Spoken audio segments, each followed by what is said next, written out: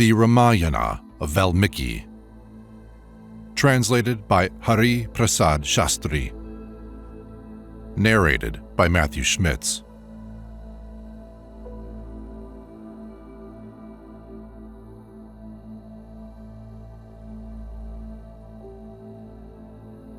Book 3, Aranya-Kanda. Chapter 1. Rama is welcomed by the sages of the Dandaka forest. Entering the vast Dandaka forest, the invincible Rama, master of his senses, saw a circle of huts belonging to the ascetics, strewn with bark and kusha grass, blazing with spiritual effulgence, scarce to be borne by mortal eye, as the noonday sun is a source of torment to men. This retreat, a haven to all beings, the ground of which was carefully tended, was frequented by many deer and multitudes of birds, and rendered gay by the dancing of troops of apsaras, beautiful with its spacious huts where the sacred fire burnt, surrounded by ladles and other articles of worship such as skins, kusha grass, fuel, jars of water, fruit, and roots, encircled by great and sacred forest trees, bowed with the weight of ripe and delectable fruits. The whole hermitage was hallowed by sacrificial offerings and libations, and re-echoed to the recitation of Vedic hymns. Carpeted with flowers of every kind, possessing pools covered with lotuses, it had been the retreat of former hermits who subsisted on fruit and roots, and who, wearing robes of bark and black antelope skins, their senses fully controlled, resembled the sun or fire. Now great and pious sages, practicing every austerity, added to its luster. Resembling the abode of Brahma, that hermitage resounded with the chanting of Vedic hymns, and Brahmins, versed in the Veda, adorned it with their presence.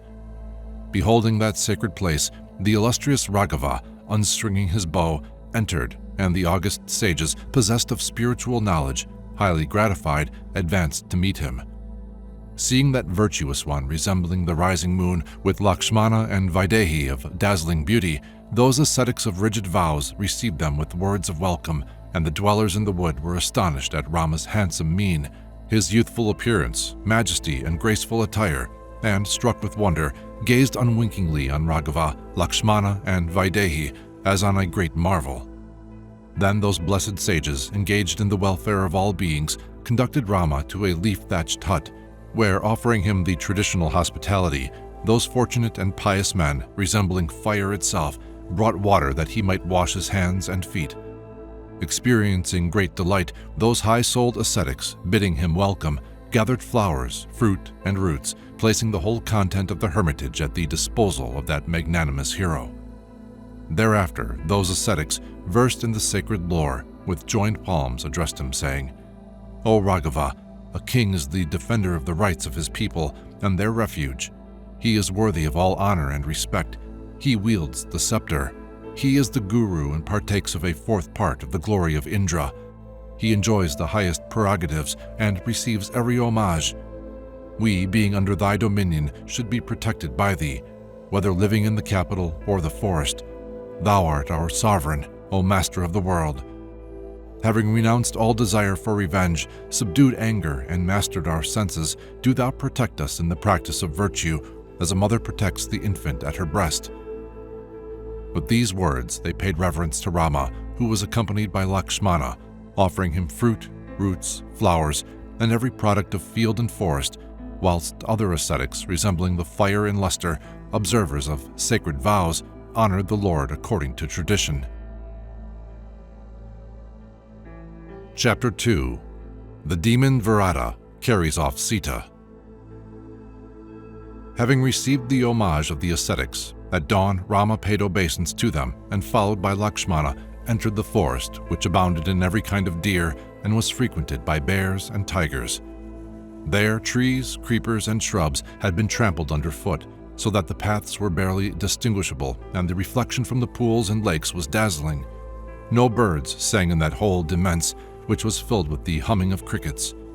Followed by Lakshmana, Rama searched the depths of the forest with his gaze, and in that wood, abounding in ferocious beasts, Kakutha, accompanied by Sita, beheld a titan as large as a mountain, creating a great uproar.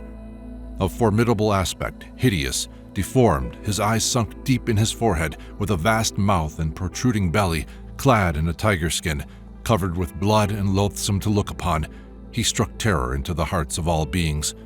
It appeared as if death itself were approaching with open jaws. 3 lions, 4 tigers, 2 leopards, 4 dappled deer, and the head of a great elephant with its tusks, from which the fat ran down, hung from his spear. Seeing Rama, Lakshmana, and Sita, the princess of Mithila, he rushed upon them in fury, like time at the destruction of the worlds. Then, creating a great uproar, causing the earth to tremble, he seized Vaidehi in his arms and began to carry her away, saying, "O ye, wearing matted locks, clad in robes of bark, accompanied by a common consort, ye are about to die. Entering the Dandaka forest, armed with weapons, bows, and spears, whence have ye come, O ascetics, and why do ye dwell here in the company of a woman? Perverse and evil wretches, who are ye, bringing disrepute on the sages? I am the Titan Virada. This is my retreat, and I roam the impenetrable forest, armed with weapons, feeding on the flesh of ascetics. This woman of lovely limbs shall become my wife, and in combat I will drink the blood of ye both, O miscreants." The daughter of Janaka, Sita, hearing the cruel and arrogant speech of the wicked-hearted Virada, filled with dread, began to tremble like a palm shaken by the wind. Rama, seeing Virada bearing the lovely Sita away, growing pale, said to Lakshmana, "O friend, behold the daughter of Janaka, my chaste consort, an illustrious princess reared in luxury, held fast in the arms of Virada. Alas, Kaikeyi's desire has been fulfilled today.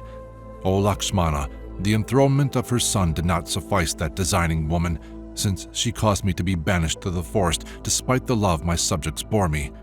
Now she who reigns supreme in the midst of our mothers will be satisfied. That another should have laid hands on Vaidehi is the greatest of my misfortunes, worse even than the death of my sire or the loss of my kingdom. O Somitri."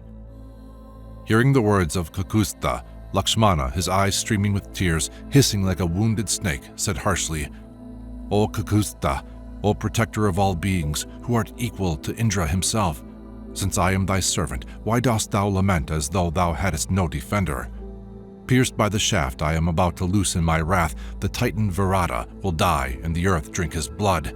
The bitterness I felt towards Bharata for his desiring the throne I shall expend on Virata, as the god who bears the thunderbolt discharges it at a mountain. With all the strength of mine arm, letting fly this sharp arrow, I shall pierce his breast. May he yield up his life and fall rolling on the earth."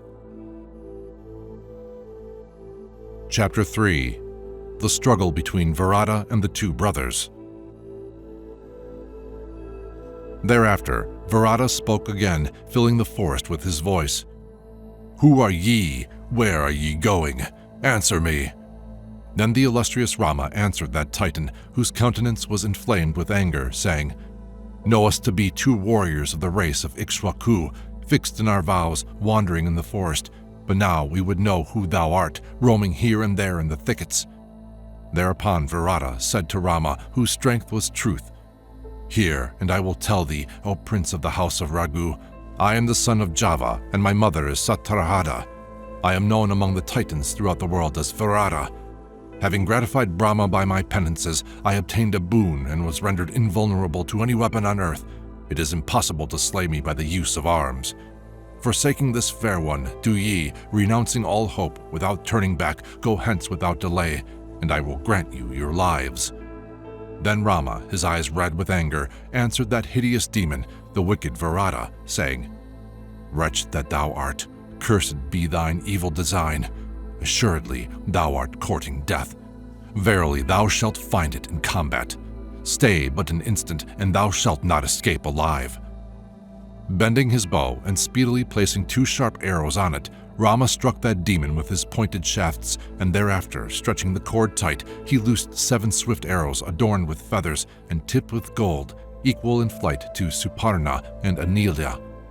Having pierced the body of Virada, those fiery shafts, decorated with heron's plumes, fell to the ground hissing and stained with blood. On receiving those wounds, Virada loosed his hold on Vaidehi, and brandishing his spear in fury, hurled himself on Rama and on Lakshmana, who accompanied him. Letting forth a mighty roar, grasping his spear, like unto the standard of Indra, his jaws wide open, he resembled death itself. Then the 2 brothers rained a volley of flaming arrows on Virada, who resembled time, death, or fate, but that terrible demon, bursting into loud laughter, halting and opening his jaws, threw up those pointed arrows by virtue of the boon he had received. Restraining his breath and brandishing his spear, the demon Virada again rushed on the two descendants of Raghu, whereupon Rama, the most skillful of warriors, with 2 arrows cut off that spear, which shone like lightning and resembled a flame in the sky. Shattered by Rama's shafts, the spear fell to the ground like a rocky ledge split by lightning. Thereat, unbuckling their swords, those warriors swiftly fell on Virada like 2 black serpents, striking him heavily again and again. Though hard beset, their formidable opponent beat them off vigorously with his fists, but they stood firm, whereupon he sought to lift them from the ground, and Rama, guessing his intention, said to Lakshmana, "Let the demon carry us along the path as far as he wishes, O Saumitri. Allow this prowler of the night to bear us according to his whim, since he is proceeding along our way." Thereupon, the demon, proud of his strength, with great energy lifted them up and placed them on his shoulders like 2 striplings. Then, having set the 2 descendants of Raghu on his shoulders, the demon Virada, ranger of the night, emitting a great roar, strode off into the forest. Entering that forest, abounding in trees of every kind, where diverse birds filled the air with their song, and which was thronged with jackals, beasts, and serpents, he resembled a great cloud. Chapter 4. Rama and Lakshmana slay the demon Virada. Seeing the 2 brothers, the glory of the house of Raghu, being borne away, Sita, lifting up her arms, began to cry aloud, reflecting thus, "Rama, the son of Dasaratha, who is truthful, virtuous, and guileless, is being carried away by a demon of terrifying aspect. I shall become a prey to bears, tigers, and panthers." Thinking thus, she cried out, "O foremost of demons, I beg of thee, take me and spare those 2 descendants of Raghu." Hearing Vaidehi's words, Rama and Lakshmana, full of valor, prepared to slay that wicked wretch, whereupon Saumitri broke the left arm of that redoubtable demon and Rama the right. Thereafter, that titan, resembling a mass of cloud, his arms broken, growing weak, suddenly fell to the ground, unconscious, like a mountain struck by lightning. Then the 2 brothers beat the demon with their fists and feet, and picking him up, again hurled him to the ground. Yet, though struck by innumerable arrows and wounded by their swords, the demon did not die. Perceiving it to be impossible to slay that giant, like unto a mountain, that blessed Rama, the refuge of all who are in peril, spoke thus, "By virtue of his penances, O tiger among men, this demon cannot be overcome in combat by weapons. Let us therefore cast him into a pit. O Lakshmana, as if for a great elephant, do thou dig a pit in the forest for this demon of formidable size." Having thus commanded Lakshmana, saying, "Dig a pit," the valiant Rama stood with his foot on the neck of the demon. Hearing those words, the demon in humble accents addressed that descendant of Raghu, that bull among men, saying, "O lion among heroes, under the blows of a warrior whose strength equals that of Indra, I am dying. In mine ignorance I did not recognize thee, O lion amongst men. I see now that thou art the noble son of Kaushalya.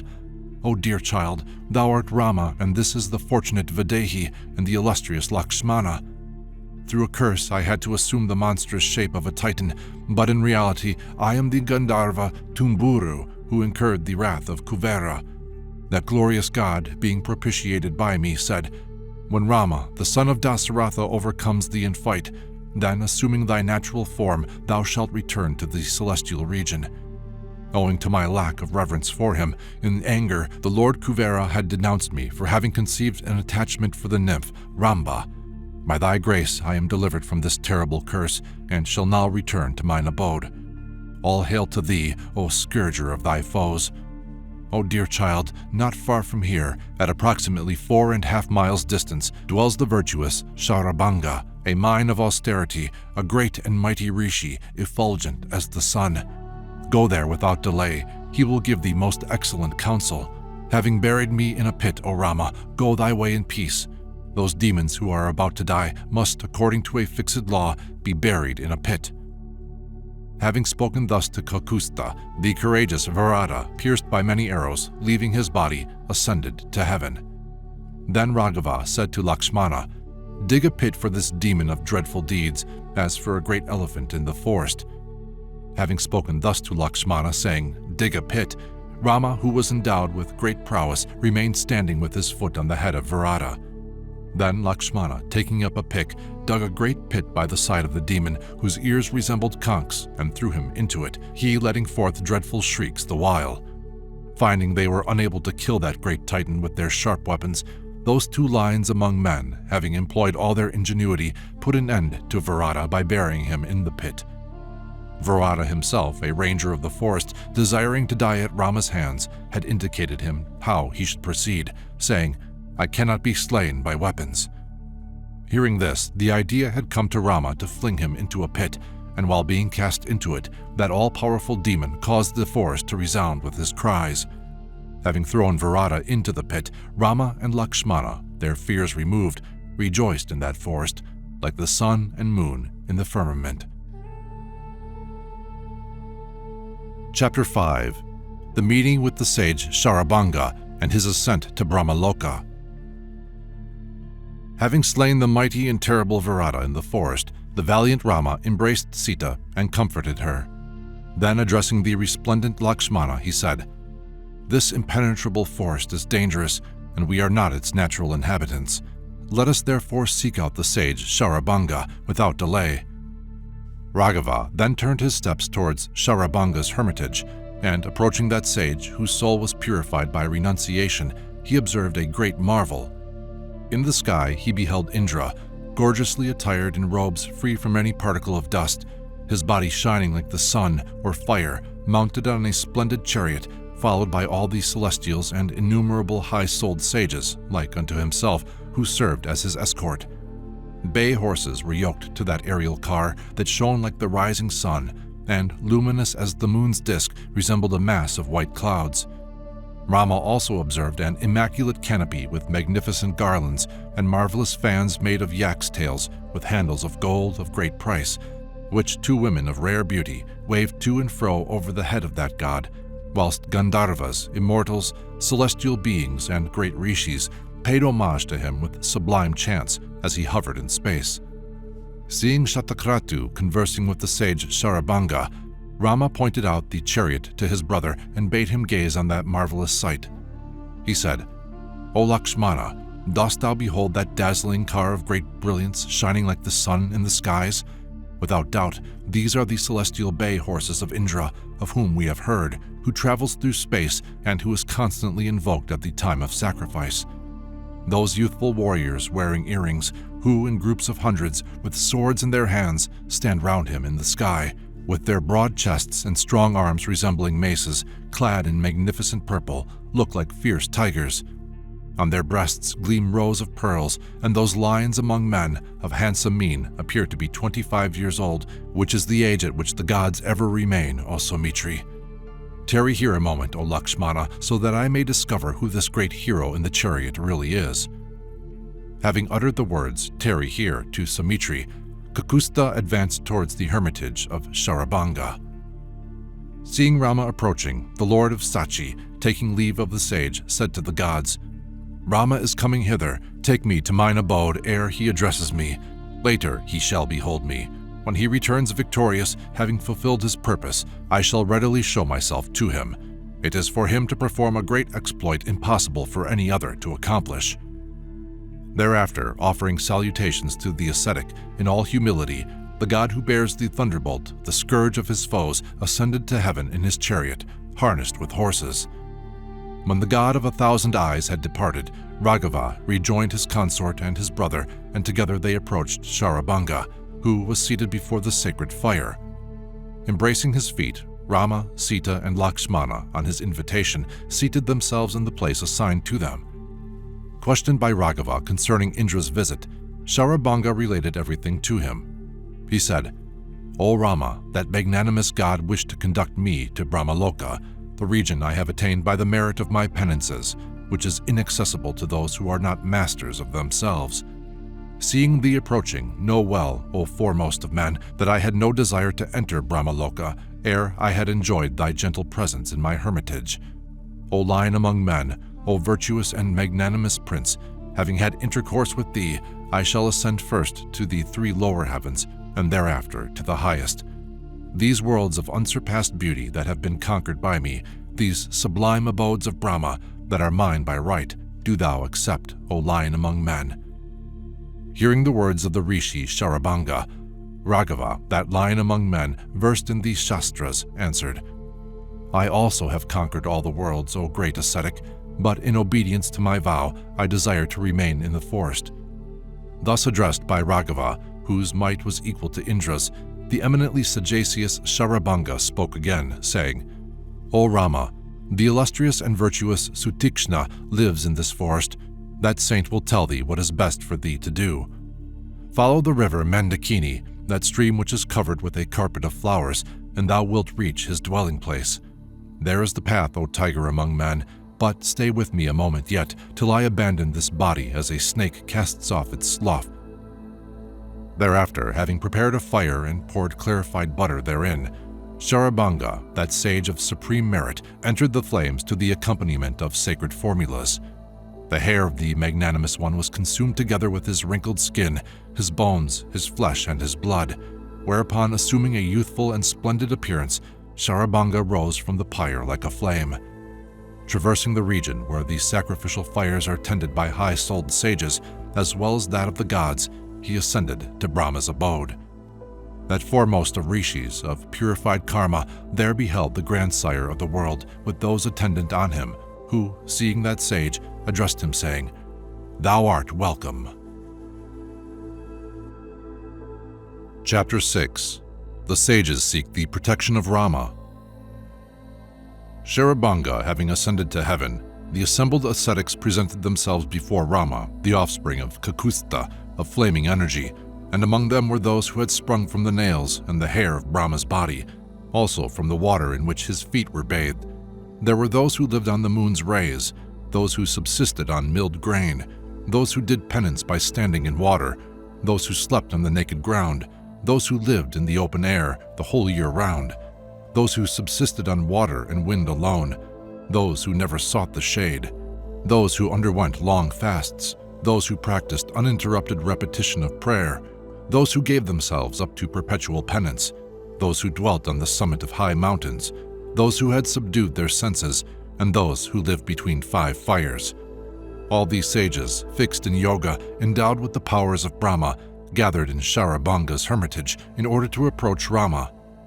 Those virtuous companies of rishis, having assembled there, addressed Rama, foremost of the good, who was conversant with his supreme duty, saying, "O Lord of the house of Ikshwaku and of the whole world, warrior of the great car, thou art our defender and leader, as Maghavan is of the gods.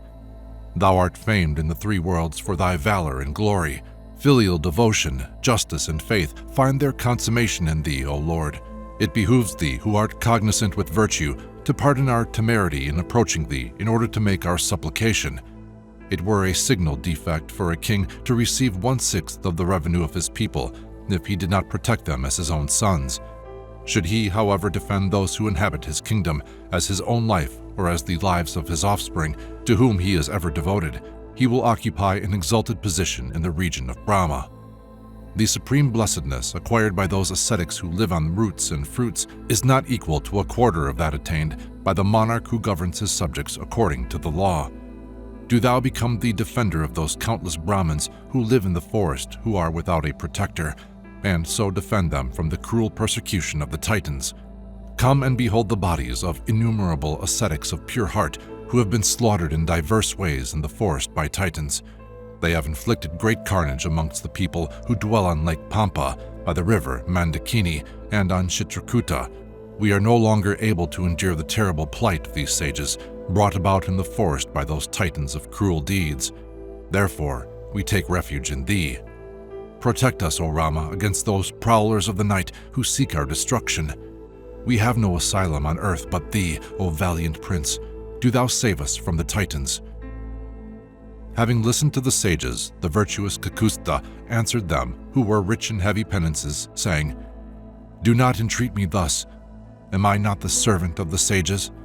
It is solely to fulfill my duty that I have entered the forest. It is in order to deliver you from the oppression of the Titans and to carry out the commands of my sire that I am here. It is in your interest and for your happiness that I have come here of my own will.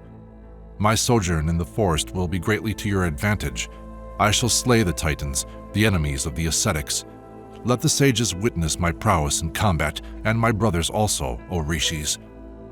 Having yielded to the entreaty of the ascetics, that hero, firm in his duty, accompanied by Lakshmana, directed his course towards the hermitage of Sutikshna, followed by the sages, who paid him every honor.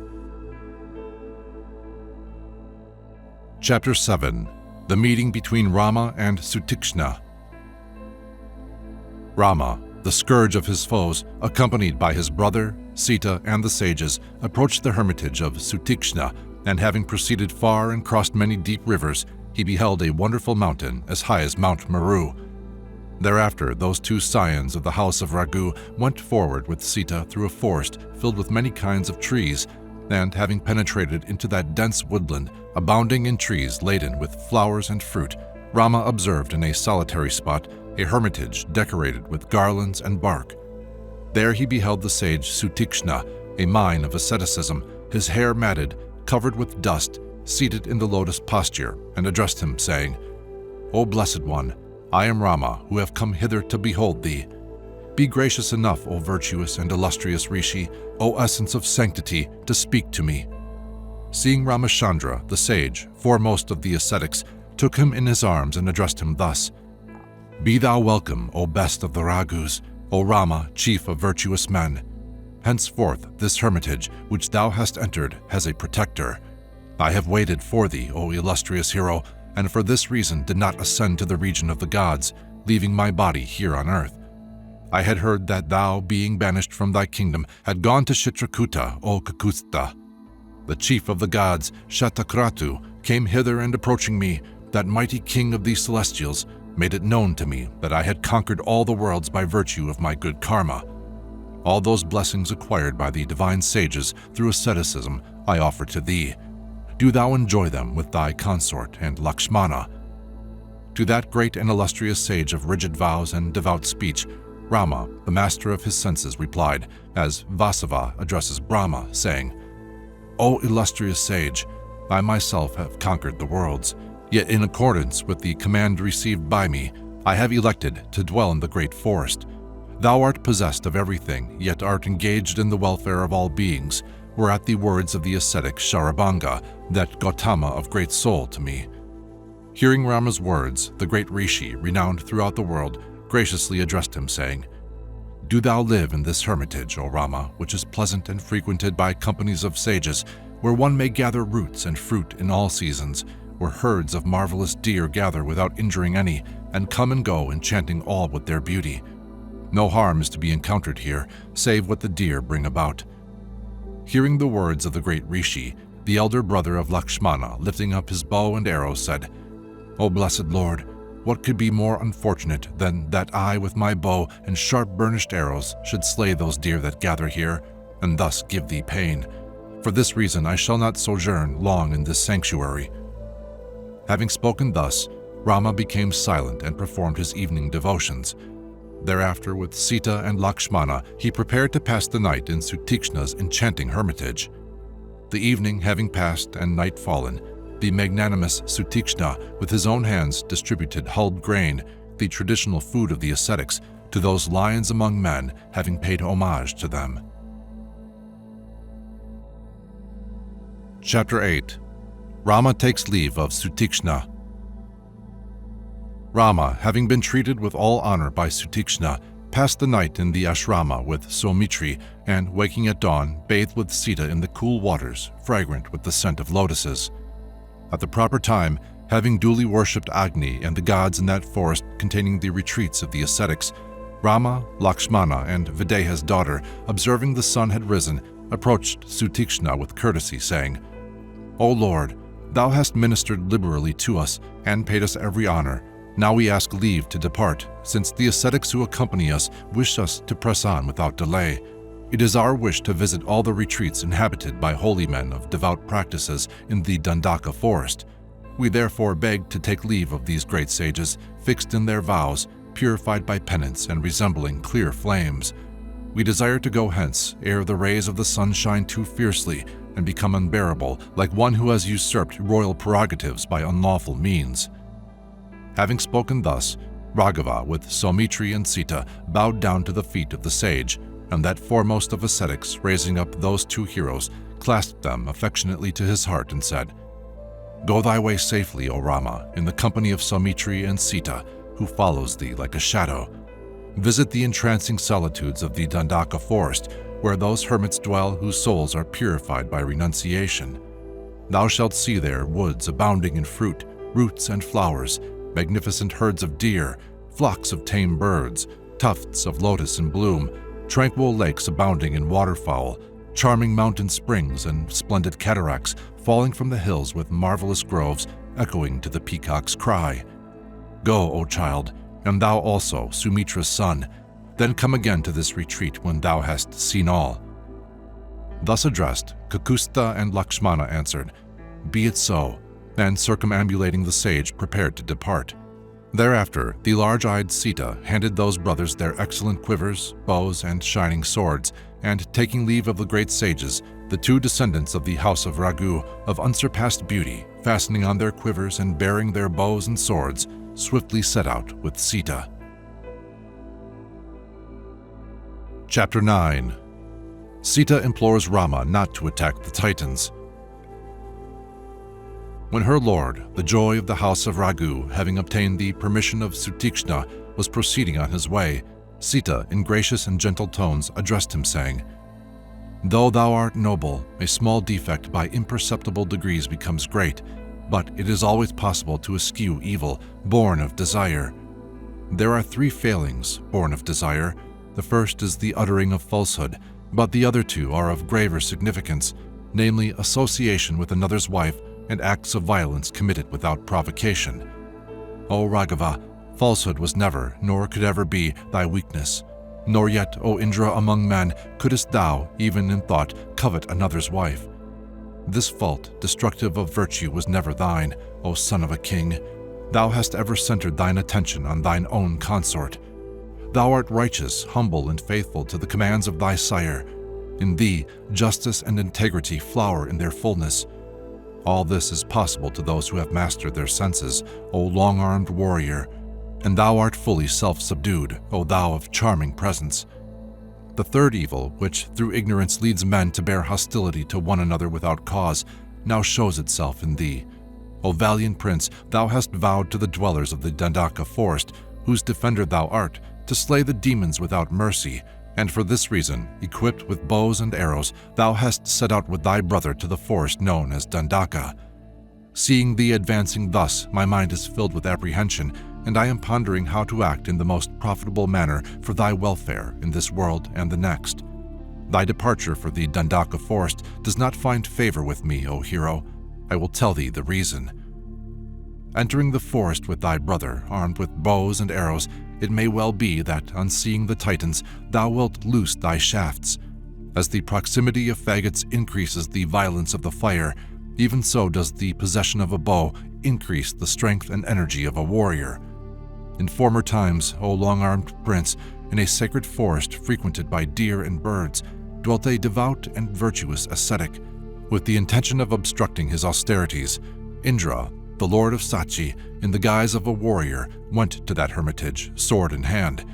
In this retreat, he left that excellent sword, requesting the sage, engaged in pious acts, to guard it as a trust. Receiving that weapon, he, fully conscious of the charge laid upon him, ranged the forest, carefully watching over the sword entrusted to him. Intent on preserving it, he ventured nowhere without that sword, either to gather fruit and roots or for other reasons.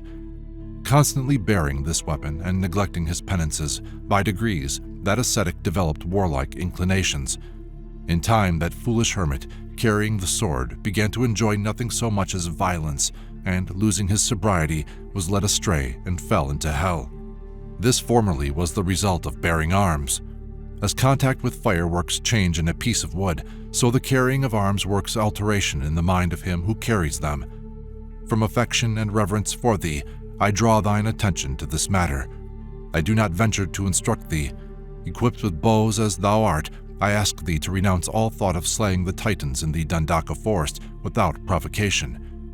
O warrior, the world looks askance on those who strike without cause. It is the duty of warriors to protect those of subdued soul who are in peril.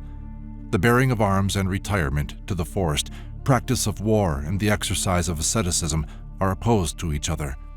Let us therefore honor the moral code that pertains to peace. Murderous thoughts, inspired by desire for gain, are born of the handling of weapons.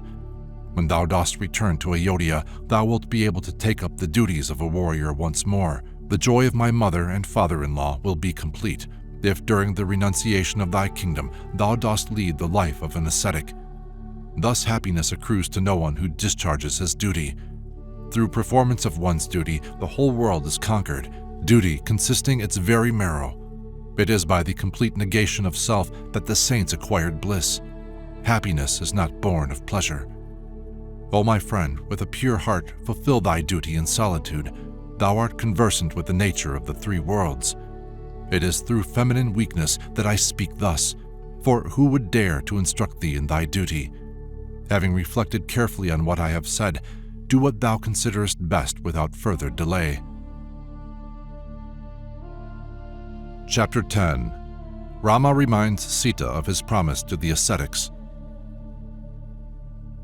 Hearing Vaidehi's speech, inspired by conjugal tenderness, Rama, his energy enhanced, replied to the daughter of Janaka, saying, O noble lady, it is in appropriate words, dictated by thine affection, that thou hast sought to instruct me in the duties of my caste. How shall I answer thee, O princess? Thou thyself hast said, warriors bear their bows, so that the word oppression may not be heard on earth. O Sita, it is on account of those ascetics of severe penances, beset with perils in the Dandaka forest, who have sought my protection, that I have come hither. Dwelling in the forest at all times, where they live on fruit and roots, they are unable to enjoy a peaceful existence on account of the Titans, O timid lady. These hermits of the Dandaka forest are devoured by those terrible demons who live on human flesh. Come to our aid, was the cry of those excellent twice born, and when I heard those words falling from their lips, I promised to obey them and answered, Fear not. It was a source of the greatest distress to me to see them kneeling at my feet, when it was I who should have been touching theirs. What do you desire of me? I inquired of that assembly of the twice-born, whereupon drawing near, they spoke the following words. In the Dandaka forest, innumerable demons, assuming different forms, torment us cruelly. O Rama, do thou protect us. The time of the Homa sacrifice and the days of the full moon have come, O irreproachable prince. Thou art the sure refuge of all the saints and ascetics who, harassed by the Titans, seek thy protection. By the power of our asceticism, it were easy for us to destroy these rangers of the night, but we are loath to lose the fruits of austerity earned over a long period. Prolonged penance is subject to innumerable hindrances and is exceedingly hard, O Rama. For this reason we refrain from pronouncing a curse on these demons, though they devour us. Tormented thus by the Titans who frequent the Dandaka forest, we implore thee and thy brother to protect us. Thou art our support. Hearing these words, I promised my protection to the sages of the Dandaka forest, O daughter of Janaka. As long as I live, therefore, I cannot violate the promise given to the ascetics. I may yield up my life or even thee, O Sita, as well as Lakshmana, but I cannot be false to a vow made to Brahmins. Even had I not promised them anything, O Vaidehi, it is my bounden duty to protect the sages. How much more so now? I am pleased with thee, O Sita, for one does not offer advice to those one does not love. Thy words are worthy of thee, O beautiful one. By pursuing the path of duty, thou hast become dearer to me than life itself. Having spoken thus to Sita, the daughter of the king of Mithila, the magnanimous Rama, carrying his bow, continued to roam through those ravishing solitudes with Lakshmana. Chapter 11. Rama visits the different retreats and hears of Agastya. Walking ahead, Rama was followed by Sita, while behind her came Lakshmana, bow in hand. With Sita they proceeded further, seeing many hills and plains, woods and enchanting rivers with geese and cranes, frequenting their banks and pools covered with lotuses, abounding in waterfowl and herds of deer, horned buffaloes and rut, bears and elephants, the destroyers of trees. Having traveled a great distance, they beheld, as the sun was setting, a marvelous lake, some 4 miles in length, carpeted with lotus and water lily blooms, graced with herds of wild elephants and abounding in geese, swans, and teal. From this enchanting lake of tranquil waters, the sound of singing and musical instruments could be heard, yet no one was visible there. Captivated, Rama and Lakshmana began to question a sage named Dharmabrit, saying, "O great ascetic, this wonderful music heard by us all moves us strangely. What can it be? Be gracious enough to tell us." Thus questioned by Raghava, the magnanimous sage began at once to relate the history of that magic lake. He said, "This lake, called Panchapsara, is always filled with water, and it was created by the penances of the sage Mandarkini. Practicing a rigid asceticism, this great sage, lying in water for thousands of years, lived on air alone. Then the gods, with Agni at their head, became agitated, and coming together said to each other, 'This sage aspires to our state.' Thus did they speak, their minds full of apprehension. Then all the gods, in order to destroy the merit of the sage acquired through his penances, sent down 5 of the most beautiful nymphs, whose complexion resembled lightning, and though the ascetic was fully conversant with what was good and evil, he was captivated by those nymphs and fell under the sway of the god of love. These 5 nymphs became the wives of that sage, who constructed a secret dwelling in the lake for them. There they live happily, bringing delight to the ascetic who, by virtue of his penances, has become youthful. They pass their time in dalliance, and this is the cause of the entrancing music mingling with the tinkling of their ornaments." Such was the strange tale recounted by that sage of pure soul. Conversing thus, the illustrious Rama and his brother visited the circle of hermitages, strewn with kusha grass and bark, which were resplendent with the luster of the Brahmins. Accompanied by Videhi and Lakshmana, the descendant of Raghu, Kakusta penetrated into the blessed circle of those lions among men. Received with delight and honored by those great rishis, Rama roamed through the silent woods, the great warrior sojourning with the ascetics, sometimes for 10 months, sometimes for a year, sometimes for 4 months or 5 or 6 months, sometimes for many months or a month and a half only, sometimes 3 months and sometimes 8. In this way, engaged in innocent pastimes, 10 years passed away. Having visited all the retreats of the ascetics, Rama returned to Sutikshna's hermitage, and receiving the homage of the sages, that subduer of his foes remained there a while. One day, as he sat at the feet of the ascetic, in all humility he addressed him, saying, "O Blessed One, I have heard that Agastya, that foremost of sages, dwells in this forest, but it is so vast that I do not know where his hermitage is to be found. Where does the retreat of that sagacious rishi lie? By thy favor, O blessed Lord, I, my younger brother and Sita, wish to pay our respects to him." Hearing the words of the virtuous Rama, that illustrious sage, Sutikshna, well pleased, answered the son of Dasaratha, saying, "It was my intention to speak of this to thee and Lakshmana, O Raghava, and say, 'Do thou with Sita seek out Agastya.'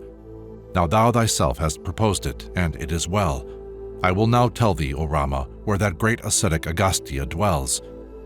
My child, 4 miles from here to the south, thou wilt come to the hermitage of the brother of Agastya, situated in a fertile plain, covered with charming groves of fig, abounding in fruit and flowers, where the song of many birds may be heard. Innumerable lakes of tranquil water, carpeted by lotuses and frequented by swans, ducks, and geese, add to its beauty. Having passed the night there, do thou at dawn follow the path through a glade to the south, and there thou shalt come upon Agastya's retreat at 4 miles distance, in an enchanting spot planted with lovely trees. This place will charm Videhi as well as Lakshmana and thee, for this corner of the forest, shaded by innumerable trees, is ravishing. Shouldest thou desire to visit that great ascetic Agastya, then set out today, O Prince of surpassing wisdom." At these words, Rama with Lakshmana and Sita, having made obeisance to Sutikshna, set out to seek the sage Agastya. Enjoying the marvelous woods and hills which resembled a mass of clouds, and the lakes and rivers to be seen on the way, Rama proceeded quickly along the path pointed out by the sage Sutikshna, and full of delight, that magnanimous one said to Lakshmana, "Assuredly, this must be the retreat of the illustrious brother of Agastya, that sage of blessed karma that we now behold. Observe how along the woodland ride thousands of trees, bowed with the weight of their fruit and flowers, can be seen, and the pungent odor of ripe figs is borne on the breeze. Here and there heaps of firewood lie, with dharma grass, the color of lapis lazuli. See also that column of smoke like a plume of dark cloud rising in the forest from a fire freshly lit in the hermitage. Having performed their ablutions in these sacred ponds, the twice-born are offering flowers they themselves have gathered. The words spoken by Sutikshna have proved true, O friend. Here indeed is the retreat of Agastya's brother.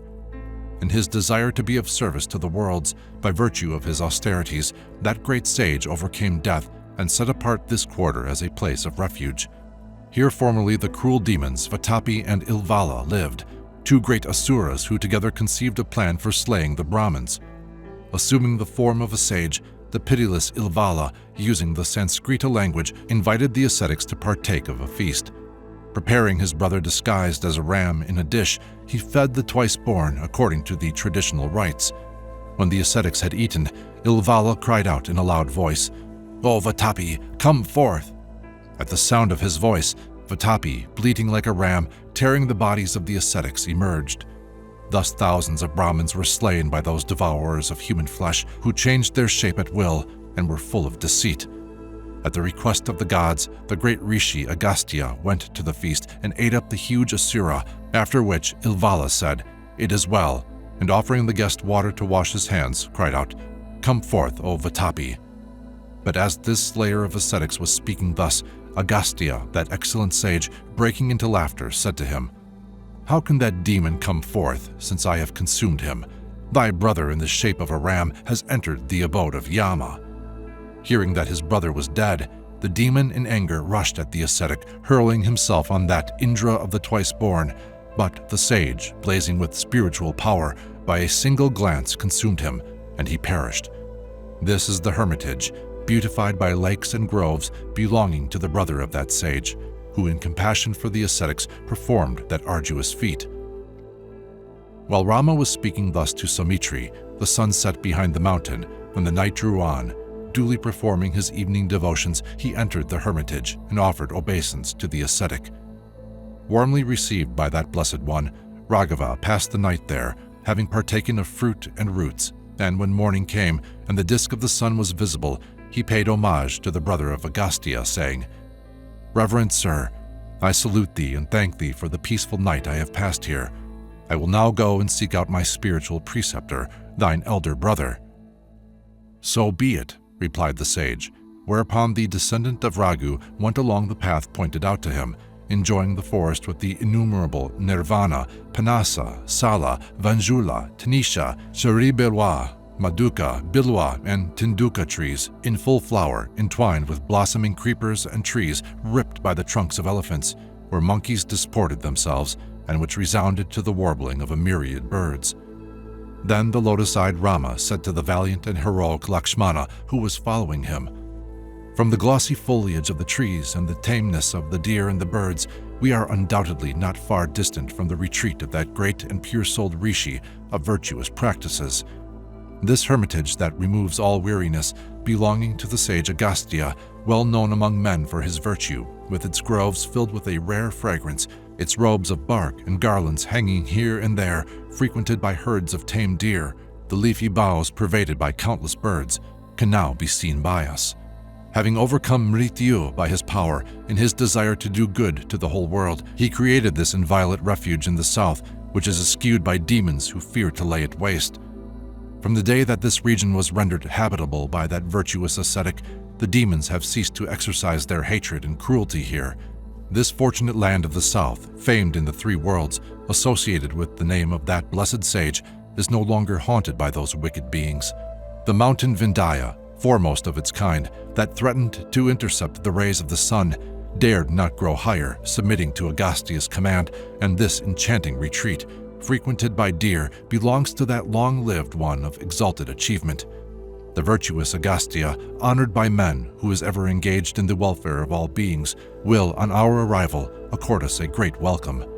I wish to pay homage to that great ascetic personally, and to pass the rest of mine exile in the forest with him, O mild one. Here the gods, Gandharvas, Siddhas, and the great sages, who live on a bare subsistence, constantly pay homage to the sage Agastya, but dishonest, cruel, wicked, and perverse men are not able to remain in the presence of that great ascetic.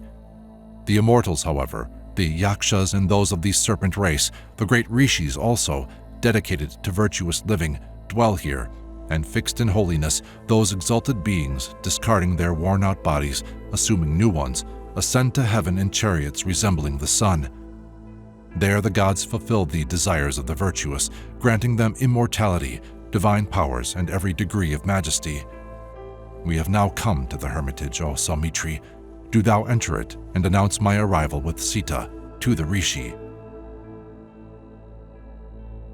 Chapter 12. Agastya receives Rama into his hermitage. Having entered the hermitage, Lakshmana, the younger brother of Raghava, approached a disciple of Agastya and said to him, "The eldest son of King Dasaratha, the illustrious Rama, has come with his consort Sita to pay homage to the sage. I am his younger brother, obedient and devoted to him, and his humble servant. Perchance thou hast heard of us. We have penetrated into this dangerous forest at the command of our royal sire. We three desire to see the Blessed One. Do thou make it known to him." Hearing Lakshmana's words, the disciple said, "So be it," and went to inform Agastya at the place where the sacred fire burned. With joined palms approaching that foremost of Munis, whose austerities had rendered him invincible, he conveyed the news of Rama's arrival to him. In conformity with Lakshmana's words, the cherished disciple of Agastya said, "The two sons of King Dasaratha, Rama and Lakshmana, have come to the hermitage with Sita. These two warriors, conquerors of their foes, have come to look on thee and to offer their services. Be gracious enough to instruct me in what should now be done." Having heard from his disciple that Rama, followed by Lakshmana and the auspicious Vaidehi, were waiting, Agastya answered, "How fortunate that after so long a time Rama has come to see me today. It was ever the desire of my heart to behold that great prince. Bid Rama welcome and ask him to enter together with his consort and Lakshmana, who accompanies him. Let them be brought into my presence. Why has this not already been done?" Thus addressed by that mighty Muni, learned in the spiritual tradition, the disciple saluted him with joined palms and said, "Be it so." Thereafter, issuing from the hermitage, he approached Lakshmana and addressed him, saying, "Which of you is Rama? Let him enter and approach the sage." Thereupon Lakshmana, moving nearer to the gateway of the hermitage, pointed out Rama and Sita, the daughter of Janaka, to him, and the disciple humbly communicated Rishi Agastya's message, conducting Rama into the hermitage. Rama, accompanied by Sita and Lakshmana, entering the enclosure, which was filled with tame deer, observed the altars set up to Brahma and Agni, and also the sacred places dedicated to Vishnu, Mahendra, Vivaswat, Soma, Bhaga, Kuvera, Datar, and Vidatar, Vayu, the god who holds the thread in his hand, the magnanimous Varuna, Gayatri, the Vasus, the Nagas, Garuda, Kartikeya, and Dharma. Escorted by the disciple, he saw all these and suddenly beheld the great sage himself. Seeing him at the head of the ascetics, blazing with the luster acquired by the practice of austerities, the valiant Rama said to Lakshmana, the increaser of his delight, "O Lakshmana, behold that blessed ascetic Agastya, leaving the place of sacrifice. It is with pride that I bow before that treasury of renunciation." Speaking thus of Agastya, who shone like the sun, whilst he advanced towards him, the joy of the house of Raghu took hold of his feet and paid obeisance to him. Having saluted him, the virtuous Rama stood before him with joined palms, in company with Videha's daughter and Saumitri. Thereafter, embracing Kakusta and honoring him with water and a seat, questioning him as to his welfare, the saint bade him welcome according to the tradition of the forest.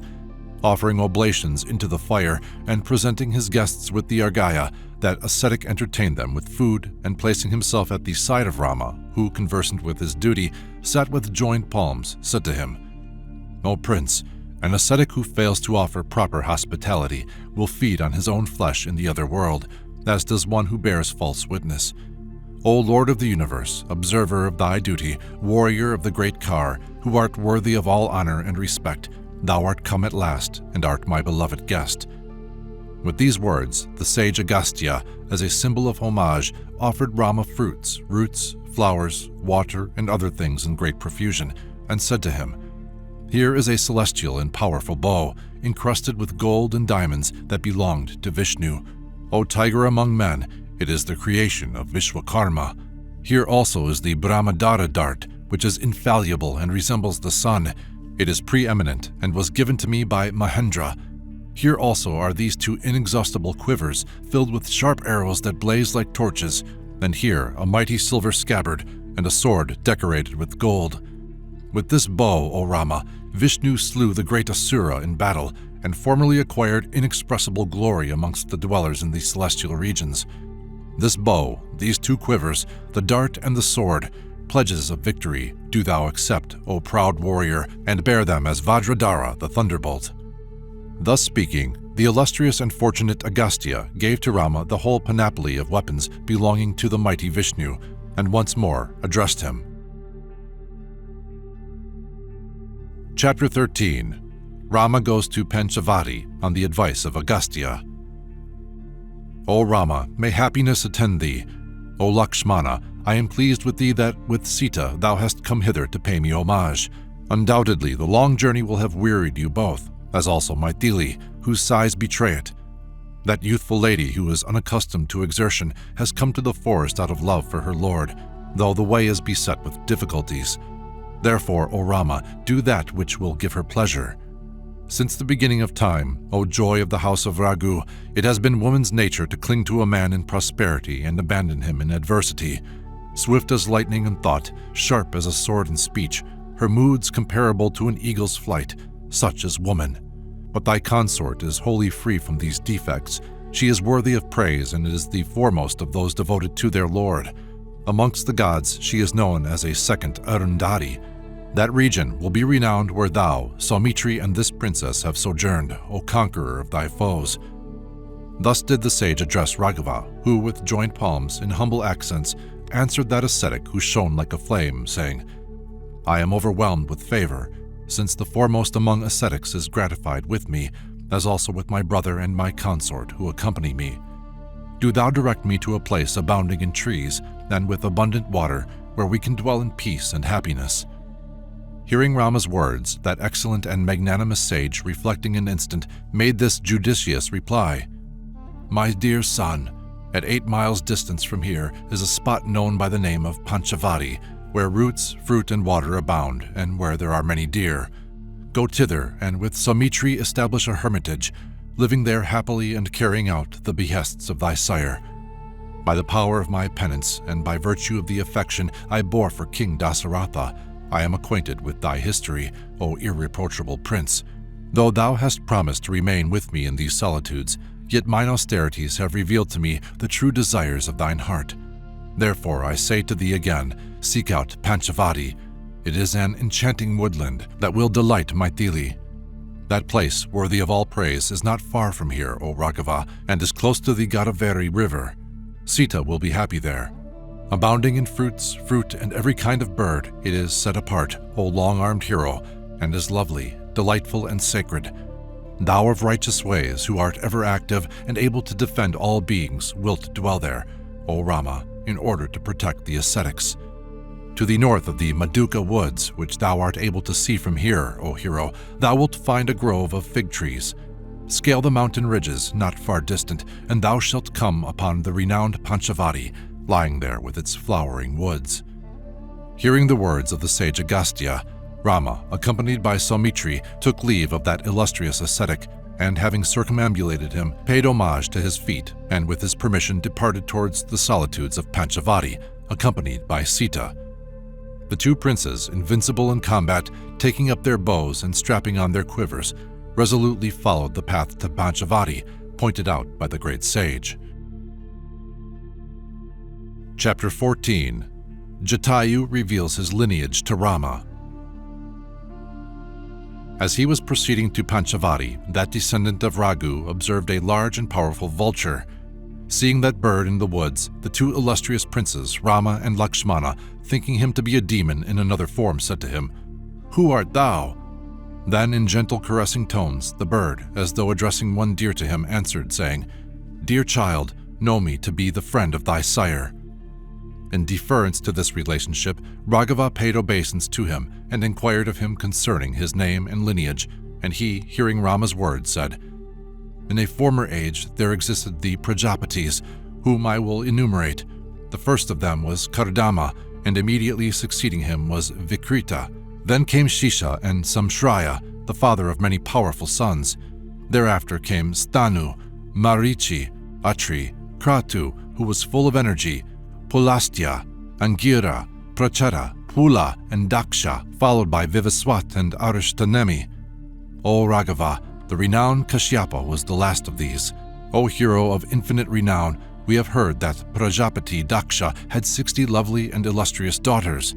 Kashyapa wedded 8 of these damsels of elegant waist, Aditi, Diti, Kalika, Tamra, Krodhavasa, Manu, and Anila, and, well pleased, said to them, Do ye all beget sons, like unto myself, who shall be lords of the 3 worlds? Thereupon Aditi consented, O Rama, as did Diti, Danu, and Kalika, but the others refused. Aditi became the mother of the 33 immortals, O my son. Diti gave birth to the illustrious Daityas. It was to them that the earth with its seas and forests belonged. Danu gave birth to a son named Ashagriva, O subduer of thy foes, and Kalika gave birth to Naraka and Kalaka, and the 5 famous daughters, Kraunchi, Basi, Shayani, Dhritarashti, and Shuki were produced by Tamra. Kraunchi begot the owls and Basi the vultures. Shayani was the mother of the hawks and eagles possessed of great energy, Dhritarashti of swans, flamingos, and waterfowl. The beautiful Shuki begot Nata, whose daughter was Vinata. O Rama, Kauravasa brought forth 10 daughters, Mrigi, Mrigamanda, Hari, Bhadramara, Matangi, Sharduli, Shveta, Surabhi, and Surasa, who were all endowed with beauty. Finally, Kadruka was born. O first of men, Mrigi became the mother of all the deer. Mrigamanda begot bears, buffaloes, and yaks. Bhadramara had a daughter named Iravati, who was the mother of Eravata, who is the guardian of the world. Hari gave birth to powerful lions and monkeys, lovers of the forest. Sharduli begot chimpanzees and tigers. Of Matangi were born elephants, O Kakusta, O best of men. Shveta gave birth to the elephants who support the earth. 2 daughters were born of the goddess Surabhi, Rohini and the auspicious Gandharvi. Rohini produced cows, and Gandharvi brought forth horses. Sarasa was the mother of the hooded serpents, O Rama, and Kadru gave birth to all other snakes. Manu, wife of the magnanimous Kashyapa, gave birth to men, Brahmins, Kshatriyas, Vaisyas, and Shudras, O lion amongst men. According to tradition, from her mouth were born the Brahmins, from her breasts the Kshatriyas, from her thighs the Vaishyas, and from her feet the Shudras. All the trees with succulent fruits were born of Anala. Vinata, whose grandmother was Shuki, herself begot Kadru and her sister Surasa. Of Kadru were born thousands of serpents, the supporters of the earth, and Vinata had 2 sons, Garuda and Aruna. Know that I was born of Aruna, as also was Sampati, my elder brother. My name is Jatayu, the descendant of Shayani, O subduer of thine enemies. O my dear child, I will take up my abode in thy vicinity, if thou so desire it, and keep watch over Sita, whilst thou art away with Lakshmana. Raghava, having often heard of his father's friendship with the vulture, was filled with delight, and embraced him with affection, paying obeisance to him. Having requested that powerful bird to keep watch over Sita, he went on towards Panchavati with him, accompanied by Lakshmana, firmly resolving to destroy his enemies and duly observing his daily devotions. Chapter 15. Rama takes up his abode in Panchavati. When he had reached Panchavati, frequented by wild beasts and deer, Rama said to his brother Lakshmana, who was burning with energy, O dear one, we have reached the place described by the sage, this woodland of flowering trees, the much-loved Panchavati. O thou who art full of resource, look about on every side and ascertain in which spot it is fitting for us to construct our hermitage. Let it be in the vicinity of a pool, where the charm of the forest and the water adds to its beauty, where thou, Sita, and I may dwell in peace, where flowers, fuel, and kusha grass abound. Hearing the words of Rama, the offspring of Kakusta, Lakshmana, with joined palms in the presence of Sita, answered him, Wert thou to live 100 years, I should still be thy servant, O Kakusta. Do thou select some place favored by thee, and command me to build a retreat. Well pleased with Lakshmana's compliance, that illustrious hero, looking here and there, chose a site which combined with every advantage, and on that spot, taking the hand of Saumitra in his, said, "Here is a level place that is pleasant and surrounded by trees. It is here that I desire thee to construct a retreat. Nearby is an enchanting river, rendered beautiful by lotuses, bright as the sun, exhaling a delicious fragrance, as described to me by that rishi of pure soul, Agastya. This is the delightful river Godavari, bordered with flowering trees, teeming with swans and waterfowl, geese enhancing its beauty, and thronged with herds of deer, neither too near nor too far away, that come here to drink. And re-echoing the cry of the peacocks, lovely hills covered with blossoming trees containing many a cave resembled great elephants with huge howdahs embroidered in gold, silver, and copper that are studded here and there with tiny mirrors. Sala, Tala, Tamala, Karjura, Panasa, Nivara, Tanisha, and Punaga trees are their decoration, while Kuta, Ashoka, Tilaka, Kitaka, and Champaka, entwined with flowering creepers and plants, abound, as also Siandana, Chandana, Nipa, Panasa, Lakuka, Dara, Ashwakarna, Kadira, Shami, Tanduka, and Patala trees.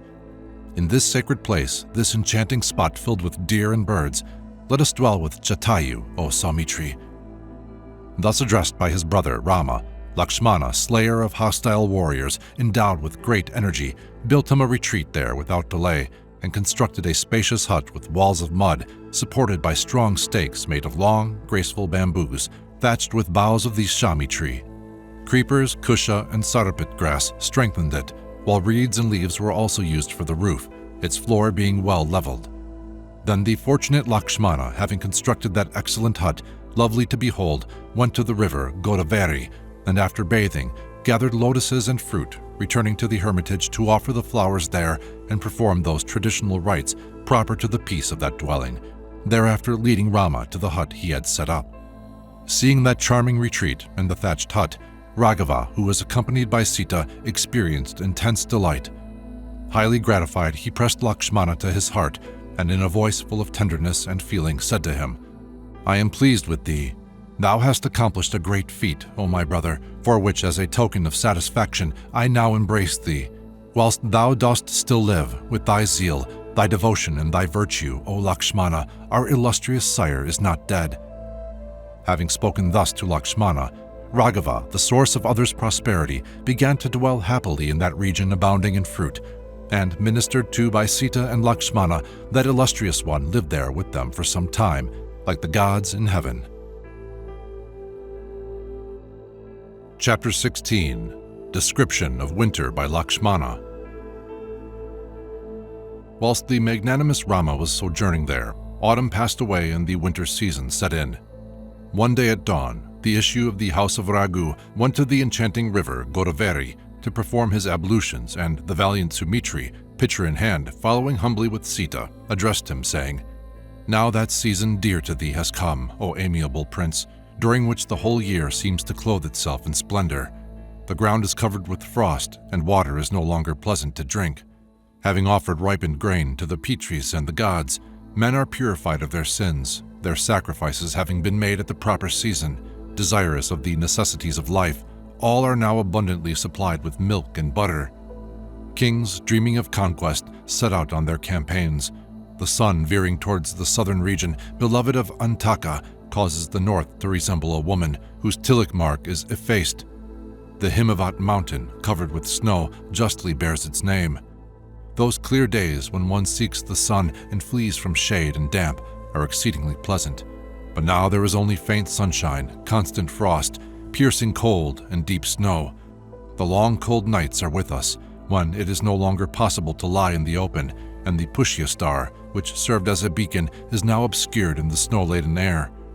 The moon, that draws its brilliance from the sun, no longer shines, and its frozen disk is dim, like a mirror tarnished by the breath. Wrinkled by the cold, that orb's surface, though at the full, no longer sends forth its rays, like Sita, when her complexion, tanned by the sun, loses its radiance. Now that the snow is blended with its breath, the west wind is icy, and the mornings are bitingly cold. The woods are shrouded in mist, and the fields of barley and wheat, covered in rime, sparkle in the rising sun. while herons and cranes call in chorus. Fields of rice with ears resembling khardjura flowers blend gracefully under the weight of the grain. With its rays scarcely penetrating the snow-laden clouds, the sun, long after it has risen, resembles the moon, but gradually gaining strength during the morning hours, rejoices the heart at noon, its rays shedding a pale beauty on the earth, causing the woodland rides, covered with grass and drenched with dew, to sparkle. The wild elephant, suffering from extreme thirst, withdraws its trunk suddenly on coming in contact with the frozen water, and the waterfowl, standing on the banks, dare not enter the stream, like unto cowardly warriors, fearful of setting foot on the battlefield. Enveloped in dew at evening, and wreathed in cold gray mist at dawn, the trees, bereft of flowers, seem to sleep. Streams are shrouded in fog, and the cranes, their plumage hidden under the snow, can only be distinguished by their cries. The sands on the banks are too wet with snow. On account of the weakness of the sun's rays, the water remains in the hollows of hard rocks after the fall of snow and tastes sweet. The lotuses are nipped by frost, their stamens dried up, their petals fallen. Only the stalks remaining and in the grip of the bitter cold have lost all their beauty. O lion among men, at this season, in devotion to thee, the unfortunate and faithful Virada is undergoing penance in the city. Renouncing kingdom, pomp, and every pleasure, practicing austerity, he gives himself up to fasting and restraint, and at this very hour is certainly making his way to the river Sarayu, surrounded by his ministers, in order to perform his ablutions. Brought up in luxury, exceedingly frail, tormented by the cold, how in the last hour of the night is he able to endure the icy water? With his large eyes resembling lotus petals, his dark skin and depressed navel, that great and virtuous Virada, who is dutiful, truthful, restrained, his senses fully controlled, of sweet speech and gentle, that long-armed hero, the subduer of his foes, renouncing every pleasure, is wholly devoted to thee, O Rama. My brother, the magnanimous Virada, by living as if banished to the forest, in imitation of thee resident there, has conquered heaven, O Rama. It is said that a man resembles his mother and not his father. If it be so, how can a woman as cruel as Kayaki be his mother? Thus spoke the virtuous Lakshmana in brotherly affection, but Rama, unable to brook their mother being blamed, answered him, saying, She who occupies the second place among the queens, O my friend, should not be disparaged in any way whatsoever. Do thou continue to speak of Virada, the protector of the house of Ikshwaku. Though I have determined to dwell in the forest, yet my love for Virada shakes my resolve and causes me to waver anew. I recollect his gentle and affectionate words well, sweet as Amrita, delighting the soul. Oh, when shall I be reunited with the magnanimous Virada and the valiant Shatrughna, together with thee, O joy of the house of Raghu? Lamenting thus, Kakusta came to the Godavari river, where he, his younger brother, and Sita performed their ablutions. Then, having offered water to the gods and the Pitris, those sinless ones worshipped the rising sun and the Lord Narayana, thus purifying themselves. Thereafter Rama, accompanied by Sita and Lakshmana, appeared beautiful, resembling the Lord Shiva accompanied by Nandi and the daughter of the mountains. Chapter 17. The arrival of Shurpanakha at the hermitage.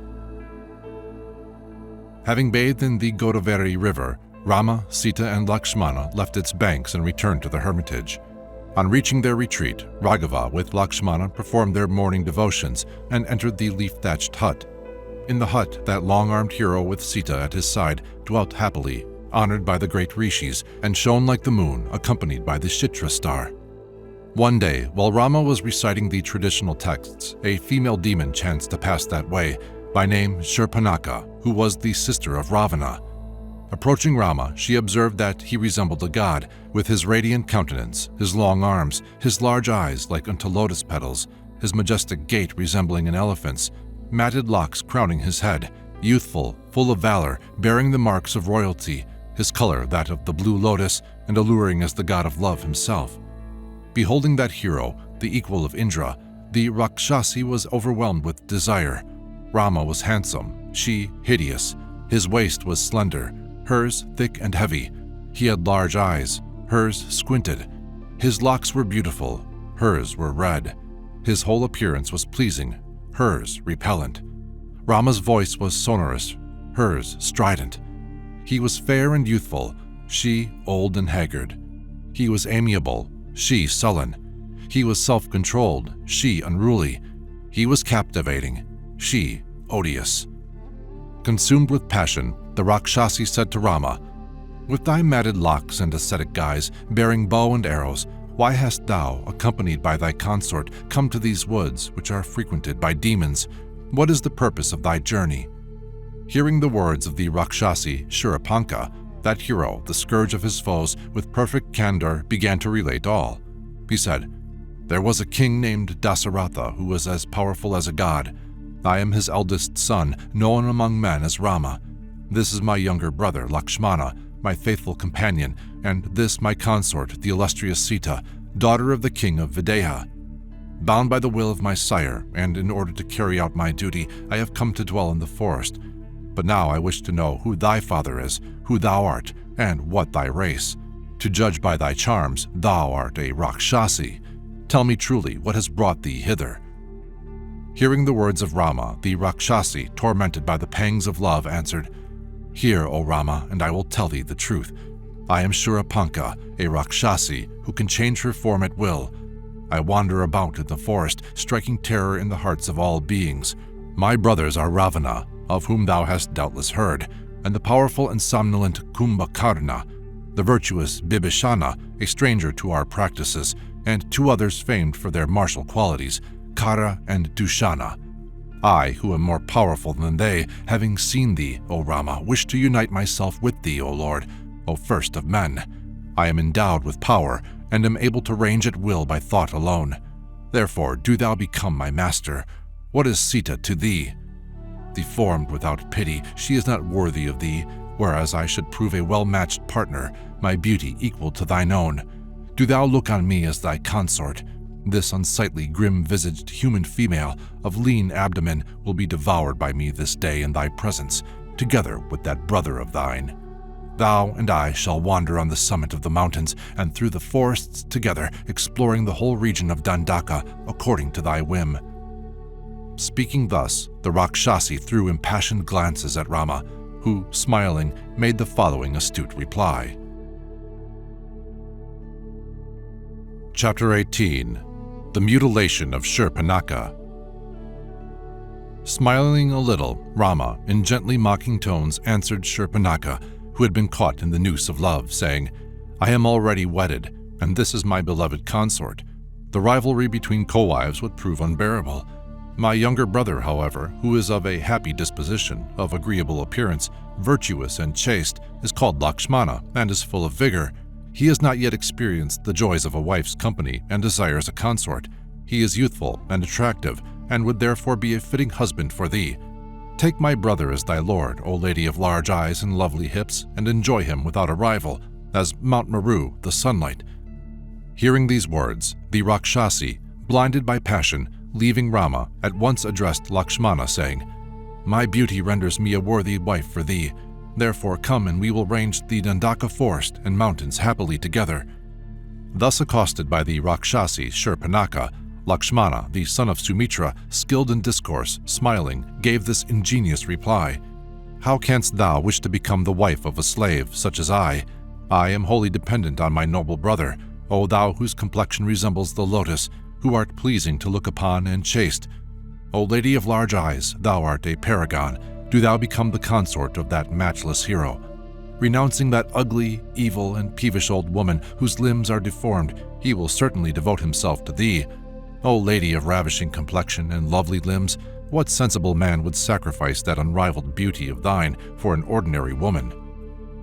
Thinking Lakshmana's words to be sincere and not understanding his jest, that cruel and misshapen Rakshasi, in the blindness of her passion, once more addressed Rama, the scourge of his foes, who was seated in the leaf-thatched hut with Sita, and said, "Is it for this hideous, evil, and peevish woman, who is old and deformed, that thou dost slight me?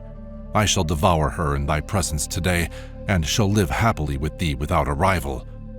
Speaking thus, the Rakshasi, whose eyes blazed like torches, hurled herself in fury on Sita like a great meteor descending on the planet Rohini. Then the mighty Rama restrained her, as, like the noose of death, she advanced towards Sita, and in anger addressed Lakshmana, saying, "It is unwise to taunt those beings who are vile and cruel, O Saumitri. Take heed, see Videhi is in danger, O friend. Do thou maim this hideous demon of protruding belly, who is evil and filled with fury." The valiant Lakshmana, highly incensed against the Rakshasi, thereupon drew his sword from its scabbard, and in the presence of Rama cut off her ears and nose. Her ears and nose severed, Shurpanakha uttered a terrible cry and ran into the forest. Being mutilated, the Rakshasi, streaming with blood, created a terrible uproar like a tempest in the rainy season, and dripping with blood, that hideous monster, lifting up her arms, plunged howling into the deep woods. Thereafter, the injured Shurpanakha sought out her brother Khara of great might, who, surrounded by a troop of demons, was seated in Janasthana, and threw herself on the ground before him like a meteorite falling from heaven. Wild with terror and covered with blood, Khara's sister, almost deprived of her senses, related everything concerning Raghava's arrival in the forest with his consort and Lakshmana, and the circumstances of her disfigurement. Chapter 19. Shurpanakha tells her brother Khara of her disfigurement. Seeing his sister lying on the ground, mutilated and streaming with blood, the demon, inflamed with anger, said to her, "Rise, tell me why thou art distraught. Master thy terror and narrate lucidly who has disfigured thee in this fashion, who has dared to touch a black and venomous serpent stretched peacefully beside him with his foot. That fool who has thus dealt with thee is unaware that this day he has swallowed a virulent poison and placed the noose of death around his neck.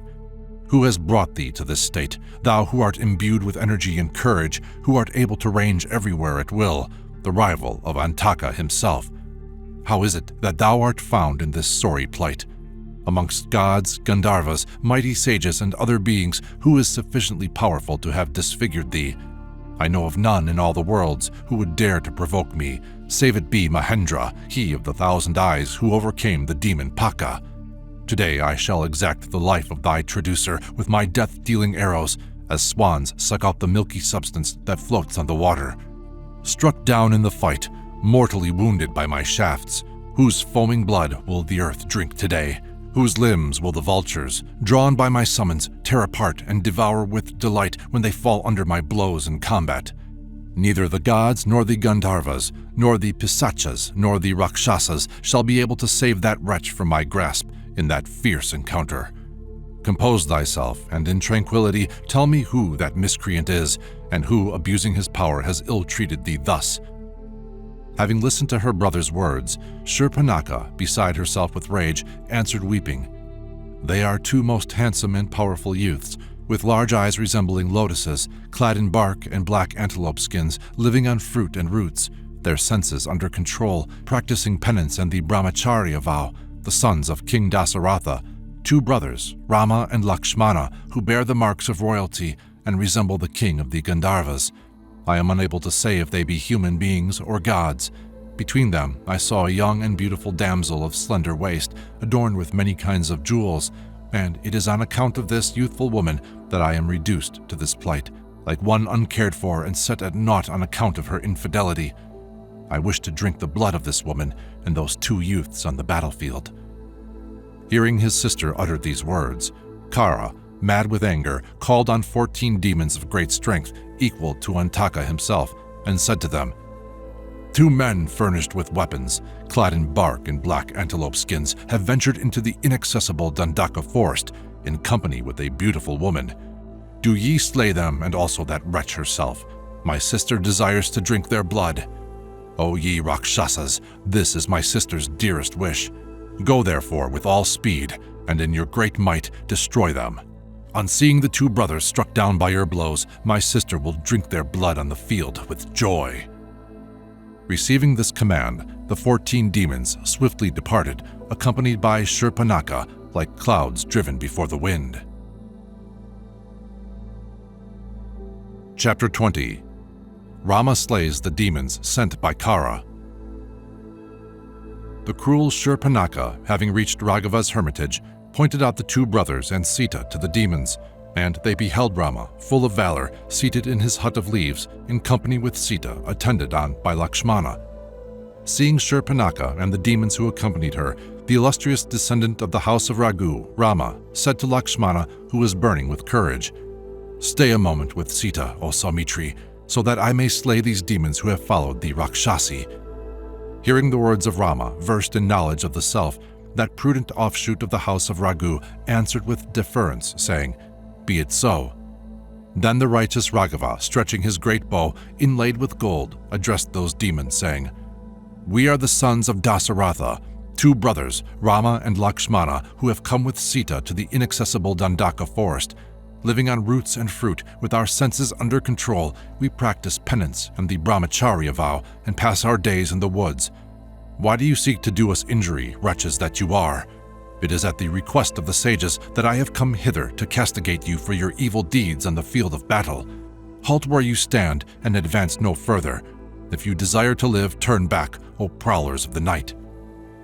At these words, those slayers of Brahmins, the 14 demons, bearing spears in their hands, inflamed with anger, their eyes red, terrible to behold, filled with a fierce exultation, answered Rama, whose fiery glances and sweet speech manifested a courage they had not seen till that hour, and said, "For having incurred the displeasure of our master, the most magnanimous Khara, thou art about to fall under our blows in battle. What power hast thou single-handed to slay so many in the field? It is thou who shalt lose thy life today in this conflict. Our arms, bearing maces, spears, and darts, will rob thee of thy strength, and thy bow shall fall from thy hand." Thus speaking, the 14 demons, brandishing their formidable weapons, hurled themselves on Rama, letting fly their spears at the invincible Raghava, but Kakusta, with as many arrows tipped with gold, cut off those 14 spears, and that illustrious warrior, full of wrath, taking out more arrows which had been sharpened on stone, seized his bow, and placing them on the string, made the Titans his target. Then Raghava, loosing those shafts as Indra his thunderbolt, speedily pierced the breasts of those demons, and the arrows, all bloody, penetrated the earth like serpents disappearing into an ant-heap. With their breasts pierced by those arrows, the demons fell to the ground like trees whose trunks have been severed. Bathed in blood, mutilated, bereft of life, they lay stretched on the earth, and Shurpanakha, seeing them thus, blind with rage, sped away to seek out her brother Khara. Wounded afresh, the blood coagulating like a tree exuding resin, Shurpanakha fell down before her brother, and in his presence set up a mighty uproar, wailing and shrieking, raining tears, her features distorted. Having seen the demons fall on the field of battle, Shurpanakha, returning in all haste to her brother Khara, described their deaths to him in every detail. Chapter 21. Shurpanakha urges Khara to fight Rama. Seeing Shurpanakha beside herself, lying on the ground, having returned without accomplishing her design, Khara addressed her in harsh tones, saying, "Have I not placed those valiant demons living on flesh at thy disposal for thy pleasure? Why dost thou still complain? They are zealous, loyal, and have ever been my trusted servants. Though invincible, even had they to die, they would not disobey me. What is this? I wish to know the reason why thou art rolling on the earth like a serpent, crying, 'O my Lord!' Why, since I am thy protector, dost thou lament like one abandoned? Rise, rise, let us have no more of these tears and swoonings." Thus did Khara, her brother, speak to that terrible Rakshasi to comfort her, and she, wiping away her tears, said, "When I came hither with my nose and ears severed, drenched in blood, which flowed forth like a river, thou didst console me. To please me, thou didst command 14 valiant demons to slay the ruthless Rama and Lakshmana. These demons, incensed against Rama, armed with spears and pikes, have fallen victims to his murderous arrows in combat. Witnessing those skilled warriors fell to the ground in an instant and Rama's great exploit, I am filled with extreme fear. Trembling in every limb, terrified and beside myself, I take refuge in thee once more, O prowler of the night, seeing cause for apprehension on every side. Submerged, as I am in the infinite ocean of distress, haunted by the crocodiles of affliction and the billows of fear, wilt thou not rescue me? Under Rama's fiery arrows, the demons, eaters of flesh, who followed me, are lying on the ground. If thou hast any pity for me and for these demons, if thou art possessed of the courage and strength to meet Rama in battle, then, O prowler of the night, slay this thorn in the side of the demons, who has set up his hermitage in the Dandaka forest. If thou dost not bring about the death of Rama, the slayer of his foes, this very day, I shall yield up my life in thy presence, dishonored. I see clearly that even supported by thy forces, thou art not able to meet Rama in pitched battle. Thou deemest thyself to be a great hero, but thou art not really so. Thy prowess exists only in thine own conceited imaginings. Therefore, do thou leave Janasthana in all haste with thy companions, O stigma of thy race. Do thou return victor in the struggle, for if thou hast neither the strength nor the valor to slay these two men, how canst thou remain here? Defeated by Rama's prowess, thou wilt surely die, for he is truly brave, that son of Dasaratha, Rama, and his brother also who disfigured me is supremely valiant. Thus, in the presence of her brother, did that Rakshasi lament again and again, beating her breast, and, overcome with mortification, lost consciousness. Then, after a space, coming to her senses, exercised with grief, she continued to cry out and strike her breast with her hands. Chapter 22. Khara and his 14,000 demons march against Rama. Listening to Shurpanakha's reproaches, Khara, burning with anger, seated amidst his warriors, answered fiercely, "Thy contempt incites me to ungovernable fury. I am beside myself and can no more endure this than it is possible to support salt poured into a wound. I hold Rama to be of no account and regard him as already dead. His offense will bring about his end this day. Therefore, restrain thy tears, do not distress thyself further. I shall dispatch Rama and his brother to the region of death, and thou, O Rakshasi, shalt today drink the warm blood of that one of evil deeds struck down by mine axe." Overjoyed on hearing these words falling from her brother's lips, Shurpanakha, in her folly, began to praise Khara, the foremost of Titans. First condemned, then extolled by her, Khara called on Dushana, the commander of his army, saying, "O friend, make ready 14,000 trained Titans who are obedient to my commands, full of martial ardor, who never retreat in battle, who resemble thunderclouds, and who revel in cruelty and delight in slaying men.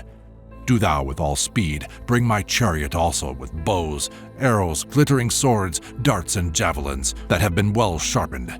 I wish to place myself at the head of those magnanimous Titans in order to slay the haughty Rama, O skillful warrior."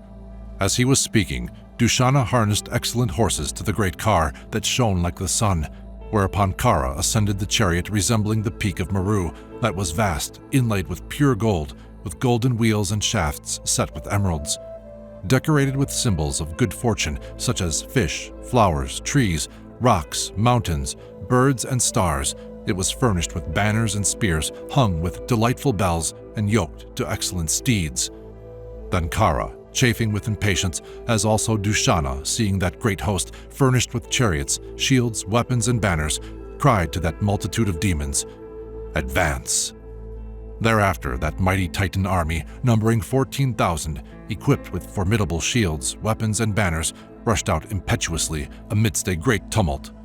Armed with hammers, picks, spears, sharp axes, sabers, discus, and shining javelins, as well as darts, formidable clubs, immense bows, goads, swords, maces, and thunderbolts, terrible to look upon, those ferocious Titans, obedient to the commands of Khara, left Janasthana, and he, withdrawing himself a little, reviewed those Titans of malignant aspect who were rushing forth, and thereafter followed them. Obedient to Khara's command, the charioteer mounted on the car of that slayer of his foes, spurring on his dappled steeds, whose harness was wrought with pure gold, advanced with all speed, causing the cardinal points and other regions to ring with the sound. And Khara, in harsh tones, inflamed with anger, chafing with the desire to destroy his adversary, endowed with great strength, equal to Antaka, urged on his charioteer again and again, roaring like a great cloud about to let loose a stream of hail. Chapter 23. The Titan army advances amid evil portents. At that time, terrible portents appeared, and from a dark cloud a shower of blood fell. The swift-footed steeds, yoked to Khara's chariot, stumbled on the level road of the royal highway, strewn with flowers. The sun was covered with a black disk, edged, as it were, with blood, like a circle of burning coals, whilst a frightful vulture settled on the standard with its golden support. Birds and beasts of prey, roaming in the vicinity of Janasthana, emitted deafening cries, creating an appalling clamor, and near that region, terrible jackals gave forth fearful and blood-curdling howls like fiends. Immense and formidable thunderclouds, resembling elephants with crushed temples, showered down a rain of blood which hid the entire firmament. A great darkness fell, causing the hair to stand up on end, obscuring the four quarters. Dusk arrived before the appointed time, assuming a sanguinous hue, and Khara proceeded. Wild beasts and birds of terrifying aspect barred his path, whilst herons, hyenas, and vultures raised a ghastly clamor. Hideous jackals, a sign of misfortune in war, howled at the approaching army. Flames darting from their jaws, and a headless trunk, resembling a club, was seen close to the sun. Though the time of eclipse had not come, yet that golden orb was seized by the planet Swarabanu. The winds blew violently, and the sun was bereft of luster. Though not yet night, stars thick as fireflies appeared. Birds and fishes dived into the depths of the lakes on which the lotuses had withered, and in that hour the trees were bereft of flowers and fruit, and somber dust clouds arose without the stirring of the wind. Parrots called wildly, chichikuchi, and comets of sinister aspect fell without a sound. The earth, with her mountains, woods, and forests, shook. As Khara, standing in his chariot, was raising his war cry, his left arm twitched and his voice died away. Glancing round on every side, his eyes were suffused with tears, his head throbbed, yet in his folly he did not turn back. Witnessing these evil portents that caused his hair to stand on end, with a defiant laugh, Khara addressed that host of Titans, saying, "I hold these terrible portents, dreadful to behold, as naught compared with my power, and disregard them as do the strong, the weak. I am able to shoot down the stars from heaven with my sharp arrows. I can subjugate the empire of death itself, till by means of my powerful weapons I have brought Rama low, who depends on his strength alone, as also Lakshmana. I shall not turn back. May my sister, for whose sake I have sworn to bring about the death of Rama and Lakshmana, drink the blood of these two. Till this hour, I have not known defeat on the field of battle. Ye are witness to it. I do not utter falsehood. In my wrath I am able to slay the chief of the gods, bearing the thunderbolt, mounted on the intoxicated Virada. How much more am I able to slay these two mortals?" Hearing those boastful words, the vast army of the Titans, whom death already held in his noose, was filled with incomparable joy and advanced full of vigor, anxious to join issue in battle. Thereupon, the high-souled rishis, devas, gandharvas, and karanas assembled, and those virtuous beings said one to the other, "Reverence to the cows, the Brahmins, and all those who have acquired spiritual merit in the world. As Vishnu, bearing the discus in his hand, subdued the Asuras, so may Rama too triumph over the Titans in this fight." Repeatedly expressing this wish and many others, those illustrious rishis and the gods stationed in the sky gazed down on the army of the Titans that was about to be destroyed. Then Khara, in his swiftly moving chariot, rode out to the head of his army and those 12 of exceeding prowess: Khara Viraksha, Parusha, Kalakaramukha, Hemamalin, Mahamalan, Sarpasya, Shayangaman, Pritugriva, Vajnashatru, Vihangama, Durjaya, Kurudarashana surrounded him, and Mahakapala, Stulaksha, Pramatha, and Trishiras, these four followed Dushana.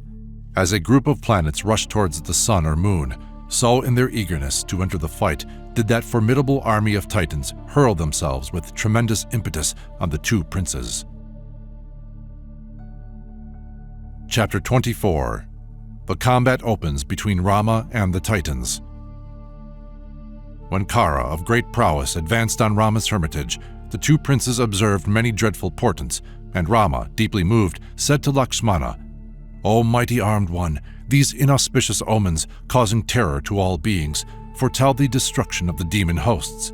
Yonder dun-colored clouds, resembling ass's skin, pass across the sky, raining blood in dreadful convulsions. Behold, O Lakshmana, smoke rising from mine arrows as if they rejoiced at the coming contest, and my bow of beaten gold moving of itself, eager for action. Meseems the cry of wild birds that frequent the woods foretells danger, nay, that the very lives of our foes are in jeopardy. Assuredly, a great battle will shortly take place. The twitching of my left arm betokens it. O hero, for us victory is imminent and the defeat of the Titans assured. Thy countenance is resplendent and exultant, O Lakshmana. Those warriors who enter into combat with a rueful mien are lost. I hear the roar of those Titans of cruel deeds and the sound of their drums. If a prudent man desires success and wishes to escape defeat, he should be forearmed against the future. Therefore, bearing thy bow and arrows, taking Sita with thee, repair to a mountain cave, screened by trees and difficult of access. O Lakshmana, do not oppose my commands, but, swearing obedience to my feet, go thither, O friend, without delay. Thou art valiant and well able to strike down the Titans, but I desire to slay these prowlers of the night single-handed. Having spoken thus, Lakshmana, taking up his bow and arrows, withdrew with Sita to an inaccessible cave. As Lakshmana entered the cavern with Sita, Rama rejoiced at his brother's submission and donned his coat of mail. Clothed in armor that shone like fire, Rama resembled a mighty flame illumining the darkness, and that hero, standing erect, took up his bow and arrows, and by the twanging of the cord, caused the 4 cardinal points to re-echo. Then the gods, Gandharvas, Siddhas, and Karanas gathered together to witness the struggle, and the great-souled rishis began to converse one with the other, saying, May it be well with all the cows and Brahmins found on the earth. May Raghava overcome the descendants of Pulyastya in combat. May he be as victorious as Vishnu, who with his discus routed the foremost of the Asuras. Having spoken thus, exchanging glances, they added, But how can Rama overcome those 14,000 demons of fearful deeds single-handed? Thereafter, those Raja Rishis and Siddhas stationed in their aerial chariots were moved with curiosity as to the outcome of the conflict, and seeing Rama, splendidly accoutred, standing alone on the field of battle, all those beings were filled with apprehension. The peerless Rama, however, the doer of noble deeds, assumed the aspect of that high-souled and avenging god Rudra. Whilst the gods Gandharvas and Karanas were still conversing, the army of Titans, creating a fearful clamor, clad in mail, bearing weapons and banners, appeared on every side. Uttering loud battle cries, jostling one another, twanging their bowstrings, opening their jaws wide, they shouted, We will destroy the enemy. This appalling tumult filled the forest and struck terror into the hearts of its denizens, who fled from the sound, not daring to look back.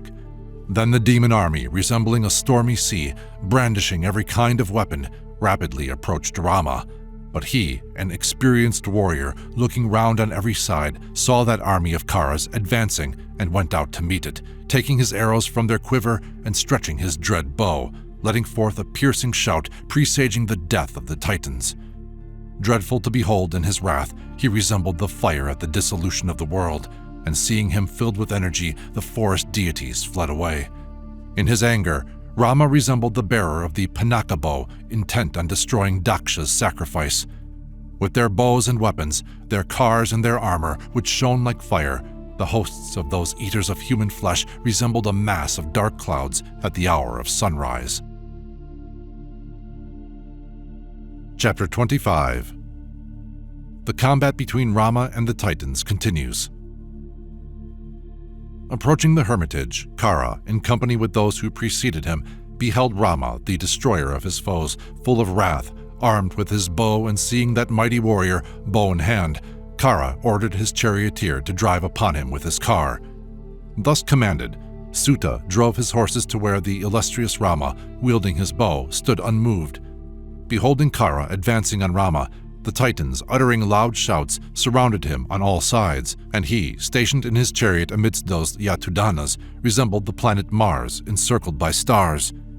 Loosing 1,000 shafts, Khara emitted a tremendous war cry, and all the demons in fury showered various missiles on that invincible archer, Rama, striking him in their frenzy with iron clubs, swords, spears, and axes.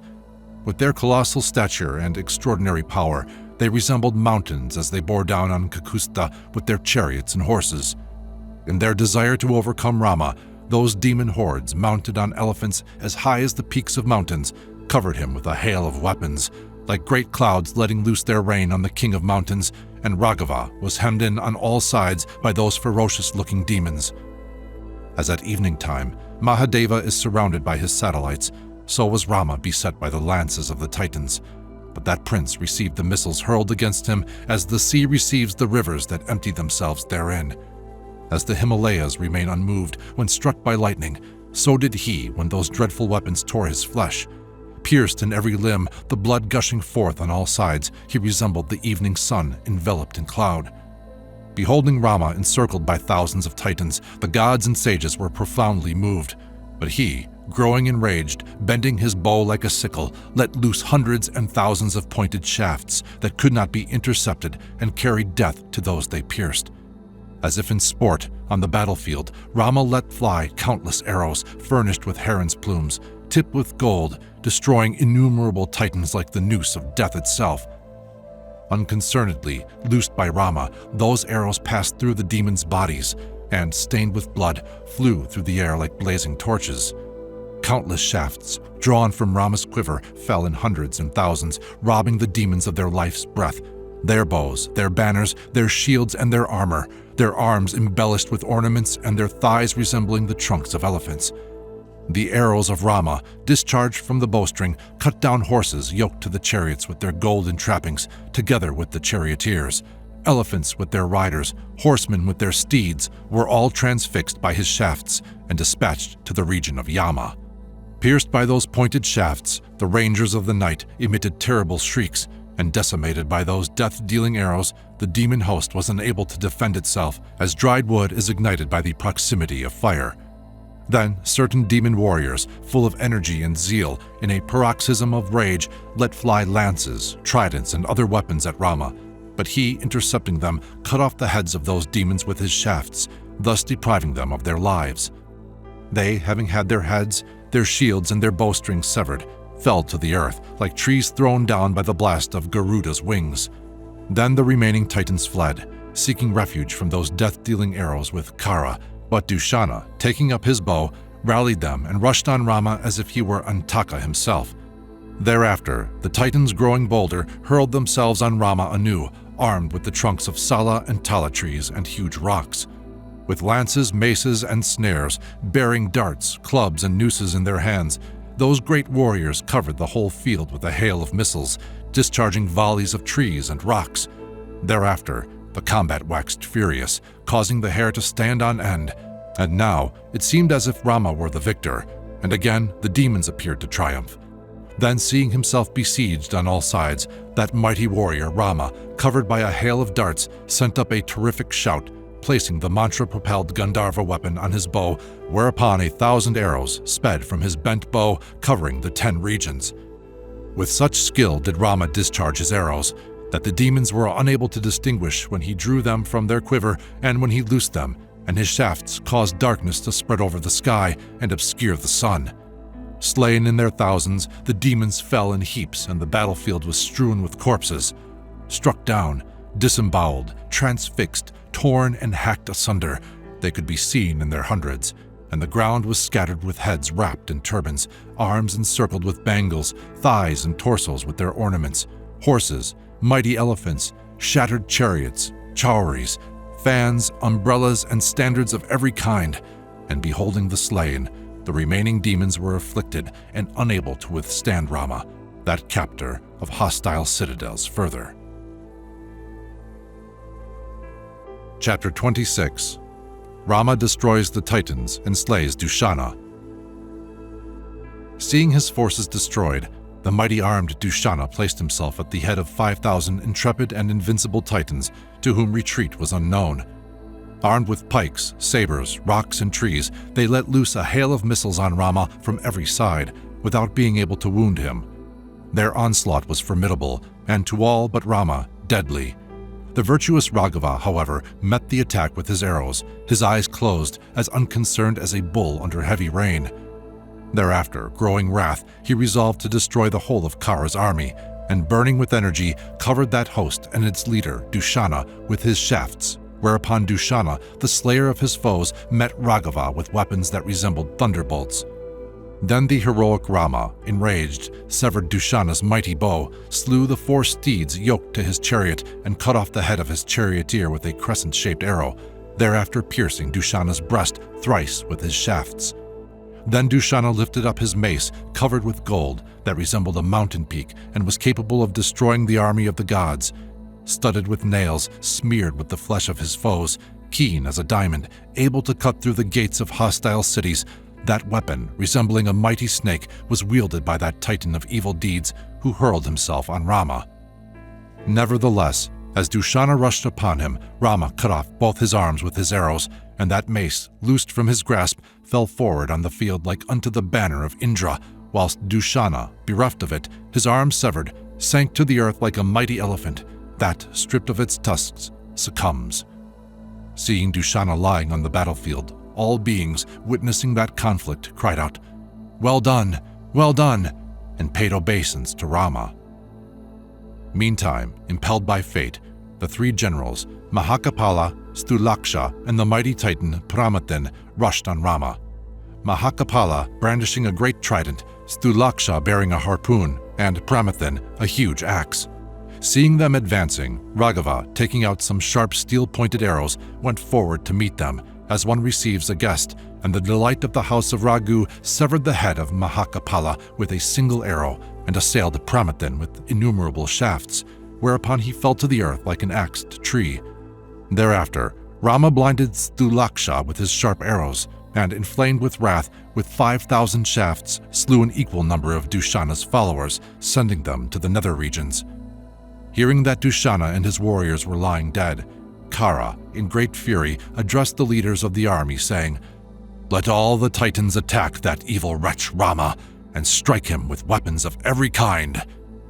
Speaking thus, Khara, full of wrath, flung himself on Rama, followed by Durjaya, Karaviraksha, Parusha, Kalakarmuka, Hemamalan, Mahamalan, Sarpashya, Sengaman, Pritagriva, Vajnasatru, Vihangama, and Rushidanashana, those 12 valiant generals with their forces who fell upon Rama, discharging their excellent shafts.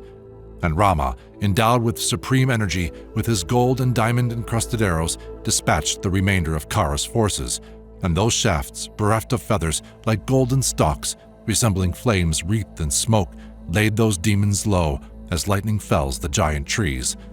With 100 ear-shaped arrows, Rama slew 100 Titans, and 1,000 with as many shafts. Their breastplates and ornaments shattered, their bows broken, those rangers of the night fell on the earth, bathed in blood. Their hair disheveled, covered with gore, they lay on the battlefield, like kusha grass scattered on the altar, and that great forest, strewn with the corpses of demons and befouled with their flesh and blood, resembled the region of hell. 14,000 demons of cruel deeds were slain by Rama, a mortal, single-handed and on foot. Out of the whole army, only Khara of the great Khar and the Titan Trishiras survived, all others being slain by Lakshmana's elder brother, the illustrious Rama. Thereafter, seeing that vast army destroyed in the great conflict, Khara, ascending on his splendid chariot, advanced on Raghava with his mace upraised. Chapter 27. Rama and Trishiras meet in combat. Trishiras is slain. As Khara was advancing on Rama, the leader of the army, Trishiras, approached him and said, "O Lord, refrain from engaging Rama in combat, and having recourse to me, who am possessed of prowess, witness his defeat. I swear to thee by my sword that I will slay Rama and avenge the death of the entire demon host. In this fight I shall be as Maricha to him or he to me, but thou, O excellent one, shouldest restrain thy martial ardor a while and be a spectator only. Should Rama be slain, thou canst return home triumphant, but should I die, do thou enter the field against him." Yielding to the persuasions of Trishiras, Khara said to him, who was already doomed, "Go, engage Rama in combat." Thereupon Trishiras, like a triple-crested mountain, advanced on Raghava in a glittering chariot yoked to excellent steeds, and as a great cloud pours down rain, so he discharged a volley of arrows, roaring the while like a kettle drum. Seeing that demon drawing near, Rama loosed some pointed shafts, and a terrible struggle ensued, so that it seemed as if a great lion and a mighty elephant were fighting together. Trishiras, having pierced Rama's forehead with 3 darts, that hero, enraged, addressed him in biting accents, saying, "O valiant Titan, the arrows thou hast loosed I bear on my brow as a wreath. do thou now receive the shafts from my bow." Thereupon Rama let fly 14 serpentine arrows, striking Trishiras on the breast, and with 4 further shafts brought down his 4 steeds, killing his charioteer with 8 other darts, and with a single arrow severing the upraised standard in the front of his car.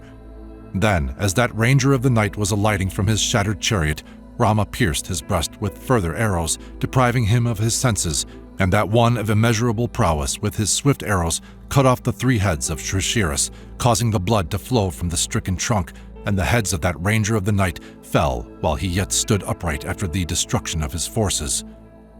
Then the remaining Titans, losing heart, sped away like deer stampeding on the approach of a hunter, and Khara, beholding them fleeing, waxing wrath, rallied them and rushed on Rama as Rahu on the moon.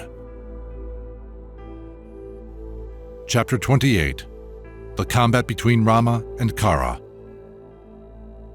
Seeing that Dushana and Trishiras had been slain in the fight, and witnessing Rama's prowess, Khara was filled with apprehension and reflected, "My vast army with my generals Dushana and Trishiras has been destroyed by Rama single-handed." Whereupon that demon Khara was seized with despondency and hurled himself on Rama as the Titan Namuchi on Indra. Stretching his mighty bow, Khara discharged at Rama some blood-sucking arrows resembling venomous snakes, and, mounted on his chariot, began to range over the battlefield, displaying his skill in the use of weapons, covering the 4 quarters with his shafts. Beholding this, as Parjanya with his watery floods, Rama, armed with his mighty bow, filled the entire firmament with his irresistible shafts, which resembled tongues of fire, and all space was filled with arrows on every side which had been loosed by Khara and Rama. As those 2 heroes struggled together, the sun was obscured and darkness descended. Then, like a mighty elephant struck with a goad, Rama assailed his opponent with Nalikas, Narachas, and sharp-pointed Vikarnas, and that demon, standing in his chariot, bow in hand, resembled Death himself carrying his noose. At that moment, Khara deemed the destroyer of his forces, endued with heroism, the extremely powerful Rama, to be overcome with fatigue. But Rama remained unmoved under Khara's assaults, as a mighty lion ignores the presence of an insignificant deer. Then Khara, in his chariot blazing like the sun, drew near to Rama, as a moth approaches a flame, and, displaying his skill, severed Rama's bow at the point where he held it, thereafter loosing 7 mace-like shafts resembling Indra's thunderbolts, which shattered the army of his adversary resplendent as the sun itself, so that it fell on the earth. Roaring like a lion, he let loose 1,000 arrows, wounding Rama of unparalleled might, and in that conflict, Khara set up a mighty shout. Pierced by Khara's arrows, the body of Rama resembled a clear and smokeless flame, and that destroyer of his foes, in order to compass the Titan's defeat, took up another great bow, stringing it with a mighty twanging. Holding aloft that prodigious bow named Vaishnava, bestowed on him by the Rishi Agastya, Rama rushed on Khara, letting fly his arrows furnished with golden feathers, and cut down his banner plated with gold, which fell from the chariot, as the sun falls on the earth, cursed by the gods. Highly provoked, Khara aimed at the heart of Rama and pierced him with 4 arrows, so that he resembled a great elephant under the deluge in the rainy season, and Rama, sorely wounded by his shafts, covered with blood, waxed wrath, and that foremost of bowmen, with consummate skill, let fly 6 well-directed arrows. With one, he struck the head of Khara, with 2 others his arms, and with the remaining 3 crest-shaped darts he pierced his breast. Thereafter, that illustrious warrior, in his ire, let fly 13 arrows sharpened on the whetstone, blazing like the sun. 1 severed the shafts of his adversary's car, 4 more felling the steeds. With the 6th, he smote the head of his charioteer, and with 3 others, that great and intrepid warrior shattered the axles of the chariot. With the 12th, he severed Khara's bow at the point where he held it, and with the 13th arrow that shone like lightning, Raghava, who was equal to Indra, transfixed Khara, as it were in sport. His bow shattered, deprived of his chariot, his horses slain, his charioteer fallen. Khara, mace in hand, sprang to the ground and stood waiting. Seeing Rama's feat of arms that was unsurpassed, the gods and great sages rejoiced, and assembling in the sky with joined palms, extolling the wonderful exploit of that mighty warrior, offered obeisance to him. Chapter 29. Rama and the demon Khara taunt one another. Then the illustrious Rama addressed Khara, who was standing mace in hand, bereft of his chariot, and in severe accents said, "O hero, with the support of this army of elephants, horses, chariots, and men, thou hast adopted a course of action condemned by all. He who inflicts pain on others by oppressing them, who is ruthless and engaged in evil deeds, will never know happiness, even though he be lord of the three worlds.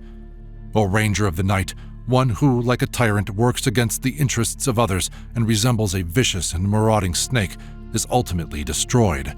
He who, overcome by avarice or envy, pursues an evil course, without reflecting on the consequences, forfeits his life and comes to a miserable end, like a Brahmani duck that feeds on hailstones.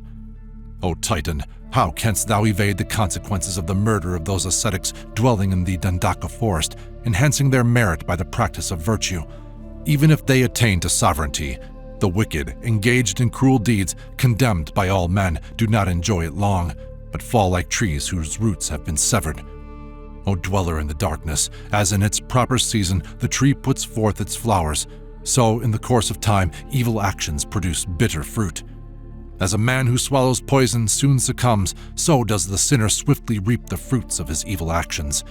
It is to put down the instigators of evil, the oppressors of others, that I, under the orders of the king, have come hither. Today my shining arrows shall penetrate thy flesh, as serpents enter an ant-heap, and thou shalt follow in the wake of those virtuous ascetics inhabiting the forest, whom thou hast slain without provocation. Soon those excellent sages, formerly slain by thee, shall in their aerial chariots return to behold thee lying in hell, laid low by mine arrows. O worst of men, O thou who art of an odious race, defend thyself as thou wilt. I shall presently cut off thine head like the fruit of a palm tree." Hearing Rama's words, Khara, his eyes inflamed with anger, beside himself with rage, answered mockingly, "O son of Dasaratha, thou art but a common man. Yet, having slain these insignificant titans in battle, thou dost extol thyself without reason. Those who are brave and valiant never boast of their prowess. Only the scum of the warrior caste praise themselves as thou hast done. Where is the warrior who, on the battlefield, his death imminent, would hymn his own praise? Thou hast revealed thy worthlessness by this self-glorification, as brass wearing the semblance of gold reveals its true value in a fire of kusha grass. O Rama, armed with a mace, I stand with immovable on the field, like a mountain enriched by precious metals. Behold me with my mace, like unto Antaka himself, armed with his noose, about to end thy life. I shall destroy not only thee, but the three worlds. I could utter more, but refrain, lest our combat be intercepted as the hour of sunset is near. 14,000 titans have fallen under thy blows. By slaying thee today, I shall wipe away the tears of their relatives." Speaking thus, Khara, filled with fury, hurled his marvelous gold-encircled mace at Rama. Leaving the hand of Khara, that massive and effulgent mace, resembling like a blazing thunderbolt, consuming the trees and bushes to ashes, drew near to Rama. But he, as it was about to fall like the noose of death, shattered it to fragments with his arrows while yet in the air. Crushed and broken, it fell to the earth like a serpent stricken by the efficacy of herbs and the power of incantations. Chapter 30. The Death of Khara. Having intercepted and shattered that great mace with his arrows, the ever-virtuous Rama, though still wrath, spoke as if in jest. "O Titan, is this the extent of thy power? How strange that one so deficient in prowess should boast so loudly. Severed by my shafts, behold thy mace lies in pieces on the earth. Thou hast bragged to no purpose. Didst thou not declare, I will wipe away the tears shed for the death of the Titans?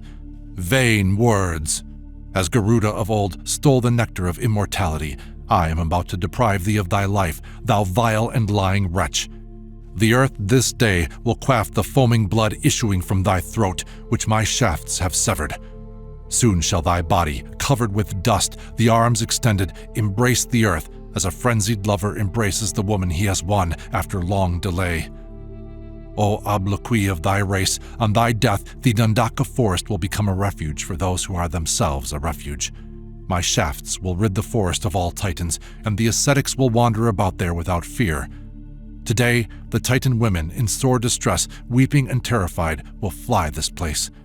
They who inspired terror in others, having evildoers such as thou as their consorts, shall today taste the pangs of sorrow. O cruel, fallen, and false-hearted wretch, in fear of whom the sages tremble as they pour forth their oblations into the sacred fire. As Raghava, swayed by anger, uttered these words, Khara, foaming with rage, began to hurl abuses at him, saying, Verily, despite thy boasting, thou art filled with terror, and in the face of death dost not know whether to speak or to be silent. Those about to die lose the power of their 5 senses, and no longer know what is right and wrong. Having spoken thus, that ranger of the night, Khara, scowling, looked round him for a weapon, and perceiving a great palm tree near at hand, forcibly uprooted it, and whirling it with terrific energy, hurled it at Rama, roaring, Now thou art slain! Thereupon Raghava, with his weapon, cut that tree to pieces, and, in an access of rage, resolved to slay Khara. His body covered with sweat, his eyes inflamed, he pierced Khara with innumerable darts, so that rivers of blood gushed from his wounds, as do the torrents from the mountain Ravana. Stupefied by Rama's arrows and maddened by the smell of blood, Khara rushed at Rama, who, seeing him approach full of fury and covered with gore, retreated a few paces. Then, in order to slay him, he selected an arrow that shone like fire, resembling the rod of Brahma. And that righteous one discharged that shaft at Khara, which had been conferred on the sage Agastya by Indra, and like a thunderbolt, it struck his breast, so that he, consumed by the flame issuing therefrom, fell to the ground. As Rudra with his third eye consumed the demon Andaka in the forest of Sweta, as Vritra was slain by the thunderbolt, as Namuchi by the foam, as Baal by Indra's mace, so did Khara fall. Then the gods and the Karanas assembled, and amazed and delighted, struck their drums, showering flowers on Rama, and saying, In this great conflict, Raghava, by means of his pointed shafts, has in an instant slain 14,000 demons, able to change their shape at will with their generals Khara and Dushana. Great indeed is this exploit of Rama, versed in the science of the self. What valor! His prowess resembles that of Vishnu himself. Saying this, the gods returned from whence they had come. Thereafter, the Rajarishis and the Paramarishis, accompanied by Agastya, joyfully paid homage to Rama and said, It was for this that the slayer of Paka, the mighty Purandara, visited the hermitage of the sage Sharabhanga. It was for this that the great rishis brought thee to this place, O prince, that thou mightest compass the destruction of the titans of evil deeds. Thou hast fulfilled thy mission amongst us, O son of Dasaratha. From today, the virtuous sages may perform their devotions in the Dandaka forest in peace. Then that hero, Lakshmana, accompanied by Sita, issued from the mountain cavern and joyfully entered the hermitage, and the victorious and heroic Rama, honored by the great sages, returned to the ashrama, where Lakshmana paid him obeisance. Seeing her consort returning victorious, having brought felicity to the ascetics, the happy Vaidehi embraced him. Beholding those hosts of demons slain, and that destroyer of enemy hosts worshipped by the magnanimous sages, the daughter of Janaka began to minister to her lord, and full of joy, embracing him afresh in her delight, experienced supreme happiness.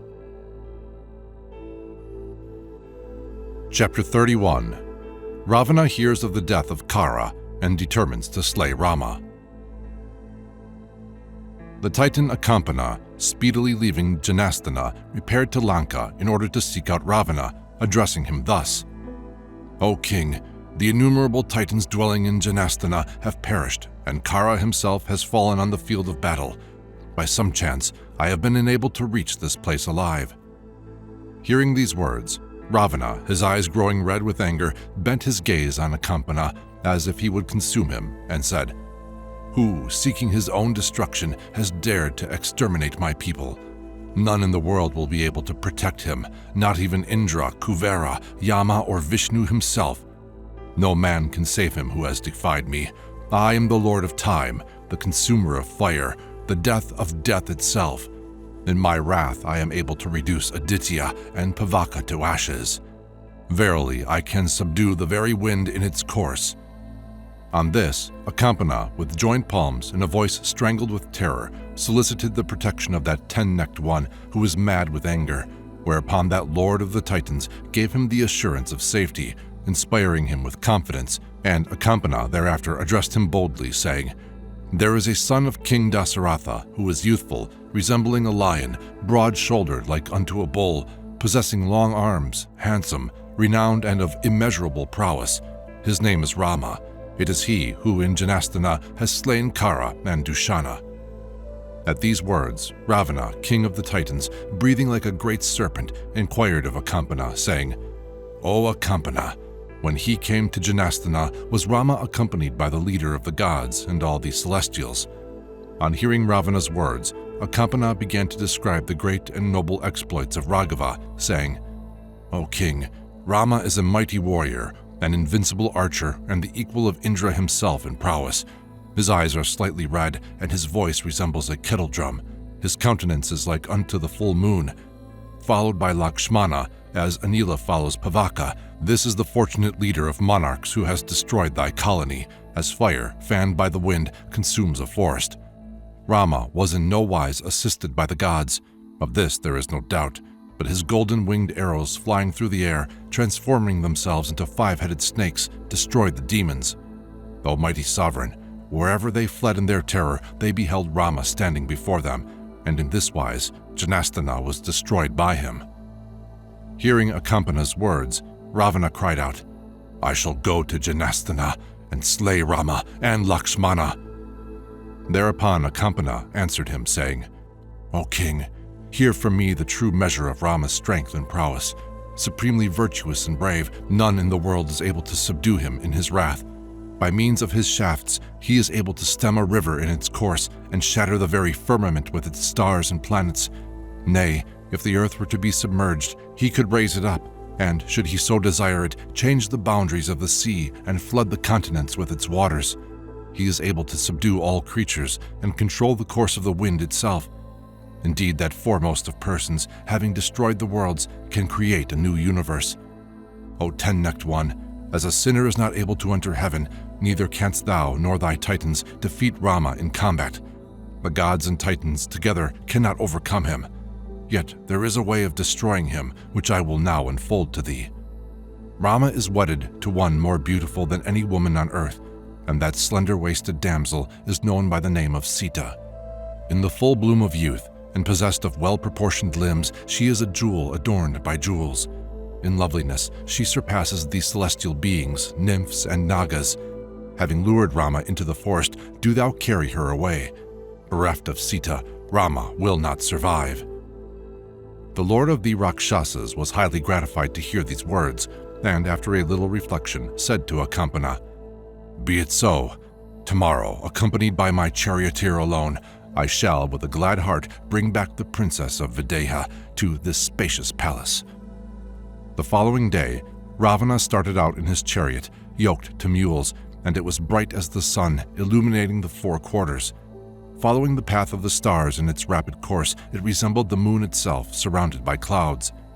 Proceeding to a great distance, he approached the hermitage of Taraka's son, Maricha, who entertained him with marvelous dishes unknown to man. Presenting him with a seat and water wherewith to wash his feet, that demon addressed him, saying, "O Lord of the Titans, is it well with thee and thy people? O sovereign, being ignorant of thine intention, thine unexpected and sudden advent fills me with apprehension." Then the resplendent and eloquent Ravana answered Maricha, saying, "O friend, Rama, who is able to achieve that from which reason recoils, has destroyed the entire colony of Janasthana, heretofore impregnable, as also my generals Khara and Dushana. Do thou therefore aid me in bearing off his consort Sita." Hearing these words of the king of the Titans, Maricha answered, "O king, the man who has thus counseled thee concerning Sita is assuredly an enemy in the guise of a friend. By such advice, he has unquestionably affronted thee and is envious of thy great might. Bear Sita away. Who has uttered such words? Who seeks to cut off the head of the entire Titan host? Without doubt, the man who has thus counseled thee is thine enemy, since he desires thee to extract the poisoned fangs of a serpent with thy bare hands. Who is it who seeks to lead thee astray, and strikes thine head whilst thou art sleeping happily. Raghava, that intoxicated elephant, may not be withstood on the field of battle. With the lineage of an illustrious house as his trunk, his valor the ichor, his outstretched arms the tusks, thou art wholly unable to pit thyself against him. Do not rouse that sleeping lion who hunts the Titans as deer, the arrows of whose quiver are his talons, his sharp sword, the jaws. O King of the Titans, do not hurl thyself into that dreadful and bottomless ocean called Rama, whose bow is the crocodile, the strength of whose arm is the quagmire, whose shafts are the rising waves, and whose battlefield is its waters. O Lord of Lanka, compose thyself and return in peace to thy capital. O Indra of Titans, continue to enjoy the company of thy consorts, and let Rama delight in his own in the forest. Hearing the words of Maricha, the 10-headed Ravana returned to the city of Lanka and re-entered his palace. Chapter 32. Shurpanakha upbraids Ravana and urges him to destroy Rama. When Shurpanakha saw those 14,000 Titans of dreadful deeds slain by Rama single-handed on the field of battle, together with Khara, Dushana, and Trishiras, she once more emitted dreadful shrieks and roared like thunder. Perceiving the incomparable prowess of Raghava, she became exceedingly agitated and proceeded to Lanka, Ravana's capital. There she beheld Ravana shining in glory, surrounded by his ministers on the terrace of his palace like Indra amidst the Maruts. Seated on his golden throne, blazing like a flame, Ravana resembled a great fire kindled on an altar, kept alive by sacrificial offerings. Unconquered by gods, Gandharvas, Rishis, or other creatures, that warrior, who resembled death itself with wide-open jaws, bore on his person the wounds inflicted by the thunderbolts in the war between the gods and the Titans, and on his breast the marks of Airvada's tusks. Having 20 arms, 10 heads, a broad chest, wearing gorgeous attire and bearing the marks of royalty, he was adorned with a chain of emeralds and ornaments of fine gold, and with his great arms, white teeth, and enormous mouth resembled a mountain. In the combat with the gods, Vishnu had struck him 100 times with his discus, and he bore the marks of other weapons from that great struggle, yet his limbs were intact and had not been severed. He who was able to churn up the seas, a feat not to be performed by any other, whose missiles were the mountain crests, he, the scourge of the gods, who transgressed every moral law, the ravisher of others' wives, the wielder of celestial weapons, the destroyer of sacrifices, who descended into the city of Bhogavati and subdued the serpent of Vasuki, from whom, on his defeat, he stole the gentle consort. He who scaled Mount Kailasha and overcame Kuvera, depriving him of his aerial chariot, Pushpaka, which transported him wheresoever he desired. He who, in anger, destroyed the garden of Chaitarata, the lotus pool, and the Nandana grove, and all the pleasurable retreats of the gods, and with his vast arms, resembling the peaks of mountains, arrested the course of the sun and moon, twin scourgers of their foes, rising in splendor. Practicing asceticism in the mighty forest for 1,000 years, he offered his heads in sacrifice to Swayambhu and obtained the boon that neither Deva, Danava, Gandharva, Pisacha, Pataya, nor Yuraga should be able to slay him, but of man there was no mention. Proud of his strength, he stole the soma juice, sanctified by mantras, before its pressing by the twice-born in the sacrifice. This perverse wretch, Ravana, of evil deeds, slayer of the Brahmins, ruthless, pitiless, delighting in causing harm to others, was verily a source of terror to all beings. The Titan woman beheld her brother full of power, resplendent in gorgeous attire, adorned with celestial garlands, seated on his throne, resembling time at the destruction of the worlds, that Indra of demons, the proud descendant of Pulastya, and she, trembling with fear, in order to address him, drew near to the slayer of his enemies, who is seated amidst his counselors. Distracted with terror and passion, Shurpanakha, who was wont to roam everywhere unafraid, now mutilated by the order of that magnanimous Ramachandra, displaying her ravaged features before Ravana, whose large eyes appeared to shoot forth flames, uttered these bitter words to him. Chapter 33. Shurpanakha's words to Ravana. Filled with anger, Shurpanakha addressed Ravana, the oppressor of the worlds, in harsh accents, saying, "O Ravana, wholly devoted to pleasure and indulging in every whim without scruple, thou art oblivious of the great calamity that threatens thee. That monarch who is given up to lust and other dissipations and who is covetous is disregarded by his subjects, as is the fire in the crematorium. That king who does not fulfill his duties at the proper season brings ruin on his state. The prince who, committing excess, is ruled by his consorts and readily gives credence to others' counsel is shunned as the mud of a river is shunned by an elephant. Those rulers who are unable to protect their lands or reclaim the territory wrested from them live without glory, like mountains submerged in the ocean.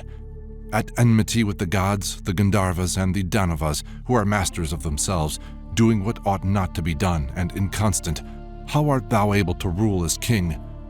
O Titan, thou art childish and thoughtless, and art not conversant with that which should be known to thee. How canst thou govern? Those monarchs who have neither emissaries, wealth, nor policy at their disposal resemble a common man, O Prince of Conquerors. Since kings are informed by their spies as to what is taking place abroad, they are said to be far-sighted. Meseems thou dost not discharge thy duty, and that the counselors who surround thee are inexperienced, since thou art insensible to the destruction of thy people and their territory. 14,000 Titans of dreadful deeds with Khara and Dushana have been slain by Rama, single-handed. Rama, of imperishable exploits, has freed the ascetics of fear, established peace in the Dandaka forest, and harassed Janasthana. But thou, who art covetous and a slave to lust, art unaware of the danger that threatens thy dominion. None will help that monarch in time of peril who is mean, violent, dissolute, haughty, and perfidious.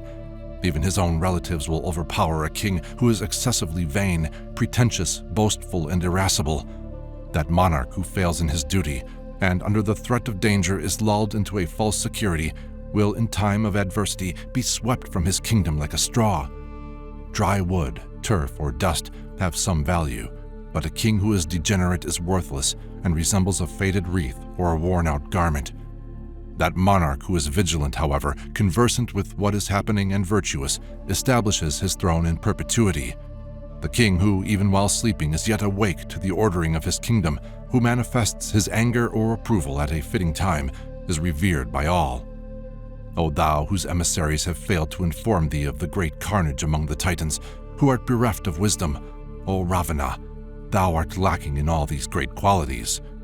Disregarding others, given up to the pleasures of the senses, not able to reap the advantage of time and place or discriminate between what is good and evil, having sacrificed thy kingdom, thou wilt soon perish. Reflecting on the infirmities his sister had ascribed to him, Ravana, the lord of the Titans, opulent, arrogant, and powerful, became absorbed in thought. Chapter 34. Shurpanakha urges Ravana to slay Rama and wed Sita. Hearing Shurpanakha's bitter words, Ravana, surrounded by his ministers, inquired angrily, "Who is Rama? What is his strength? How does he look, and what is the measure of his prowess?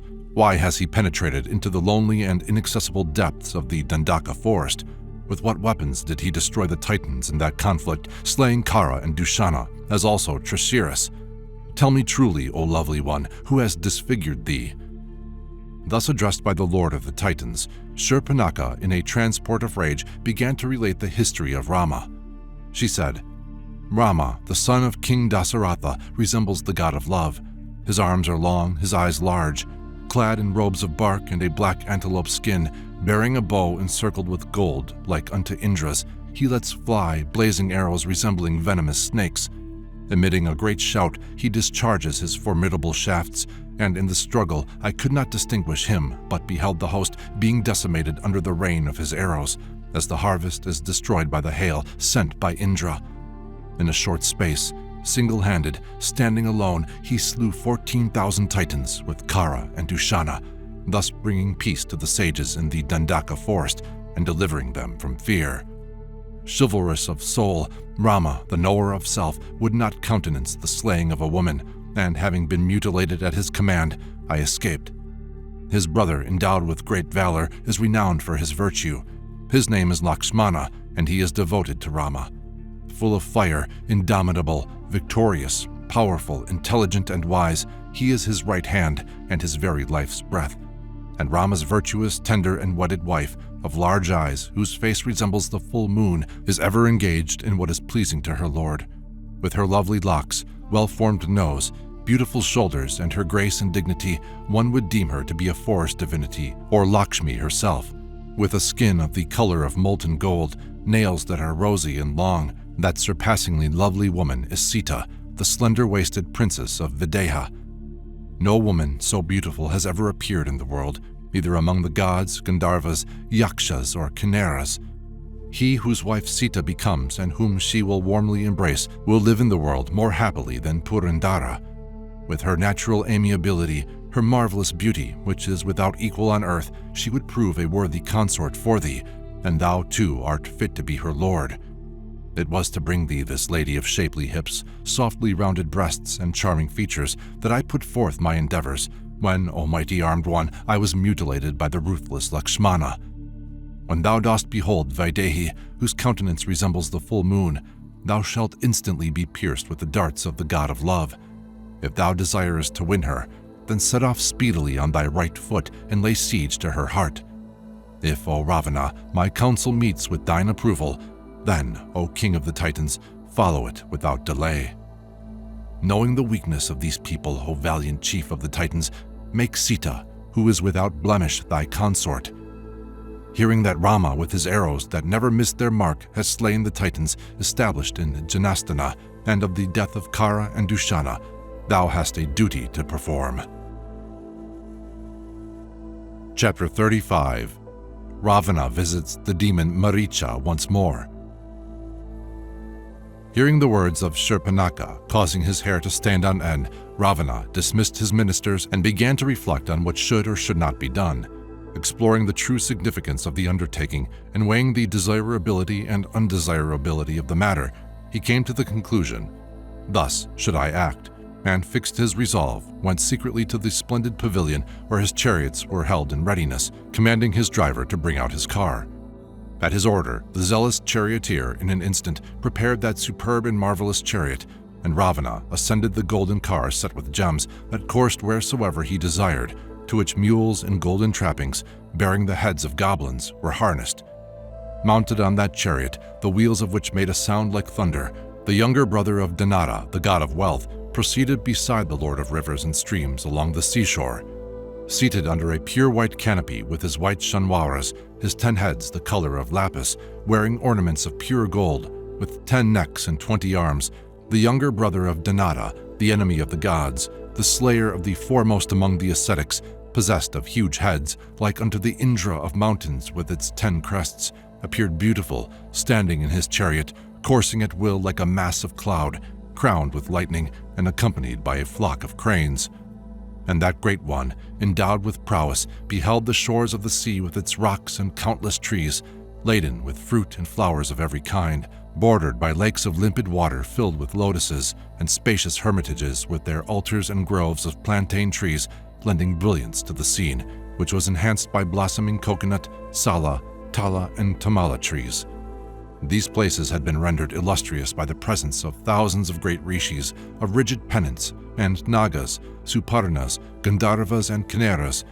They were rendered pleasant by siddhas and charanas, who were fully self-subdued, and those descendants of Brahma who derived their nutriment from the solar rays, and those who lived on a bare subsistence, such as the Ajas, Vaikanasas, Mashas, Valakilyas, and Marichipas. Countless nymphs of celestial beauty, adorned with garlands and jewels, beguiled them with every kind of pastime in which they excelled, and the auspicious consorts of the gods honored them by dwelling amongst them, whilst Danavas and other celestial beings who fed on Amrita frequented that place. Swans, cranes, pelicans, and waterfowl disported themselves on the emerald sward, wet and shining with the sea mist. Spacious cars festooned with celestial garlands, from which strains of sweet music issued, flew here and there at the will of those who had conquered the worlds by their austerities, together with Gandharvas and Apsaras. Ravana surveyed countless forests of sandalwood, whose roots were full of fragrant sap, delighting the olfactory sense, and groves of excellent agaloka and tocola trees, with pear trees and bushes of black pepper, and heaps of pearls lying on the shore, and coral reefs and gold and silver promontories, tumbling cataracts of crystal water, and cities filled with grain and treasure, where the pearls of womanhood could be seen and which were thronged with horses, elephants, and chariots. On the shores of the ocean, the Lord of the Titans beheld a level and charming spot over which cool breezes blew, resembling heaven itself, in the center of which grew a great fig tree, like a bright cloud, where many sages sheltered, and on every side its branches stretched to a distance of several yojanas. It was there that the mighty Garuda brought a huge elephant and a giant tortoise in his claws, wishing to devour them among the branches. But the bough broke under the weight of that enormous bird, and the Vaikanasas, Mashas, Valakilias, Marichipas, Ajas, and Dumras being assembled there, Garuda had compassion on them and transported the branch together with the elephant and tortoise in one claw to a distance of 100 yojanas, where that excellent bird regaled himself on their flesh. Destroying the empire of the Nishadas with the severed branch, thus delivering the sages, his joy was redoubled and his energy increased, whereupon, filled with strength, he resolved to steal the nectar of immortality. Having broken the iron bars, he entered the jeweled keep and bore away the Amrita from that place where it had been hidden by the mighty Indra. It was this same Nyagroda tree, frequented by groups of great sages, that still bore the marks of Suparna and was called Subhadra, that younger brother of Danada now saw before him. Passing over to the further side of that Lord of the Waters, the ocean, Ravana saw a solitary hermitage, an ancient and holy retreat in the middle of a forest. There he found the demon Maricha, clad in a black antelope skin, wearing matted locks and given up to the practice of asceticism. Ravana, having approached him, Maricha, according to tradition, entertained him in many ways not known to man. Placing pure food and water before his sovereign, he humbly addressed him, saying, "Is all well with Lanka, O chief of the Titans? With what purpose hast thou come hither again so speedily?" On hearing this enquiry, the mighty and eloquent Ravana answered in this wise. Chapter 36. Ravana reveals his project to the demon Maricha. O Maricha, listen to me as I relate everything to thee. O my child, I am deeply afflicted, and thou alone canst temper my distress. Thou art conversant with Janasthana.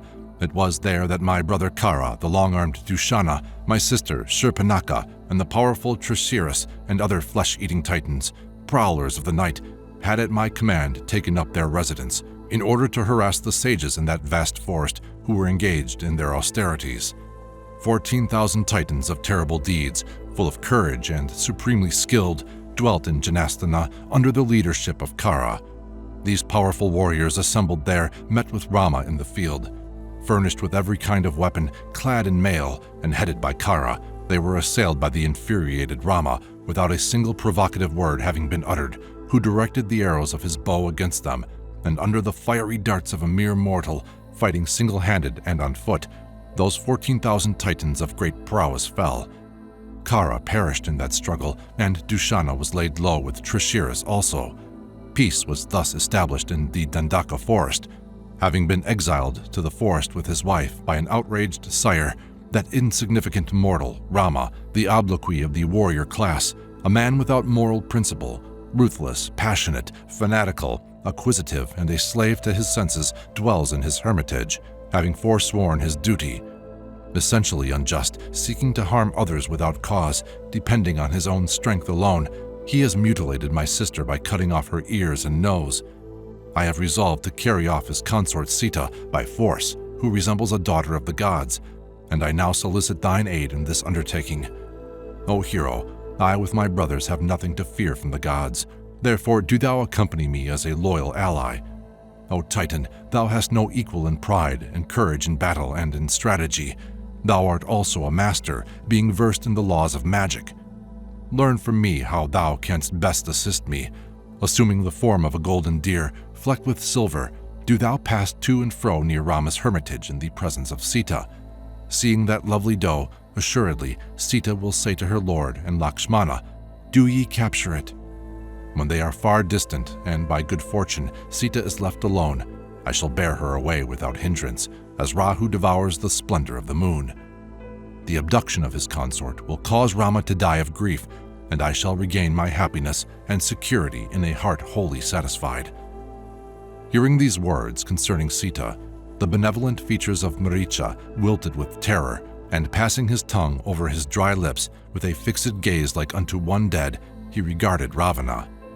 Filled with dread, knowing well the defense of the forest to be valiantly upheld by Rama, with joined palms, Maricha addressed Ravana in words tending to his welfare.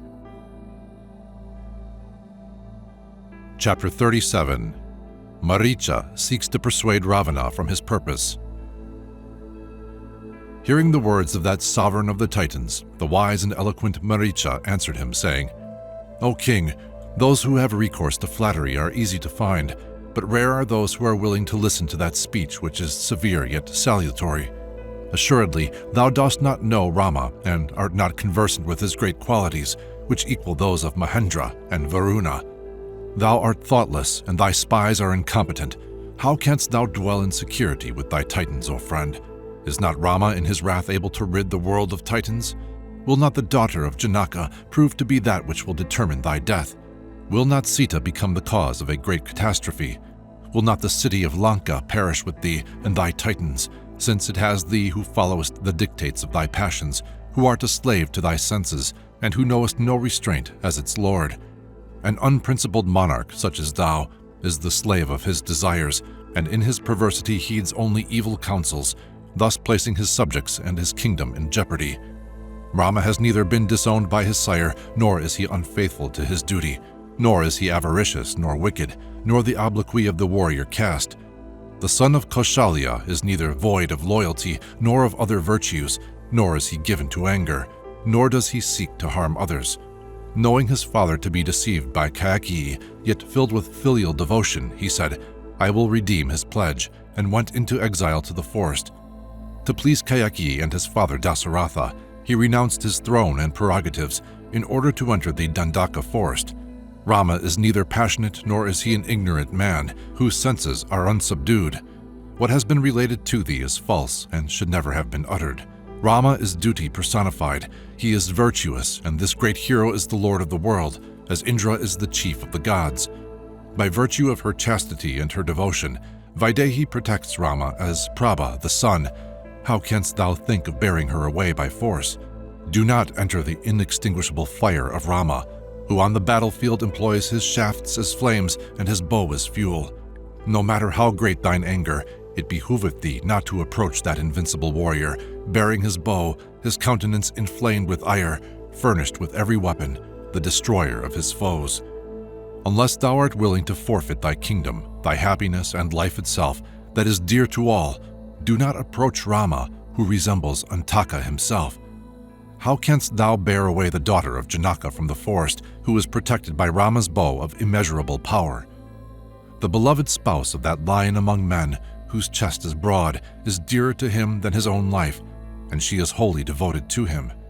The princess of Mithila, of slender waist, will never be torn from the arms of that great warrior, who resembles a flame in a lit brazier. Why enter upon such a vain endeavor, O great king? Should Rama single thee out on the battlefield, all would be over with thee. Since it concerns thy life, thy fortune, and thy kingdom, heretofore invincible, take counsel with thy ministers, with Bibhishana at their head. In honor, reflect and weigh carefully the merits and demerits, gain and loss of this matter. Compare thy valor with that of Raghava. Consider what is to thine advantage, and then do what thou thinkest right. It does not appear fitting to me that thou shouldest meet the son of the king of Koshala on the battlefield. I counsel thee for thine own good, O king of the night rangers. Chapter 38. Maricha describes his first encounter with Rama. O king, formerly I possessed great powers and ranged the earth in a body resembling a mountain, endowed with the strength of 1,000 elephants. In color like a dark cloud, wearing bracelets of fine gold, my brow encircled by a diadem, armed with a club, I sowed terror in the hearts of all creatures. Wandering in the Dandaka forest, I fed on the flesh of ascetics, and the great and virtuous sage Vishwamitra, alarmed, went in person to King Dasaratha and addressed that Indra among men, saying, "Let Rama protect me with vigilance on the day of sacrifice. O chief of men, I fear Maricha exceedingly." To these words, the righteous monarch Dasaratha answered that illustrious ascetic Vishwamitra, saying, Raghava is not yet 12 years old and is not skilled in the use of weapons, but I myself will lead an army composed of 4 Angas against those prowlers of the night, O thou best of ascetics, and will destroy thine adversary in accordance with thy desire."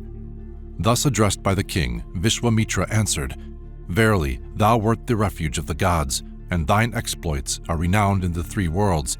Yet, however powerful thine army, none but Rama on this earth has the power to overcome these demons.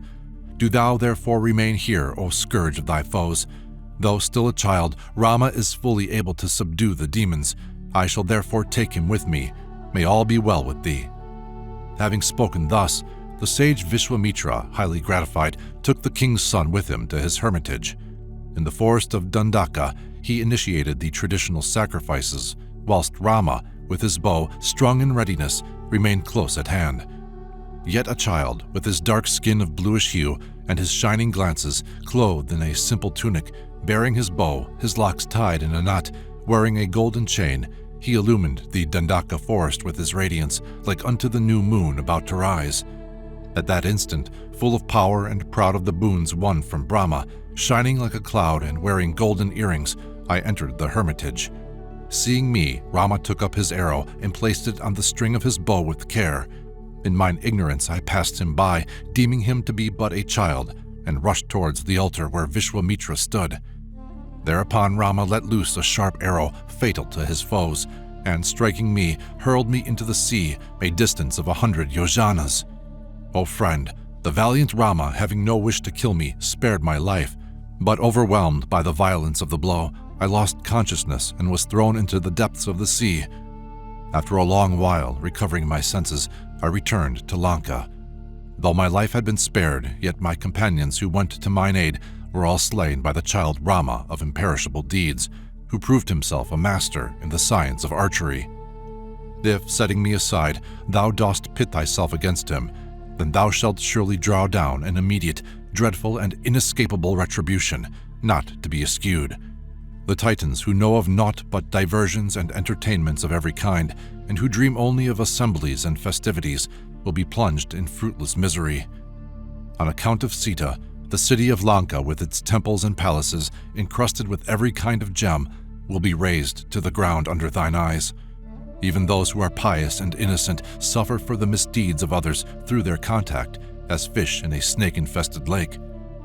Their limbs perfumed with divine sandal paste, wearing celestial ointments, thou shalt see the Titans lying on the earth on account of thy folly. The survivors with their consorts, save those who have been borne away, will flee in all directions, unable to find refuge. Under a hail of arrows, ringed in flames, thou shalt see the edifices of Lanka burnt to ashes.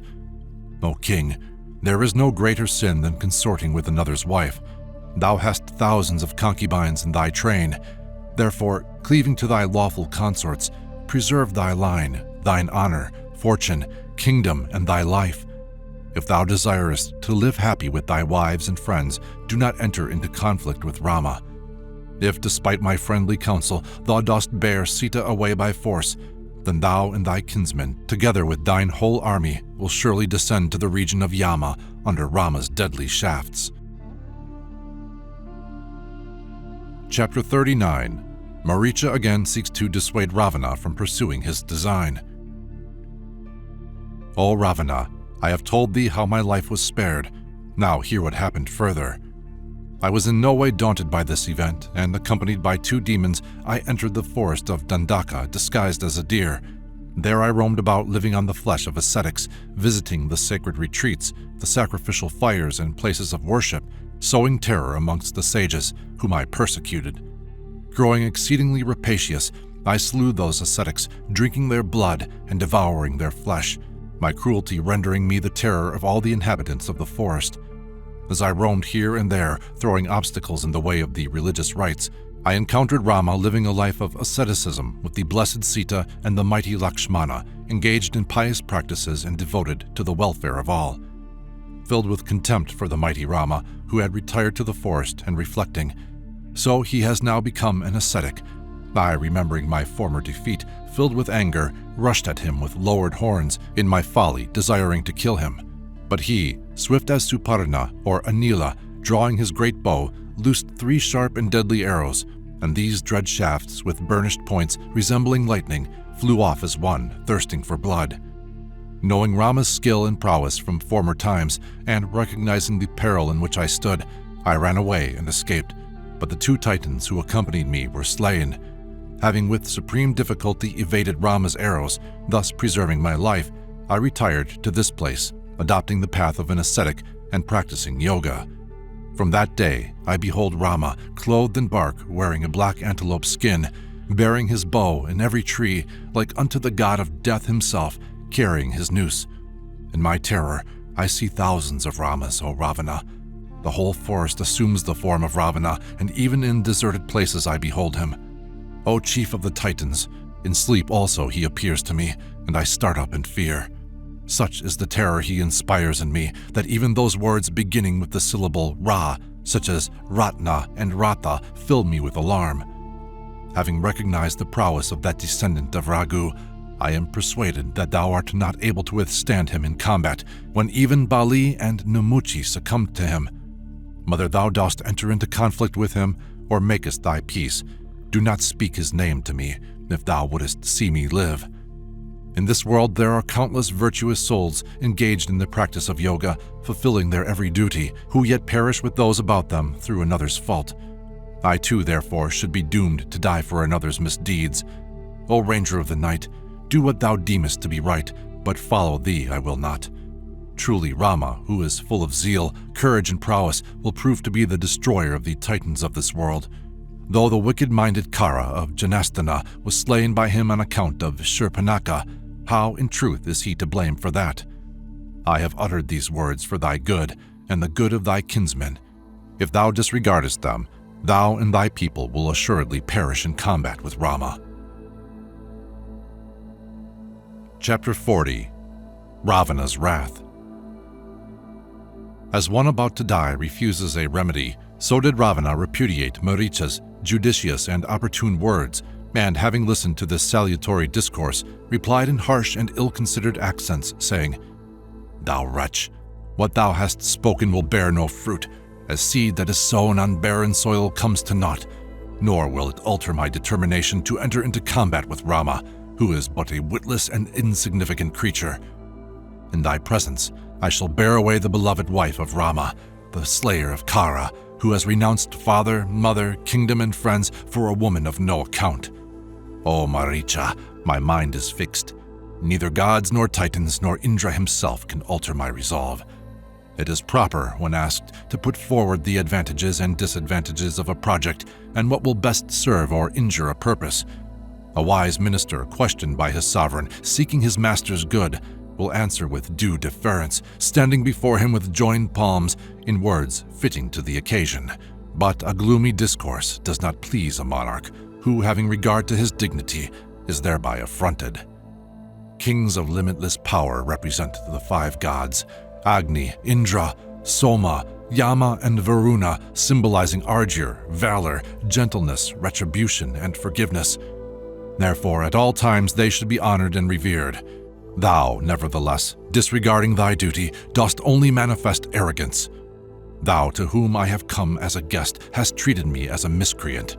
I have not consulted thee regarding what is expedient or proper, O Titan. I ask thee for thy support in this enterprise. Hear how thou canst assist me. Assuming the form of a golden deer studded with silver, proceed to Rama's hermitage and pass to and fro before Vaidehi. After captivating her, thou canst depart.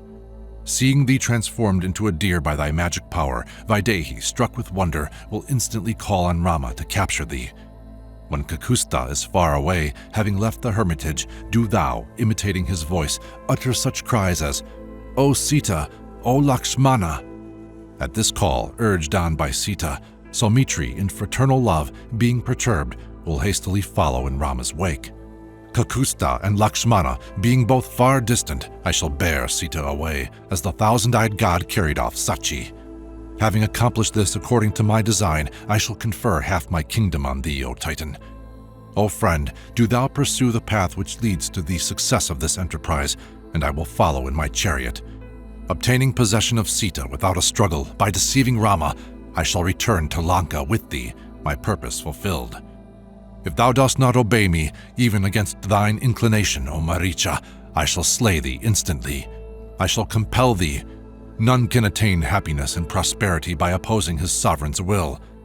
Verily, by coming before Rama, thou dost risk thy life, but certain death awaits thee if thou oppose me. Therefore, reflect carefully on what is most expedient, and do what thou deemest proper. Chapter 41. Maricha counsels Ravana further.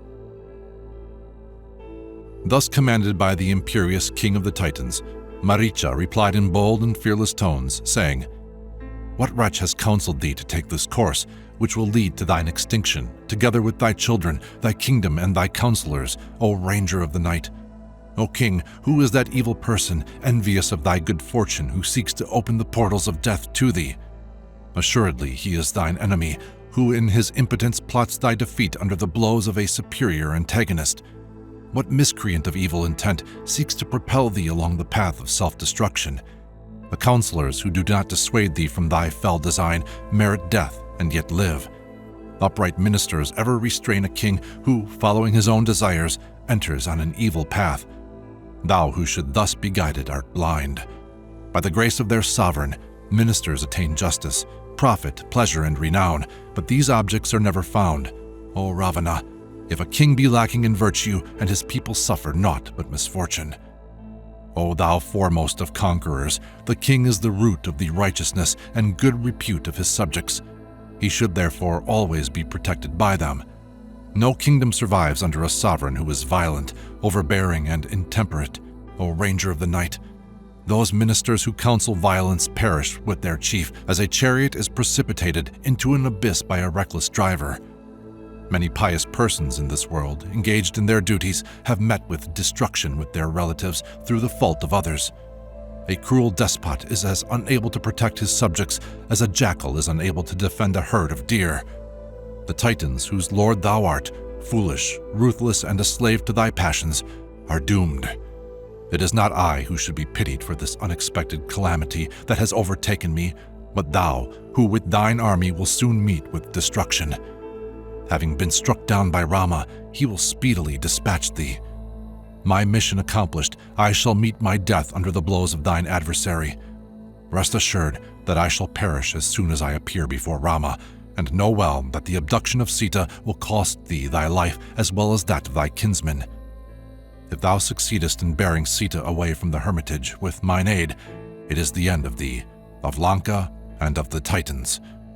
Though seeking thy good and desiring to be of assistance to thee, thou dost disregard my words, as those for whom the last hour has struck do not heed the counsel of their friends. Chapter 42. Maricha, assuming the form of a deer, goes to the hermitage. Having addressed these bitter words to Ravana, Maricha, full of apprehension, said, "Let us go, but know that when I come before that warrior furnished with arrows, sword, and bow, which he will wield to my destruction, my life is forfeit. Nay, he who opposes Rama will not return alive. For thee he will prove the rod of death, and thou shalt fall beneath his blows. In what way can I further thine evil design? Yet I will go. May prosperity attend thee, O Ranger of the Night." Highly gratified by these words, Ravana, embracing him warmly, addressed him in honeyed accents, saying, "This magnanimity is worthy of thee. Now that thou art willing to accede to my request, I know thee truly to be Maricha. Heretofore another demon addressed me. Do thou with me ascend my winged chariot, encrusted with gems, to which mules with goblins' heads are harnessed. Having captivated Vaidehi in accord with my desire, fly thence, and she, being left alone, will be forcibly borne away by me." "Be it so," answered Tataka's son, whereupon Ravana mounted the chariot resembling a celestial car, and, leaving that solitary place, set out with all speed. Looking down on many villages, forests, mountains, rivers, kingdoms, and cities, they finally reached the forest of Dandaka, in which Rama's hermitage stood. Descending from the golden car, the Lord of the Titans, accompanied by Maricha, beheld Rama's retreat, and, taking that demon by the hand, Ravana said to him, "Here is Rama's hermitage, shaded by palm trees. Now accomplish the purpose for which we have come hither." Hearing Ravana's words, Maricha in an instant transformed himself into a deer and began to pace to and fro before Rama's hermitage. Assuming a marvelous form, wonderful to behold, the points of his horns studded with gems, his skin dappled, his mouth like a red lotus, his ears azure tinted, his neck outstretched, his belly of a sapphire hue, his flanks the color of the maduka flower, shining like the filaments of the kanja flower, his hooves like emerald, his legs slender and well-proportioned, his haunches gleaming with all the colors of the rainbow. That demon in an instant had become a ravishing gazelle of iridescent hue, studded with every kind of gem, of exceeding beauty. The whole forest and Rama's enchanting retreat were filled with the radiance of that form, wonderful to behold, that had been assumed by the Titan. In order to capture the glances of Vaidehi with his shimmering colors, he strayed here and there in the grass among the flowers. His skin was stippled with hundreds of silver spots, giving him an enchanting appearance as he wandered about nibbling the green shoots of the trees. Approaching the circle of palm trees, he passed slowly here and there between the Aranya-Kanda trees and the hermitage, sometimes appearing in full view of Sita. That charming fawn of many colors strayed hither and thither in the vicinity of Rama's ashrama, coming and going at will, sometimes disappearing into the distance, then drawing near again, gamboling playfully, thereafter crouching on the earth or following a herd of deer. Then again it would appear at their head, and by every means this Titan, in the form of a gazelle, describing 1,000 frolicsome circles, sought to attract the attention of Sita. The other fawns, approaching, snuffed its scent and then scattered in all directions. But that demon, who formerly had taken delight in slaying them, now, in order not to betray his real nature, abstained from molesting those who approached him. Meantime, Vaidehi of brilliant glances was engaged in gathering flowers, diverting herself in the midst of the Karnakara, Ashoka, and Kuta trees that she loved so well. As she wandered here and there plucking the blossoms, that princess of tender looks who did not merit exile in the forest saw before her the fawn studded with precious gems, its limbs encrusted with diamonds and pearls. Beholding that doe with its beautiful teeth and lips, its skin the color of silver, the slender-waisted Sita opened her eyes wide in wonder and delight, and the marvelous fawn, seeing Rama's beloved consort, continued to pace to and fro before her, illumining the forest. Looking at that deer, never before seen by man, Sita, the daughter of Janaka, was amazed. Chapter 43. Sita is enamored of the fawn.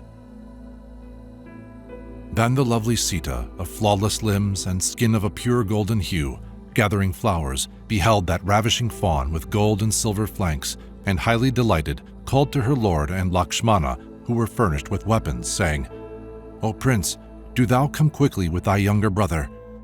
Thus she cried again and again while continuing to watch the deer, and at her call those two lions among men, Rama and Lakshmana, turned their eyes in that direction and beheld the fawn.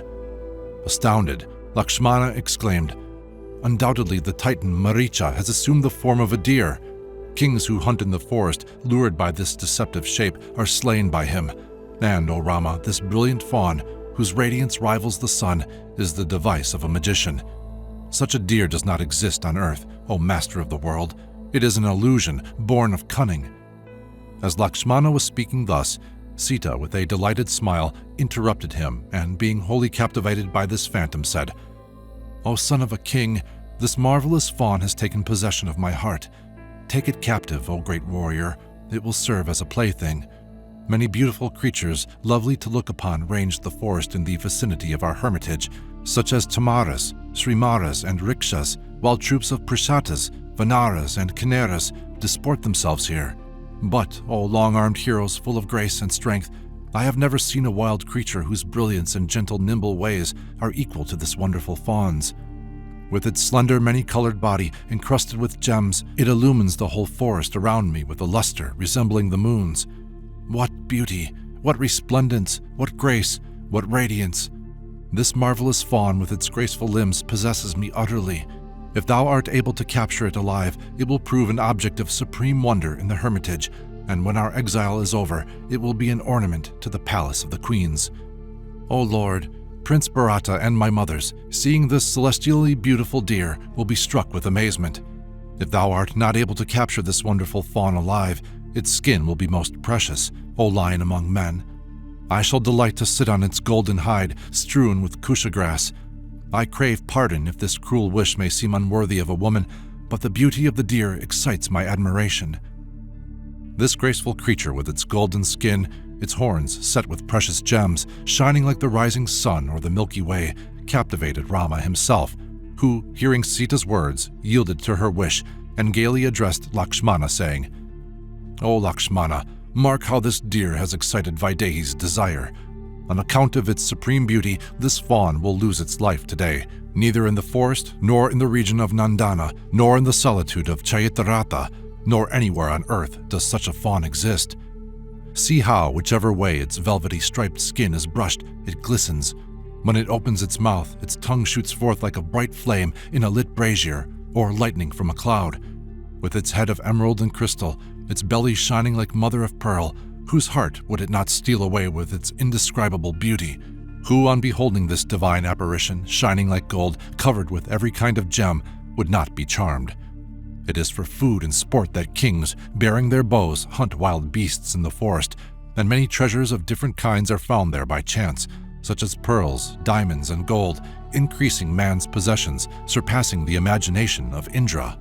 And, O Lakshmana, this is the wealth spoken of by those who are versed in the Artha Shastra. The slender-waisted Vaidehi will sit with me on the fleece of that marvelous deer. Neither the skin of Kadali, Priyaka, Prabani, or Abiki compares in texture to that of this deer. Truly exquisite, this gazelle and its counterpart in the heavens are both divine, the one amongst the stars and the other on earth. Yet if thou art certain that this is an illusion created by the Titan, O Lakshmana, I will destroy it. That cruel and evil-souled Maricha slew many great ascetics ranging in the forest. Innumerable kings, armed with bows, hunting here, have fallen under his assaults when he assumed the shape of an elusive deer. Let us therefore end his life. Formerly, Vatapi oppressed the sages here also, and entering their stomachs, emerged, riving them, as the embryo of a mule may cause the death of its mother. One day, that demon encountered the great sage Agastya, gifted with divine powers, and was devoured by him when presented in the form of an offering by his brother Ilwali. When the repast was concluded, that Titan called out, "Vatapi, come forth!" But the excellent Rishi, addressing Ilwali with a smile, said, "Since being blinded by thy power, many illustrious sages have fallen victim to thee on this earth. Thy brother is now wholly consumed by me. O Lakshmana, this Titan will also be annihilated like Vatapi, for having set me at naught, who am fixed in my duty and master of my senses. He shall meet his end, as did Vatapi, who defied Agastya. Do thou remain here without absenting thyself, and guard Sita with care. It is our first duty, O delight of the house of Raghu. I shall either slay that deer or bring it back alive. Till I return with the deer, which I shall do without delay, do thou remain here with Sita, O son of Sumitra. She shall have the fawn. Its skin will cost it its life this day. Now keep watch over Sita in the hermitage. Till with a single arrow I have brought down this dappled fawn and slain it, do thou stay here, O Lakshmana, with the mighty raven Jatayu, who is strong and wise and ever engaged in pious acts, and protect Mathili in every way." Chapter 44. Rama slays Maricha. Having issued this command to his brother, that invincible warrior, the delight of the house of Raghu, endowed with great prowess, girded on his sword in its golden scabbard, and taking up his triply curved bow, his personal insignia, and 2 quivers filled with arrows, he set forth with long strides. Beholding that Indra among men, the king of the beasts in fear disappeared only to reappear once more. Girt with his sword and bearing his bow in his hand, Rama ran in the direction of the deer and beheld it in all its beauty, close to him. Bow in hand, fixing his eyes on the fawn as it fled into the forest, he saw it sometimes taking a single bound, and then, in order to lure him on, allowing him to draw closer. Timid and tearful, it would leap into the air, at times becoming visible, and then disappearing in the depths of the thickets. As in the autumn, stray clouds pass across the moon's face, so that she sometimes shines in all her brilliance, and at others seems far away. So appearing and disappearing, Maricha, in the form of a deer, enticed Rama far from the hermitage. Kakusta found himself, despite his exertions, thus beguiled, and the fawn, feigning fatigue, would crouch in the grass, or, the better to deceive him, join a herd of deer. But when Rama approached, it would take to flight once more, concealing itself, only to reappear in the distance. Sometimes, in fear, it would make itself invisible. Then, with Rama in desperate pursuit, it would appear in a far-off thicket. Thereupon, increasingly wrath, Rama drew out a death-dealing glittering arrow more brilliant than the sun's rays, and, placing it firmly on his bow, stretching it with great energy, let fly that shaft that resembled a fiery serpent. Loosing that flaming arrow, which resembled a lightning flash, fashioned by Brahma himself, that marvelous shaft pierced the heart of Maricha, who had assumed the form of a deer. Thereat, bounding into the air as high as a palm tree, the Titan fell mortally wounded and lay on the earth, having but a few moments to live. On the point of death, emitting a terrible cry, Maricha abandoned his assumed form. Recollecting the words of Ravana and reflecting on how to induce Sita to send away Lakshmana so that in her isolation she might be borne away, Maricha, deeming the moment to be at hand, imitating Rama's voice, cried out, "O Sita! O Lakshmana!" Stricken to the heart by that extraordinary arrow, discarding his deer's form, Maricha took on the huge shape of a Titan. Then Rama, beholding that Titan of formidable size, writhing on the earth about to die, his limbs covered with blood, remembered the words of Lakshmana and reflected. The illusion created by Maricha, spoken of by Lakshmana, is manifest. It is Maricha whom I have slain. What will Sita not do on hearing the cry of the stricken Titan, "O Sita, O Lakshmana"? To what a pass will the mighty Lakshmana now have come? Thus did the virtuous Rama reflect, his hair standing on end, and having slain the Titan in the form of a deer and heard his cry, a great dread seized him. That dappled fawn being slain, Rama speedily killed and seized the carcass of another deer and hastened toward the hermitage. Chapter 45. Sita sends Lakshmana to Rama's assistance. Hearing that cry of distress, which seems to come from her lord, Sita said to Lakshmana, "Dost thou not recognize the voice of Raghava? Go quickly and see what has befallen him. Hearing his cry, my heart is filled with anxiety. He must be in great peril to call out thus. Go to the assistance of thy brother. He is in need of thee. He has been overpowered by the Titans like a bull by lions."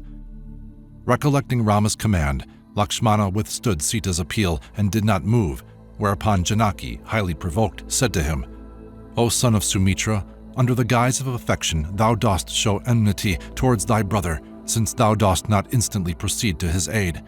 Because of me, Rama is about to die. In thy desire to possess me, thou dost refuse to follow Raghava. Thou dost welcome his death and hast no affection for him. It is for this reason that thou dost remain indifferent to his plight. If he is in peril, of what use is my life? It is on his account that I came hither." Thus weeping and overcome with grief, did Vaidehi speak, and Lakshmana, answering her, who was trembling like a frightened doe, said, "O Vaidehi, neither serpents, titans, celestial beings, gods, giants, nor demons can overcome thy lord. Assuredly, O princess, among gods and chimeras, wild beasts and goblins, there are none who can stand against Rama in battle. O beautiful one, he who was equal to Indra is invincible. Do not speak thus. I dare not leave thee alone in the forest without Rama. Even the three worlds and the gods, with Indra himself at their head, meeting Rama in combat, would be overcome by him. Therefore calm thyself and banish all fear. Thy lord will soon return, having killed the marvelous deer. That voice is assuredly not his, nor that of a god. It is an illusion, like the city of the Gandharvas, and has been produced by the Titan. O Vaidehi, thou hast been left in my charge by the magnanimous Rama. O fair one, I dare not leave thee here alone. We are an object of hatred to the Titans, since the slaying of Khara and the destruction of Janasthana. The Titans are able to simulate the voices of others in the great forest and delight in doing so in order to trouble the virtuous. O Vaidehi, have no anxiety." At these words, Sita, her eyes flashing with anger, answered, "O thou evil-hearted wretch, obloquy of thy race, who delightest in Rama's misfortune, It is a source of wonder that a villain such as thou, perverse, whose motives are concealed, should speak thus in the hour of Rama's distress. By an excess of perfidy, thou hast accompanied Rama to the forest, and, practicing guile, lusteth after me while assuming the form of a friend. Or hast thou been engaged by Virada as his agent? Thy design, as also Bharata's, shall not succeed, O Saumitri. How should I desire another after serving the lotus-eyed Rama as my lord? Rather would I yield up my life in thy presence, O Saumitri. Without Rama, I cannot maintain life on this earth for an instant." Hearing these cruel words, causing him to shudder, Lakshmana, the master of his senses, with joined palms answered her, saying, "It is not for me to gainsay thee. Thou art as a goddess to me. An ill-considered utterance from a woman causes no surprise. Negligent in her duty, fickle and peevish, woman is the cause of dissension between father and son. Truly, I am unable to endure these words of thine that pierce my ears like flaming darts, O daughter of Janaka. O Vaidehi, may all the inhabitants of the forest bear witness that to my respectful address thou hast responded with such bitterness. It will go hard with thee this day for having set me at naught, I who am obedient to the behests of mine elder brother. May all the deities protect thee, O lady of large eyes. Sinister portents present themselves to me. May I find thee safe when I return." At these words, the daughter of Janaka began to weep, and scalding tears bathed her countenance as she answered, "If I am separated from Rama, I shall cast myself into the river Godavari. O Lakshmana, I shall hang myself or enter into the fire, but I shall never approach any man other than Raghava." Thus protesting before Lakshmana, Sita, distraught, beat her breast with her hands and lamented. In the face of her despair, Lakshmana, distressed, sought to comfort her, but she refused to answer the brother of her lord, whereupon he, bending low before her, set out to rejoin Rama, looking back again and again. Chapter 46. Ravana approaches Sita. Stung by Sita's bitter words, Lakshmana, in his ardent desire to rejoin his elder brother Rama, set out without further delay. Thereupon Ravana, in the guise of a mendicant, availing himself of the opportunity, rapidly approached the hermitage with the purpose of seeking out Vaidehi. With matted locks, clad in a saffron robe, and carrying a triple staff of Loshta, that highly powerful one, knowing Sita to be alone, accosted her in the wood in the form of an ascetic at dusk when darkness shrouds the earth in the absence of the sun and moon. Gazing on Sita, the consort of Rama, Ravana resembled Rahu regarding Rohini in the absence of Shasi. Beholding that monstrous apparition, the leaves of the trees ceased to move, the wind grew still, the turbulent course of the river Godavari subsided and began to flow quietly. The 10-headed Ravana, however, profiting by Rama's absence, drew near to Sita in the guise of a monk of venerable appearance, while she was overcome with grief on account of her lord. Approaching Vaidehi in an honorable guise, as Saturn draws near to the Chitra star, Ravana resembled a deep well overgrown with grass. He stood there gazing on the glorious consort of Rama of incomparable beauty, Sita, with her brilliant lips and teeth, her countenance as radiant as the full moon, seated on a carpet of leaves, overwhelmed with grief, weeping bitterly. On seeing the princess of Videha alone, clad in a yellow silken sari, whose eyes resembled lotus petals, the Titan, struck by Kama's arrow, joyfully accosted her, feigning the gentle accents of a Brahmin. Praising her beauty, unequaled in the three worlds, which caused her to resemble Shri, he said, "O thou possessed of the brilliance of gold and silver, who art clad in a yellow silken sari, and who, like a pool of lilies, art wreathed in garlands of fresh flowers, art thou Lakshmi bereft of her lotus, or Kirti, or a nymph of graceful aspect? Art thou Bhuti of slender hips, or Rati disporting herself in the forest? How even, sharp and white are thy teeth, how large thy slightly reddened eyes with their dark pupils, how well proportioned and rounded are thy thighs, and how charming thy legs, resembling the tapering trunk of an elephant. How round and plump are thy cheeks, like unto the polished fruit of the tala trees. How enchanting is thy bosom, decorated with pearls. O lady of sweet smiles, lovely teeth and expressive eyes, as a river sweeps away its banks with its swift current, so dost thou steal away my heart, O graceful one. Slender is thy waist, glossy thine hair, thy breasts touching each other enhance thy loveliness. Neither the consorts of the gods, the Gandharvas, the Yakshas, nor the Kinnaras can compare with thee. Till this hour I have never seen any on earth so perfect. Thy youth, thy beauty, and thy grace are unequaled in the three worlds. Seeing thee dwelling here in solitude distresses my heart. Come with me. It is not fitting that thou shouldest remain here. This place is frequented by ruthless demons who are able to assume different forms at will. It is for thee to reside in sumptuous and delightful palaces in the vicinity of pleasant cities, surrounded by groves of sweet-smelling shrubs and green trees, where thou canst wander clad in beautiful robes, decked in fragrant garlands, with a consort worthy of thy beauty, O charming one. O dark-eyed lady of sweet smiles, art thou wedded to one of the Rudras, the Maruts or Vasus? Thou appearest divine to me, yet these are not the haunts of the Gandharvas, Devas, or Kinnaras, but of the Titans. How hast thou come here? Dost thou not fear to live amidst monkeys, lions, tigers, deer, wolves, bears, hyenas, and leopards? O fair one, dost thou not tremble before those terrible elephants, maddened with the exudation of temporal juices in this great forest? Who art thou? To whom dost thou belong? For what reason dost thou range the Dandaka forest alone, which is frequented by terrible Titans? With these flattering words did the evil-minded Ravana address Sita, and seeing him in the guise of a Brahmin, she entertained him with the traditional hospitality due to an uninvited guest. Leading him to a seat, she brought water to wash his feet and offered him food, saying, "Be pleased to accept this repast." Seeing him in the form of a twice-born with his loshta and saffron robe, unrecognizable in his disguise, Sita welcomed him as a true Brahmin, saying, "Be seated, O Brahmin, and accept this water for washing thy feet, also this meal, composed of ripe fruits and roasted grain, prepared for thee, which please enjoy."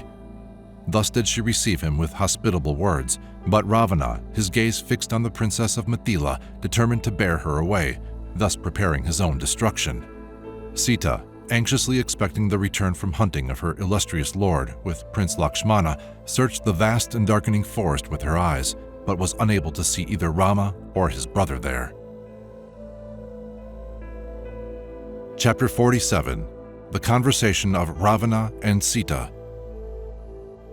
Thus addressed by Ravana in the guise of a mendicant who had resolved to bear her away, Sita reflected, "This person is my guest and a Brahmin. If I do not answer him, he may curse me." And thinking thus, she said, "May good betide thee. I am the daughter of the high-souled Janaka, the king of Mithila. My name is Sita, and I am the beloved consort of Rama. For 12 years I dwelt in the palace of Ikshwaku, where all my desires were gratified, and I enjoyed every comfort. In the 13th year, the king, with the approval of his ministers, decided to enthrone Rama. All being ready for the installation of Raghava, Kayakyi, one of my mothers-in-law, requested a boon of her lord. Having gratified my father-in-law by her services, she extracted 2 promises from him, the exile of my husband and the installation of her son Virada, saying, "I shall neither eat nor drink nor sleep if Rama is enthroned, and it will prove the end of my life."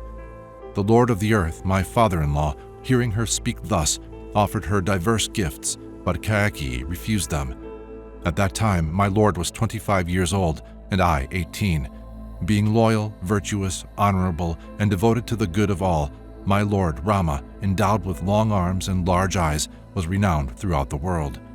Our father, King Dasaratha, blinded by passion, in order to please Kayakyi, did not install Rama, and when he came before his sire in order to receive the crown, Kayakyi addressed the following bitter words to him. "O Ramachandra, hear from me the decree issued by thy father. This great kingdom is to be given to Bharata, and thou art to dwell in the forest for 14 years. Now go hence and save thy sire from the sin of perjury." Then the imperturbable Rama replied, "So be it," and acted accordingly. My lord of firm vows, accustomed to give and not to receive commands, whoever speaketh truth without prevarication, hearing these words, acquiesced and has fulfilled his vow to the uttermost. His brother, the valiant Lakshmana, a lion among men and the companion of Rama in combat, the destroyer of his foes, given to asceticism, bearing his bow, followed Rama into exile with me. Thus Raghava, fixed in his vow, wearing matted locks, accompanied by myself and his younger brother, penetrated into the depths of the forest of Dandaka. We have all three been banished from the kingdom by Kayakyi, and, depending on our own strength, wander about in the forest. Remain here a while, O foremost of the twice-born. My lord will soon return with an abundance of roots and fruit and sufficient venison, having slain deer, kine, and boar. But thou, O Brahmin, tell me who thou art and what thy name, family, and lineage. Why dost thou range the Dandaka forest alone?"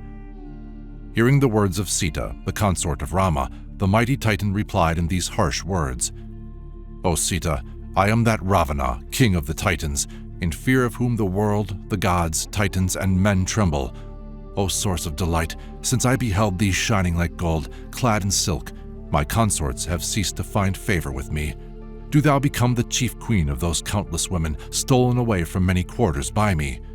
Lanka, my capital, set in the midst of the sea, is built on the summit of a hill. There, O Sita, wander with me in the groves, and thus forget the forest. O lovely one, if thou dost become my wife, 5,000 servants adorned with diverse ornaments shall attend on thee." The blameless daughter of Janaka, being thus addressed by Ravana, was filled with indignation and answered that Titan with contempt, saying, "I am dependent on my lord Rama, who is as steadfast as a rock, calm as the ocean, and equal to Mahendra himself. Rama, endowed with every good quality, who resembles the Nyagroda tree in stature. I am dependent on that illustrious and noble warrior, whose arms are long, whose chest is broad, whose gait is like a lion's, nay, who resembles that king of beasts. To him, the greatest of men, I give my whole allegiance. To Rama, whose countenance resembles the full moon, the son of a king, master of his passions, of immeasurable renown and power, I shall ever remain faithful. O jackal, thou desirest a she-lion, but thou art no more able to possess me than grasp the light of the sun. Thou wretch, who seekest to carry off the beloved spouse of Raghava, verily thou dost imagine the trees that thou seest before thee to be made of gold, that thou art seeking to draw the teeth of a famished and courageous lion, that enemy of the deer, or extract the fangs of a poisonous snake. Dost thou desire to lift up the Mandara mountain with thy bare hands, or live at ease after drinking poison? Thou dost seek to rub thine eyes with a needle and lick a razor with thy tongue. Thou desirest to cross the ocean with a stone round thy neck, or grasp the sun and moon. O thou who seekest to bear away the beloved wife of Rama, thou art endeavoring to carry a blazing fire in thy robe, or walk on iron spikes. The disparity between thee and Rama is as that between a jackal and a lion, a brook and an ocean, the nectar of the gods and sour barley gruel. Between gold and iron, sandal and mud, an elephant and a cat, an eagle and a crow, a peacock and a duck, a swan and a vulture. Even shouldest thou steal me, if that mighty archer Rama, whose prowess is equal to the Lord of 1,000 eyes, still lives, thou wilt no more be able to devour me than a fly can eat the clarified butter into which it has fallen." Addressing that cruel ranger of the night thus, the guileless Sita shook like a leaf in the wind. Perceiving her distress, Ravana, terrible as death, began to boast of his race, his power, his name, and his exploits in order to increase her fear. Chapter 48. Sita defies Ravana. Provoked by Sita's proud words, Ravana, scowling, answered her in fierce accents, "O lady of fair complexion, may prosperity attend thee. I am the brother of the Lord of Wealth. My name is Ravana. I am the mighty Dashagriva, from whom, as all creatures before death, the gods, Gandharvas, Pisachas, Patagas, and Nagas flee in terror. I have subdued my blood brother, Kuvera, who for a certain reason I incited to combat, and who, vanquished by me, fled in alarm from his sumptuous abode and sought refuge on Kailasha, the lord of mountains. By virtue of my prowess, I robbed him of his marvelous chariot, Pushpaka, that moves according to one's will, and in it I ranged the skies. Seeing my dread visage, the gods, with Indra at their head, flee in terror, O Matili. Wheresoever I roam, the wind blows temperately, and the rays of the sun resemble the moon's. Where I stay, the leaves of the trees become motionless, and the rivers cease to flow. Beyond the sea stands my magnificent capital, Lanka, inhabited by powerful titans, equal to Indra's citadel, Amaravati. That beautiful stronghold, encircled by dazzling battlements with golden ramparts and gates of emerald, is a city of dreams. Filled with elephants, horses, and chariots, echoing to the sound of bugles, it is embellished by pleasant gardens planted with diverse trees, yielding fruit of every desirable taste. O Sita, O thou daughter of a king, in that city thou shalt dwell with me, forgetting the lot of mortal women. There thou shalt taste celestial delights. O lady of exquisite countenance, think of Rama no more, who is but human and whose end is near. Placing his beloved son on the throne, King Dasaratha sent his heir of negligible prowess to the forest. What wouldest thou with that Rama, deprived of his kingdom, living as an ascetic in solitude, O large-eyed beauty?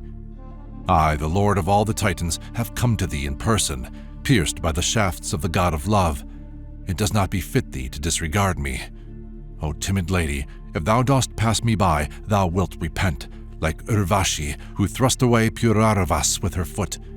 Rama is but a mortal, and not equal to even a finger of mine in combat.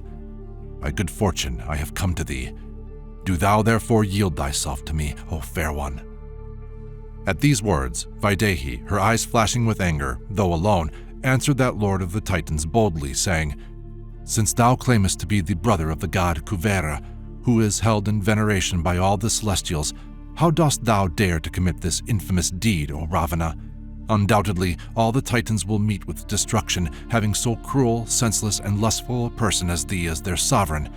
The ravisher of Indra's consort, Sachi, may survive, but he who bears away the wife of Rama will never live in peace. O Titan, it were possible for the one who deprives the bearer of the thunderbolt of his consort of unsurpassed beauty to live on earth, but he who insults me will never escape death, were he to drink the water of immortality."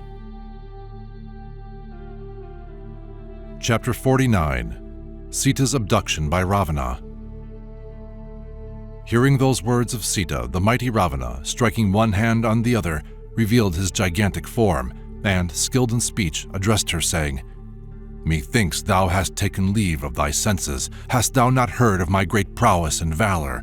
Standing in space, I am able to lift up the earth. I can drink the waters of the ocean and destroy death himself in combat. With my shafts I can pierce the sun and cleave the terrestrial globe.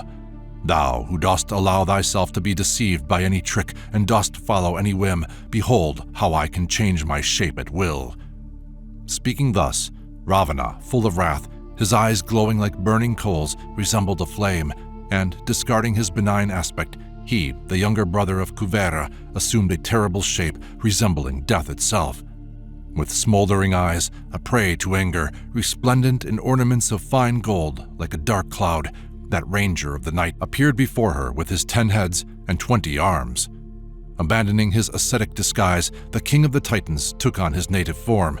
Wearing a blood-red robe, he fixed that pearl among women, Matili, with his gaze, thereafter addressing her, who resembled the sun, whose hair was dark and who was clothed in a robe and jewels, saying, "O fair lady, if thou desirest a master famed throughout the 3 worlds, then surrender thyself to me. I am a husband worthy of thee. Do thou serve me forever. I shall do thee great honor, nor will I ever displease thee. Renouncing thine attachment to a man, place thine affection on me. What binds thee to Rama, O thou foolish one who deemest thyself wise? He who has been banished from his domain, who has failed to fulfill his destiny, and whose days are numbered.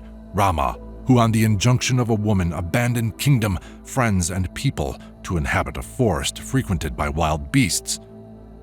Speaking thus to Matili, who was worthy of tenderness and gentle of speech, that wicked Titan, inflamed by passion, seized hold of her as Buddha seizes Rohini. With his left hand he grasped the hair of the lotus-eyed Sita, and with his right her thighs. Seeing Ravana with his sharp teeth like the peak of a mountain, resembling death itself, the celestial beings fled away in terror. Then instantly the great chariot belonging to Ravana, made of gold, to which braying mules were harnessed, appeared, and addressing Sita in harsh tones, he lifted her up, and clasping her, ascended the car. Then the virtuous and unfortunate Sita, being overpowered by the Titan, began to cry aloud, "Rama!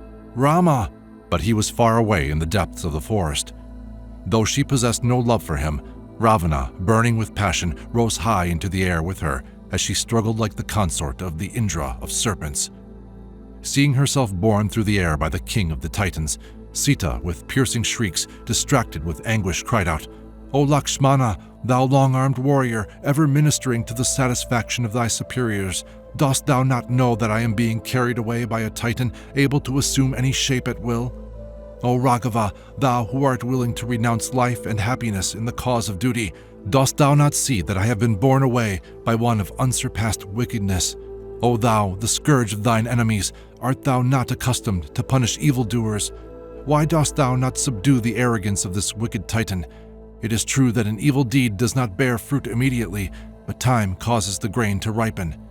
For this outrage, bereft of thy senses by fate, thou shalt, O Ravana, meet with a terrible retribution, bringing about thine end. Alas, the designs of Kayaki are crowned with success, since I, the virtuous consort of Rama, am separated from that hero. I invoke Janasthana and the flowering Karnakara trees so that they may tell Rama speedily that Sita has been borne away by Ravana. I appeal to the Godavari river that re-echoes to the cry of cranes and swans to inform Rama that Ravana has stolen Sita away. Offering salutations to the forest deities, I call upon them to tell my lord of mine abduction. I beseech all creatures, whatever they may be, whether beast or bird, or those that inhabit the forest, to make these tidings known to Rama and to tell him that his tender spouse, dearer to him than life, has been forcibly borne away by Ravana. Were death himself my ravisher, that mighty armed one, hearing this report, would rescue me by his prowess." In the extremity of her grief, the large-eyed Sita, uttering this lament, observed the vulture Jatayu perching on a tree. Thereupon beholding him, the beautiful Sita, borne away by Ravana, who was filled with carnal desire, cried out in piteous tones, "O noble Jatayu, see how I am being ruthlessly carried off by the wicked king of the Titans, like a woman bereft of her protector. Thou wilt not be able to resist him, for this cruel and evil ranger of the night is powerful, arrogant, and furnished with weapons. Nevertheless, O bird, do thou bear the tidings of mine abduction to Rama and Lakshmana, and tell them all, omitting nothing." Chapter 50.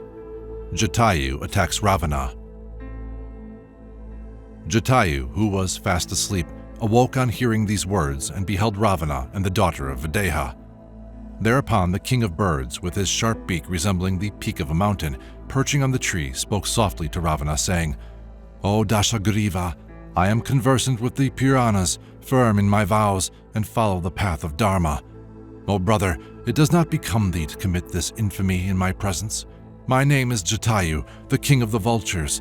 She whom thou dost seek to bear away is the beautiful Sita, the faithful and illustrious consort of the protector of the worlds, that lord of men, Rama, the son of Dasaratha, who is equal to Varuna and Mahendra, and ever engaged in the welfare of all beings. How can a king, fixed in his duty, look upon another's wife? O thou of mighty prowess, it is for thee particularly to defend the consorts of kings. Therefore, control thy base inclination to insult the wife of another.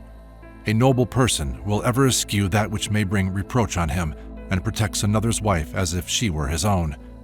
O delight of Pulastya, whether it concerns that which is expedient or agreeable, in the absence of the authority of the scriptures, men of honor follow the example of a king in matters of duty.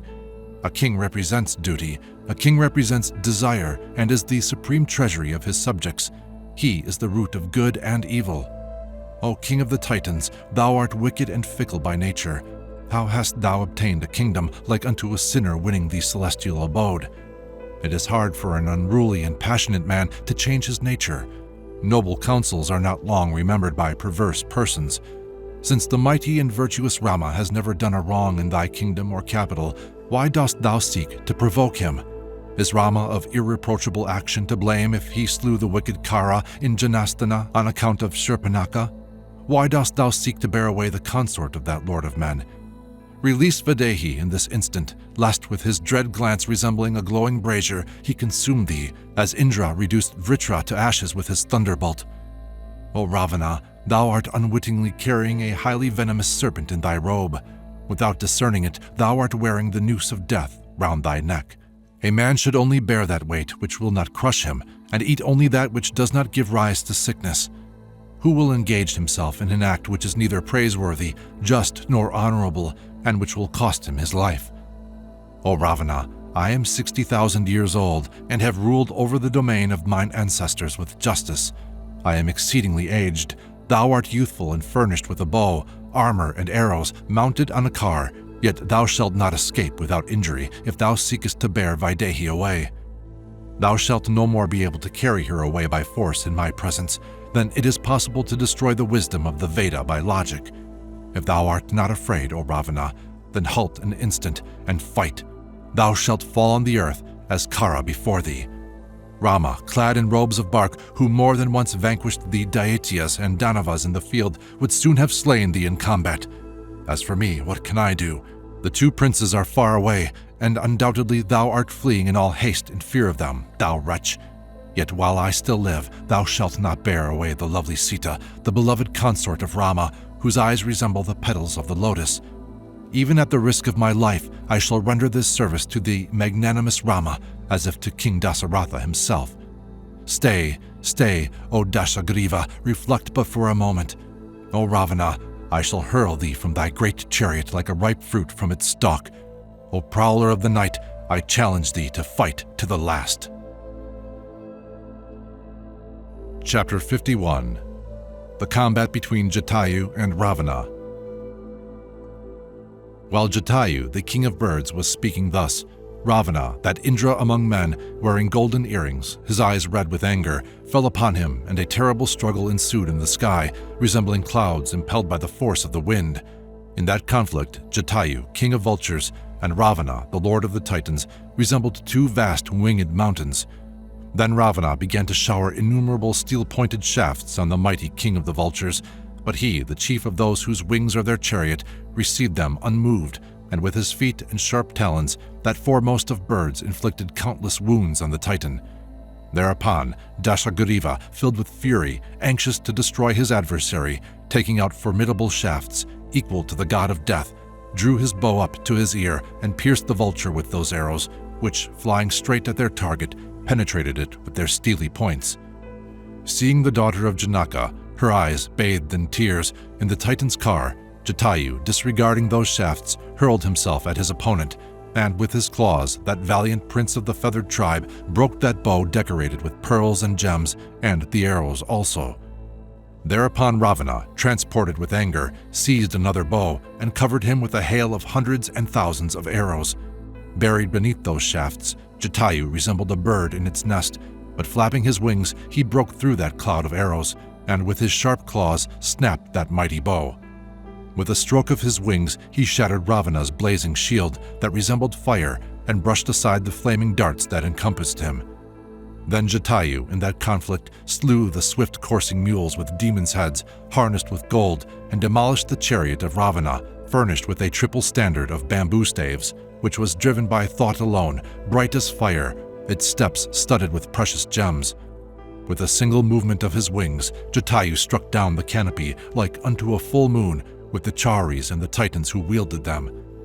His bow shattered, bereft of his chariot, horses, and charioteer, Ravana sprang to the ground, clasping Sita to his breast. Seeing Ravana descend, his car destroyed, all beings voiced their delight and praised the king of the vultures again and again, paying obeisance to him. Ravana, however, perceiving that winged hero to be failing through exhaustion and age, greatly encouraged, rose high into the air, clasping the daughter of Janaka to him. Though without a bow, his other weapons being broken in combat, possessing his sword alone, he clasped Janaki passionately to his breast. Then the king of the vultures darted towards him, barring his passage, and said to him, "O insensate one, thou art carrying away the beloved consort of Rama, radiant as lightning. It is to thy perdition that thou hast brought about her abduction. Like thirsty men drinking water, thou art swallowing poison with thy friends, kinsfolk, ministers, army, and people. Those who through want of discrimination fail to foresee the consequences of their acts soon perish, as thou too shalt meet thine end. Caught in the noose of death, whither wilt thou flee? Thou art like unto the fish that swallows the hook as well as the bait. Assuredly, those two invincible heroes, offspring of the house of Raghu, will not brook the violation of their domicile. The deed that thou hast basely committed will be denounced by the world, as the path frequented by brigands is eschewed by honest people. If thou art not a coward, fight, O Ravana, or pause an instant, and thou shalt lie dead on the earth, as did thy brother Khara. Truly thou art engaged in that which will prove thy destruction, as one on the brink of death commits an impious deed. Those actions leading to evil are not undertaken even by the Lord of creation, Swayambhu himself. Uttering these harsh words, the valiant Jatayu swooped on the 10-headed demon, and seizing him in his claws, tore his flesh like the rider of a restive elephant. Inflicting deep wounds, he plunged his beak into his back and tore his hair with his talons. Thus assailed by the vulture king, the Titan, trembling with rage, pressing Vaidehi to his left side, foaming with anger, struck Jatayu with the palm of his hand, whereupon the mighty vulture Jatayu, the destroyer of his foes, hurled himself on Dashagriva, and with his beak tore off his 10 left arms.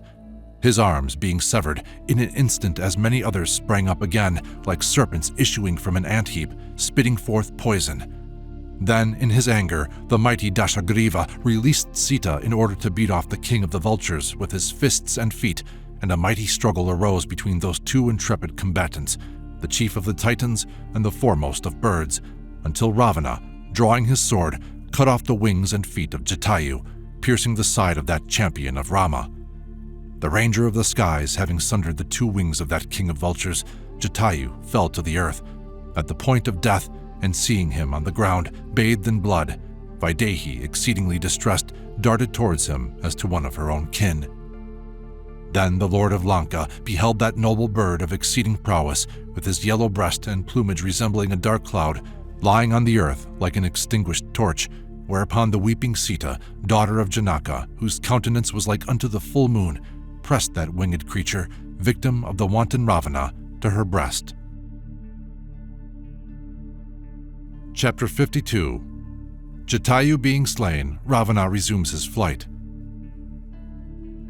Beholding that king of the vultures struck down by Ravana, she whose face was as fair as the moon, stricken with grief, burst into lamentation, crying, "Visions, omens, dreams, and the cries of birds are the inevitable signs of good and evil fortune among men. O Kakusta, because of me, wild beasts and birds are fleeing away. Dost thou not understand that a great calamity has befallen me? O Rama, this bird, out of pity for me, sought to deliver me, and now lies dying on the earth owing to mine evil fate. O Kakusta, O Lakshmana, hasten to mine aid." Thus did that lovely woman cry in her terror, as if they could hear her, and the chief of the Titans, Ravana, continued to pursue her, who, far from her protectors, bearing a faded garland, was calling for aid. Clinging to the trees like a twining creeper, crying, "Save me, save me," she ran hither and thither, pursued by the king of the Titans. Bereft of Raghava, who was far away in the forest, she was calling, "Rama, Rama," when Ravana, resembling death itself, to his destruction, seized her by the hair. At this outrage, the whole universe of animate and inanimate beings trembled, and a profound darkness covered all. The wind grew still, the sun dim, and the grandsire of the world, Swayambhu himself, through his divine power, seeing Sita overcome, exclaimed, "Our purpose is accomplished." Perceiving violent hands laid on Sita, the illustrious sages inhabiting the Dandaka forest, recognizing that the destruction of Ravana was now assured, were filled with joy. The Lord of the Titans, however, laying hold of Sita, who was weeping and crying out, "Rama, Rama, O Lakshmana," ascended with her into the air. Of the hue of molten gold, attired in a yellow sari, that daughter of a king resembled lightning athwart the clouds. Her silken robe, streaming in the wind, lent Ravana the semblance of a blazing volcano, and the coppery and fragrant lotus leaves, falling from Vaidehi of an incomparable beauty, covered him. Her yellow silken robe, floating in the air, resembled a cloud illumined by the setting sun, but her pure countenance, as she was being transported through space far from Rama, had lost its radiance, like a lotus detached from its stalk. Resembling the moon that rises from the heart of a dark cloud, Sita, her fair brows crowned with lovely locks, appeared like a lotus in flower that had lost its brilliance. With her sharp and brilliant teeth, glorious eyes, well-formed nose, sweet mouth, and ruby lips, she resembled the moon, lovely to look upon, and transported through the air in Ravana's lap, her face bathed in tears, shone as faintly as does that orb during the daylight hours. The golden-hued Sita, seen against the dark-bodied Titan, looked like the girth of gold encircling an elephant. Like unto the yellow lotus, the daughter of Janaka with her shining ornaments irradiated Ravana as lightning illumines a thundercloud, and accompanied by the clashing of her jewels, the king of the demons appeared like unto a muttering cloud. As Sita was being borne away, the petals from her hair fell in a shower on the earth, and this rain of blossom, caused by Ravana's rapid flight, covered him also as a wreath of stars encircles Mount Meru, and suddenly her anklet, encrusted with pearls, struck the earth like a flash of lightning. Like rosy twigs, she covered the dark limbs of the king of the Titans with a radiance equal to the golden girth of an elephant, and as a mighty meteor illumines the heavens with its splendor, so was she borne through the air by the younger brother of Vaishravana. Her jewels, flashing like fire, fell tinkling on the earth, where they broke into pieces like meteors falling from the firmament, and her chain of pearls, bright as the moon, fell from her breast, emitting a blaze of light like the Ganges falling from heaven. The trees, sheltering a myriad birds, buffeted by the following wind that swayed the topmost branches, seemed to whisper, "Fear not."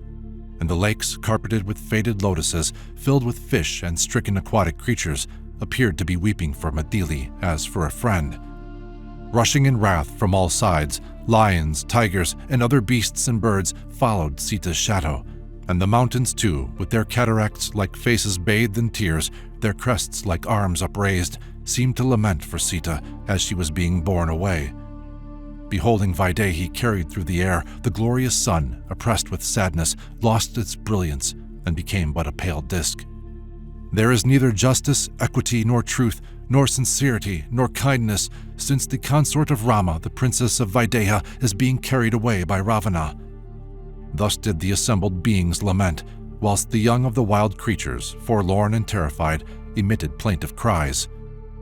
Lifting up their eyes, glassy with fear, again and again the forest deities, trembling in every limb, witnessed the anguish of Vaidehi, who was being borne away so cruelly, and who was constantly looking towards the earth and crying in faint accents, "O Lakshmana, O Rama." The guileless Vaidehi, her hair streaming behind her, her tilaka effaced, was borne away by Dashagriva to his own destruction, and Matili, with her beautiful teeth and gracious smile, bereft of her friends, not beholding Rama or Lakshmana, grew pale and felt herself wholly crushed under the weight of her despair. Chapter 53. Sita censures Ravana. Finding herself borne through space, Matili, the daughter of Janaka, greatly alarmed and filled with distress, in an access of fear, her eyes red with tears and indignation, her voice broken by sobs, addressed that ferocious king of the Titans who was bearing her away, in plaintive tones, saying, "O base wretch, art thou not ashamed of this act? Knowing me to be alone, thou hast laid hands on me and carried me away. O sinful being, thou it was who, seeking to abduct me, didst in the form of a deer lure my lord away by the power of illusion. The king of the vultures, that friend of my father-in-law who sought to defend me, lies slain. Verily, thou hast shown great courage, O last of the Titans. To thine eternal shame, thou didst not win me in fair fight, but without disclosing thy name. Dost thou not blush to commit such an outrage? Wretch that thou art, to bear away a woman who is defenseless and the wife of another. Thou dishonorable exploit will be proclaimed throughout the worlds. Cursed be thou, O infamous barbarian, who boasteth of thine heroism. Cursed be such valor and prowess, O thou, the obloquy of thy race. Cursed be thou in the world for thy conduct. How should any restrain thee who fleest so precipitately? Halt but for an instant, and thy life is forfeit. Shouldst thou come within the range of those two kings of men, thou wouldst not survive for a single moment, even wert thou supported by an army. As a bird is not able to bear the blazing forest fire, neither couldst thou withstand the least of their shafts. Therefore, for thine own good, release me instantly, O Ravana.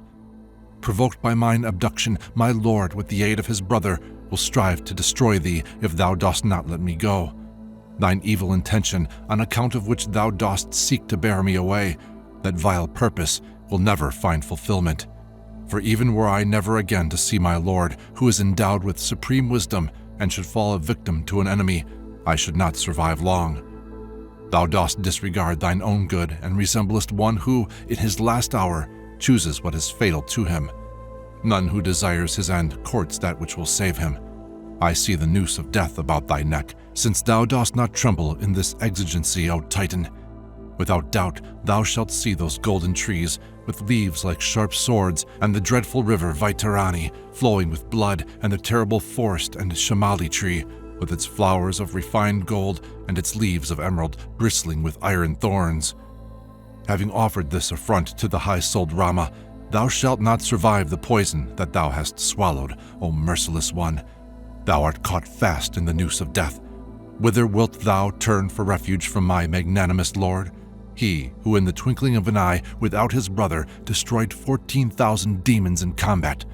How should that hero, issue of the house of Raghu, skilled in the use of every weapon, full of valor, not pierce thee with his pointed shafts, thou who hast carried away his beloved spouse? With these defiant words and others uttered in plaintive tones, Vaidehi, borne away in Ravana's arms, addressed him, though filled with grief and fear. Yet despite her distress and lamentations, Ravana continued on his way, bearing that sweet and gentle princess still struggling to break free. Chapter 54. Ravana reaches Lanka with Sita. Borne away by Ravana, Vaidehi, seeing none who would defend her, suddenly observed 5 powerful monkeys standing on the summit of a mountain. Thereupon that large-eyed princess of surpassing charms let fall among them her silken mantle, bright as gold, and her rich jewels. Reflecting, may they convey the tidings to Rama, the beautiful Sita dropped her cloak and ornaments in their midst. In his anxiety, the red-eyed Dashagriva did not observe this proceeding, but these excellent monkeys beheld the large-eyed Sita, who did not move her eyelids as she was crying out. Then that lord of the Titans, passing beyond the Pampa lake, his face turned towards Lanka, continued on his way, clasping the wailing Mathili. Although experiencing a transport of joy, Ravana, in truth, was carrying his own destruction in his arms, like a sharp-toothed and poisonous serpent. Coursing through the air, he left behind the forest, rivers, mountains, and lakes, and speeding on like an arrow, shot from a bow, he passed over that sanctuary of whales and crocodiles, the indestructible abode of Varuna, the refuge of rivers, the ocean. Beholding Sita borne away, the waters became convulsed, and the great serpents and fish were startled. Then the voices of the Tiranas and Siddhas could be heard in the sky saying, "The end of Dashagriva is at hand." Ravana, however, who symbolized death itself, bearing the struggling Sita in his lap, entered the city of Lanka.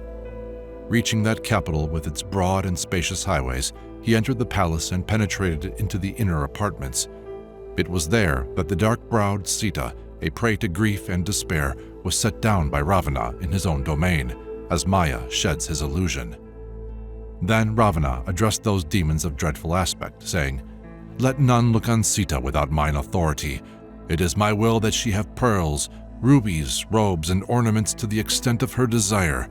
Whoever speaks harshly to her, either knowingly or unknowingly, will forfeit his life." Having spoken thus to the Titan woman, Ravana left the inner apartment and began to reflect on what more should now be done. Observing 8 valiant flesh-eating Titans, that exceedingly powerful one, blinded by the boon he had received after extolling their strength and heroism, said to them, "Equipped with every kind of weapon, betake yourselves with all speed to Janasthana, where Khara formerly dwelt, and summoning up your courage, banishing all fear, establish yourselves in that place, which is now a desert on account of the massacre of the Titans." A great and mighty army was entrenched in Janasthana, which, with Khara and Dushana, was destroyed in combat with Rama. Since that time, an inordinate rage which I am unable to control has taken possession of me, precluding all rest. I wish to avenge myself on my sworn enemy, nor shall I sleep till I have slain him in fight. In the hour that I bring about the death of the slayer of Khara and Dushana, I shall rejoice, as a beggar on the acquisition of wealth. Established in Janasthana, keep me scrupulously informed concerning Rama and his movements. Without respite, let the rangers of the night take action and constantly strive to bring about Rama's end. Being acquainted with your valor, which I have often witnessed in the field, I have chosen you to repair Janasthana." Hearing these flattering and significant words of Ravana's, those titans, bowing down to him, left Lanka in a body and took the direction of Janasthana in all haste, having first made themselves invisible. But Ravana, having secured Mithila's daughter and brought her to the palace, though he had thus incurred the hostility of Rama, gave himself up to transports of senseless joy. Chapter 55. Ravana implores Sita to become his consort. Having issued commands to those 8 titans, renowned for their prowess, Ravana, whose perception was clouded, considered that he had prepared himself for every eventuality. Brooding on Vaidehi, sorely pierced by the shafts of the god of love, he hastened to his sumptuous apartments, inflamed with desire for her presence. Entering there, Ravana, the king of the Titans, observed Sita overcome with grief, surrounded by Titan women, like a ship foundering in the sea at the mercy of a storm, or a gazelle separated from the herd beset by hounds. Then Ravana, approaching that princess, whose head was bowed and who was disconsolate, compelled her to view that mansion resembling the abode of the gods, containing many stories and spacious apartments, inhabited by innumerable women and enriched by countless gems, whilst flocks of birds filled it with their carolling. Graceful pillars of gold, ivory, crystal and silver, encrusted with emeralds and diamonds, could be seen, and celestial gongs resounded there. Ravana, in company with Sita, ascended the magnificent golden stairway ornamented with burnished gold. Those lofty buildings possessed excellent windows of gold and ivory, covered with golden trellises, and their marble floors were inlaid with precious stones that shed their luster everywhere. Then Dashagriva showed Mithili the fountains and pools covered with lotuses and every kind of flower. All this did he bring to the notice of Sita, who was overcome with grief, and after directing Vaidehi's attention to the splendors of the palace, that perverse wretch, with the intention of seducing her, said, "O Sita, apart from the aged and the children, 10,000 Titans, rangers of the night, all of whom are famed for their exploits, acknowledge me as their lord, and each among them has placed 1,000 loyal servants at my disposal. This entire state, as also my life, is thine, O large-eyed lady. Thou art dearer to me than life itself. O Sita, become the queen of those numerous excellent women who are my wives. O beloved, be my consort. It is to thine advantage. What boots it to consider aught else? Do thou give my proposal thy consideration. It behooves thee to look favorably on me, who am burning with desire. Surrounded by the ocean, this city of Lanka, extended for 100 yojanas, can never be taken by the storm, even by the gods themselves with Indra at their head. Among the celestials, yakshas, gandharvas, and nagas, I can see none in all the worlds equal to me in prowess. Deprived of his kingdom, without possessions, dedicated to ascetic practices, traveling on foot, what canst thou hope from Rama, a mere man without resources? O Sita, I am a consort worthy of thee. Do thou accept me. Youth passes soon, O darling. Enjoy these delights with me. O lady of charming mien, do not think of seeing Raghava again. How could he come hither even in thought? Who can fetter the impetuous wind in the sky or seize the pure flame of a brazier? None in the 3 worlds may snatch thee from mine arms. Do thou rule over this vast empire of Lanka and all beings, animate and inanimate. Even I and the gods shall be thy servants. Laving thyself in the crystal waters, be happy and live in delight. Thy former evil karma has been expiated by the time passed by thee in the forest. It is here that thou wilt be able to pluck the fruit of thy good deeds. In my company, O Mithili, enjoy these garlands with their divine fragrance and these magnificent ornaments. With me do thou disport thyself in the aerial chariot Puspaka, bright as the sun, that was once Vaishravana's, which I won by my prowess in combat, that vast and beautiful car, swift as thought. Thy countenance, flawless and lovely to look upon, pure as a lotus, is wan on account of sorrow and has lost its radiance, O lady of lovely limbs and gracious features. Whilst he was speaking, the beautiful Sita covered her face that sparkled like the moon with the hem of her robe and allowed her tears to flow. Thereat, the sinful Ravana, that ranger of the night, addressed Sita, who was sunk in thought and forlorn, her cheeks pale on account of grief, saying, "O Vaidehi, do not fear to contravene Dharma. The ceremony that shall consecrate our union is sanctioned by the Veda. I press thy tender feet with my heads. Grant my prayer speedily. I am thy slave and ever obedient to thee. May these words, inspired by the torments of love, not prove fruitless. Never before has Ravana bowed his head before a woman." Having spoken thus to Mithili, the daughter of Janaka, Dashagriva, under the sway of destiny, thought, "She is mine." Chapter 56. Sita is guarded by the Titan women. Hearing these words, Vaidehi, though still distressed, ceased to tremble and placed a blade of grass between herself and Ravana, saying, "King Dasaratha, the indestructible rampart of justice, whose piety brought him renown, had a son, Raghava, famed in the three worlds. That virtuous one, possessed of powerful arms and large eyes, is my God and my Lord. It is he, that hero, born in the house of Ikshwaku, illustrious, possessing shoulders like unto a lion's, who, with his brother Lakshmana, will rob thee of thy life. Hadst thou laid violent hands on me in his presence, he would have compelled thee to refrain, and would have slain thee in single combat, even as he slew Khara himself in Janastana. Those Titans of grim visage, who thou dost extol to me, valiant though they be, would be deprived of their power in Raghava's presence, as serpents yield up their poison before Suparna.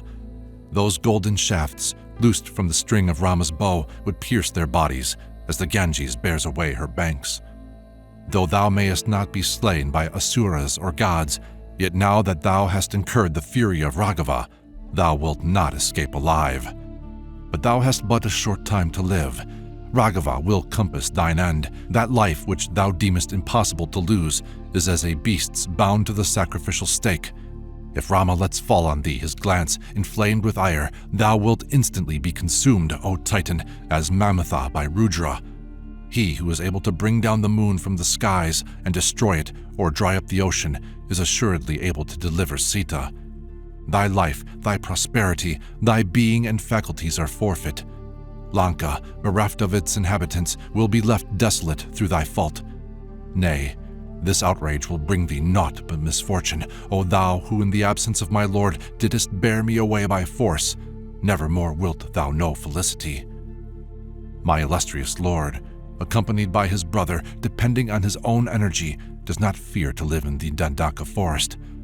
Thy prowess, thy strength, thine arrogance, and thy presumption will all be wiped out under the rain of his shafts in battle. When the hour appointed by destiny for the destruction of beings is at hand, they become mad under its sway. Mine abduction presages thine end, and that of the Titans, and of those dwelling in the inner apartments. As an untouchable may not approach the sacred altar furnished with ladles and vessels of worship at the time of sacrifice, so the legitimate spouse of one fixed in virtue, faithful to his vows, may not be approached by a sinner such as thou, O last of the Titans. How should a royal swan, sporting amidst the tufts of lotuses with her mate, concern herself with a cormorant on the bank? Blind or destroy this insentient body, I have neither desire to preserve it nor my life, O Titan, for I will never submit to dishonor. After speaking thus in her wrath, causing the blood to freeze, Vaidehi became silent, and Ravana answered her in menacing tones, saying, "Reflect well, O lovely princess. If thou dost not yield to me within the period of 12 months, my cooks shall cut thee to pieces for my morning repast." Having spoken thus, Ravana, the challenger of his foes, exceedingly wroth, addressed those female Titans in these words: "Ye terrible demons of ferocious aspect, who subsist on flesh and blood, do ye instantly crush the pride of this woman." When he had said this, those monsters of fearful aspect, joining hands, surrounded Mithili, and Ravana commanded those women, formidable to look upon, who, walking, struck the earth with such force that it shook, saying, "Do ye take Mithili to the center of the Ashoka grove, and there, encircling her, mount guard over her secretly, and sometimes by menaces, and at others by soft speech, seek in every way to break her will, as one would a female elephant. Thus commanded by Ravana, those Titan women, taking hold of Matili, dragged her to the Ashoka grove, which was planted with trees covered with flowers of every kind and many fruits, able to satisfy every desire, where birds disported themselves in love. And as a gazelle in the midst of tigresses, Sita, the daughter of Janaka, her limbs giving way under her despair, fell under the sway of those Titans. Like a timid antelope taken in a snare, Matili, the daughter of Janaka, overwhelmed with grief and fear, could find no relief. And threatened by those terrible monsters, the princess of Mithila, unable to rest, remembering her lord and beloved brother-in-law, under the weight of terror and sorrow, swooned away. Chapter 57. Rama sees terrible portents. Having slain Maricha, that Titan, able to change his shape at will, who wandered about in the form of a deer, Rama took his way back to the hermitage with all speed, eager to behold Matili, and as he hastened on, jackals began to howl mournfully behind him. Hearing those dismal sounds, causing him to tremble, Rama seized with alarm reflected, is Vaidehi safe and well, or has she become a prey to the Titans? The cry raised by Maricha in the guise of a deer, imitating my voice, if heard by Lakshmana, may cause him to leave Sita in order to come to mine aid. It may be that the Titans have resolved to slay Sita, and for this reason, Maricha, in the form of a gazelle, lured me away. Having brought me a great distance, that Titan fell a victim to my shafts, and, feigning my voice, cried out, "O Lakshmana, I am slain." Is all well with them, deprived of my presence in the forest? On account of Janastana, I have rendered myself hateful to the Titans, and many and dreadful are the portents I now see around me. Reflecting thus on hearing the jackal's cries, Rama hurriedly made his way towards the hermitage, pondering on the means adopted by the Titan in assuming the form of a deer to lure him far away from his dear ones. Directing his steps towards Janastana, his heart filled with apprehension, he observed the birds and beasts passing to his left, emitting fearful cries, and witnessing these dreadful signs, Raghava beheld Lakshmana approaching, pale of mien. Already a prey to anxiety, Rama became even more distressed on seeing his brother thus cast down. Observing that he had left Sita alone in the solitary wood frequented by Titans, taking Lakshmana by the left hand, he spoke to him in a gentle voice, in sad and reproachful tones, saying, "Ah, Lakshmana, thou hast done wrong to come hither, leaving Sita unprotected. O my friend, how can this prove auspicious? Assuredly the daughter of Janaka has been slain or even devoured by the Titans who ranged the woods. Since so many evil portents have appeared to me, O Lakshmana, I question whether we shall find Sita, the daughter of Janaka, alive, O lion among men. Since this multitude of beasts and jackals are emitting fearful cries, and the birds also, as they fly towards the south, I fear that all is not well with that king's daughter, O hero of great prowess. That Titan, wearing the form of a deer, deceived me and drew me far from the hermitage. Having slain him with difficulty, at the point of death, he revealed himself to me in his true form. My heart is heavy and bereft of all delight, and my left eye throbs. Undoubtedly, O Lakshmana, Sita is no longer there and has either been carried away or is dead or lost in the forest." Chapter 58. Rama's Lament. Seeing Lakshmana, cast down and dejected, approaching without Vaidehi, the virtuous son of Dasaratha inquired of him, saying, "O Lakshmana, where is Vaidehi, who followed me to the Dandaka forest and whom thou hast left alone to come hither? Where is that one of graceful form, the companion of my misfortune when I was banished from my kingdom and, dispirited, roamed the Dandaka forest? Where is Sita, without whom I cannot live for an instant, my life's companion, who resembled a daughter of the gods? A hero separated from that daughter of Janaka, whose skin was like gold, I have neither a desire for the sovereignty of the gods or the earth. O Lakshmana, Sita is dearer to me than life itself. O Saumitri, has my banishment been rendered void?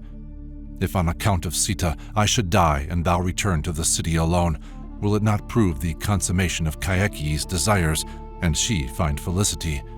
Will not Kaushalya, her son dead, become the abject slave of Kaikeyi, when, having accomplished her design, she rules the dominion with her son?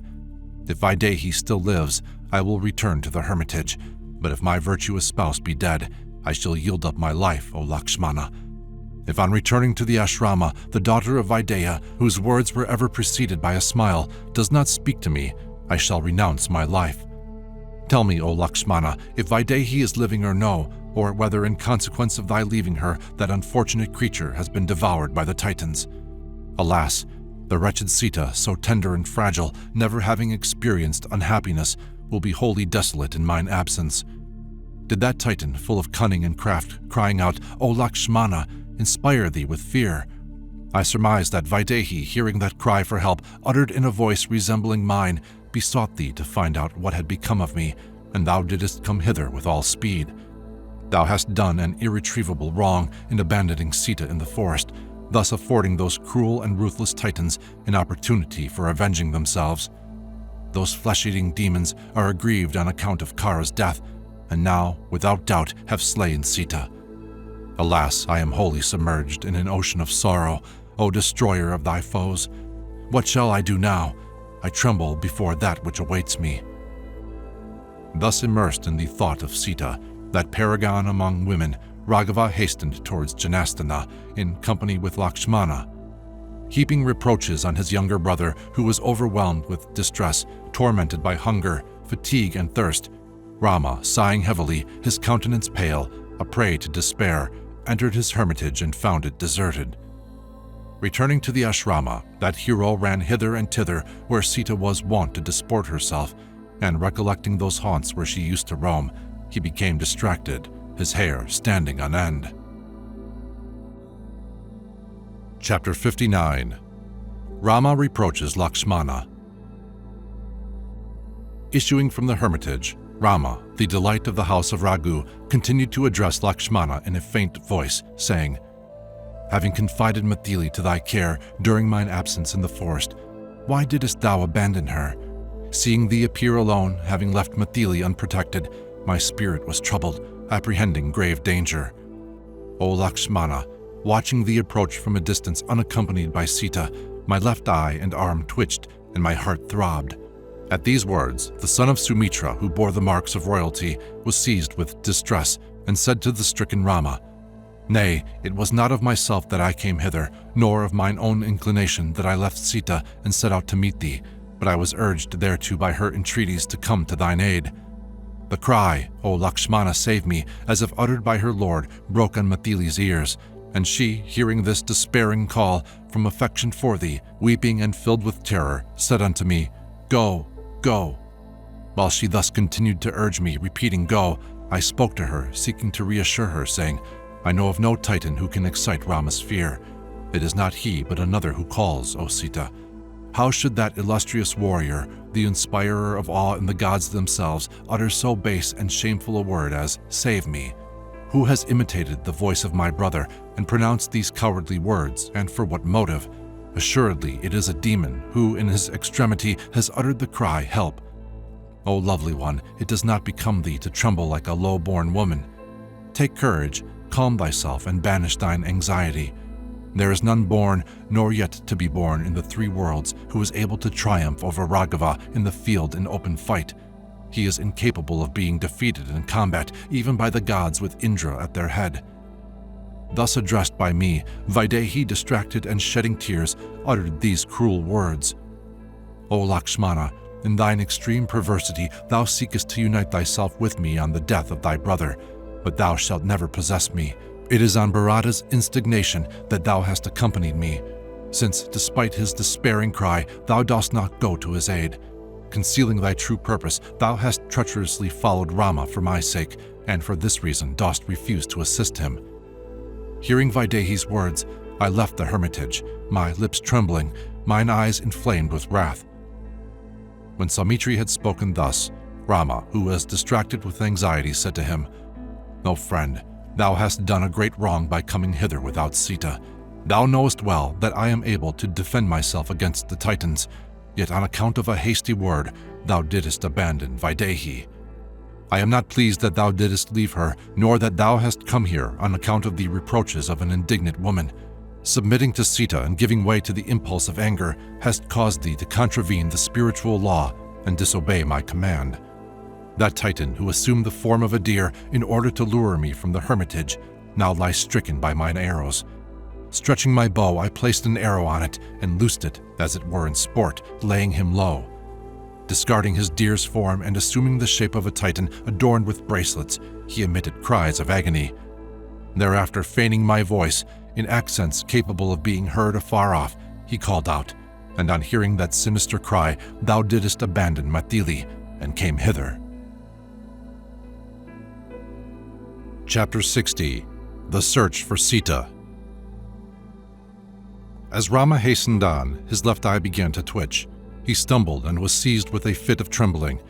Observing these inauspicious signs, he inquired repeatedly of Lakshmana, "Can all be well with Sita?" Eager to see her again, he quickened his pace and hastened on, but when he reached the hermitage, he found it deserted and, filled with apprehension, began to run hither and thither, searching everywhere. To that descendant of Raghu, his thatched hut without Sita appeared like a lake bereft of lotuses, shorn of its beauty at the end of summer. Seeing the deserted hermitage with its trees that seemed to be weeping, its flowers faded, the deer and the birds melancholy, bereft of charm, wholly desolate, the forest deities having forsaken it, the mats and deerskins lying here and there, the grassy seats withered and trampled upon, Rama began to weep and cry out, "Hath that timid one been carried away, or killed, or devoured? Or is she drowned, or has she hidden herself in the forest? Perchance she has not yet returned from gathering fruit and flowers, or she has gone to bring back water from the pools or the river." Faint with seeking, without finding any trace of his beloved in the forest, running from tree to tree, scaling the hills, searching by river and stream, lamenting the while and overcome with grief, he appeared like one struggling in a morass. "O Kidumbara tree," he cried, "hast thou not seen my dear one who cherished thee? If thou knowest aught, then tell me where the lovely Sita can be found. O Bilwa tree, say, hast thou seen her, who wears a silken robe, who is as fair as the young green shoots, and whose breasts resemble thy fruit? Or thou, O Arjuna tree, give me tidings of the one who loved thee, that daughter of Janaka. Dost that frail creature still live? This Kaduba tree knoweth for certain of Matili, whose thighs resemble its fruit, and here stands the beautiful Vanaspati, enveloped in flowering creepers, buds, and leaves, in whose shade the bees hum. Undoubtedly thou art the crown of trees. Surely this Talaka, who loved Sita, knows where she is now. O Ashoka tree, dispeller of grief, prove the truth of thy name and allay the pain pressing on my heart by disclosing my loved one to me without delay. O Tala tree, have pity on me, and if thou hast seen that fair damsel whose breasts resemble thy ripe fruit, do thou tell me. O Jambu tree, if thou hast seen my dear love, whose radiance resembles the Jambunada, then speak without fear. And thou, the first of the Karnikara trees, whose flowers are of surpassing loveliness, O gentle one, say, hast thou seen my beloved?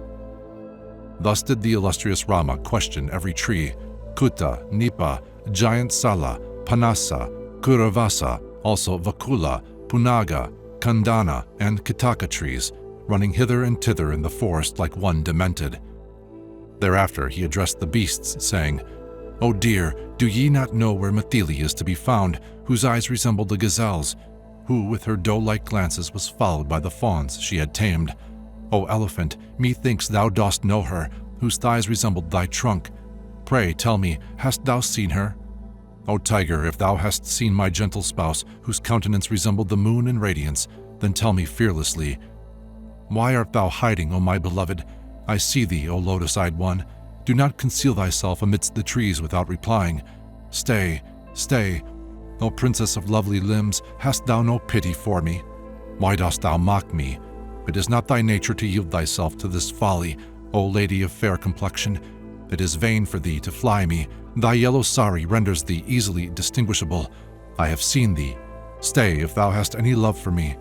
Alas, it is not she, my Sita of gracious smiles. Without doubt she has perished, since my grief leaves her unmoved. Assuredly that youthful woman has been devoured in mine absence. Sita, with her lovely countenance, exquisite teeth and lips, shapely nose and beautiful earrings, whose skin resembles the winter jasmine, has perished, and her beauty is extinguished as the full moon under eclipse. The slender neck of my well-beloved, of the hue of sandal, adorned with a necklace, has been devoured, like that of one poor and helpless, possessing neither kith nor kin. O mighty armed one, dost thou not see my loved one anywhere? O where hast thou gone, O Sita, O my lovely one? Thus did Rama lament, and calling, ran from grove to grove, sometimes turning like a whirlwind, sometimes appearing like one who has lost his wits.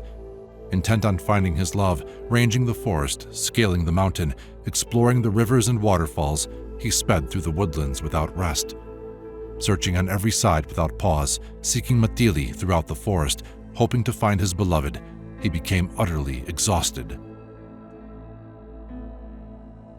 Chapter 61.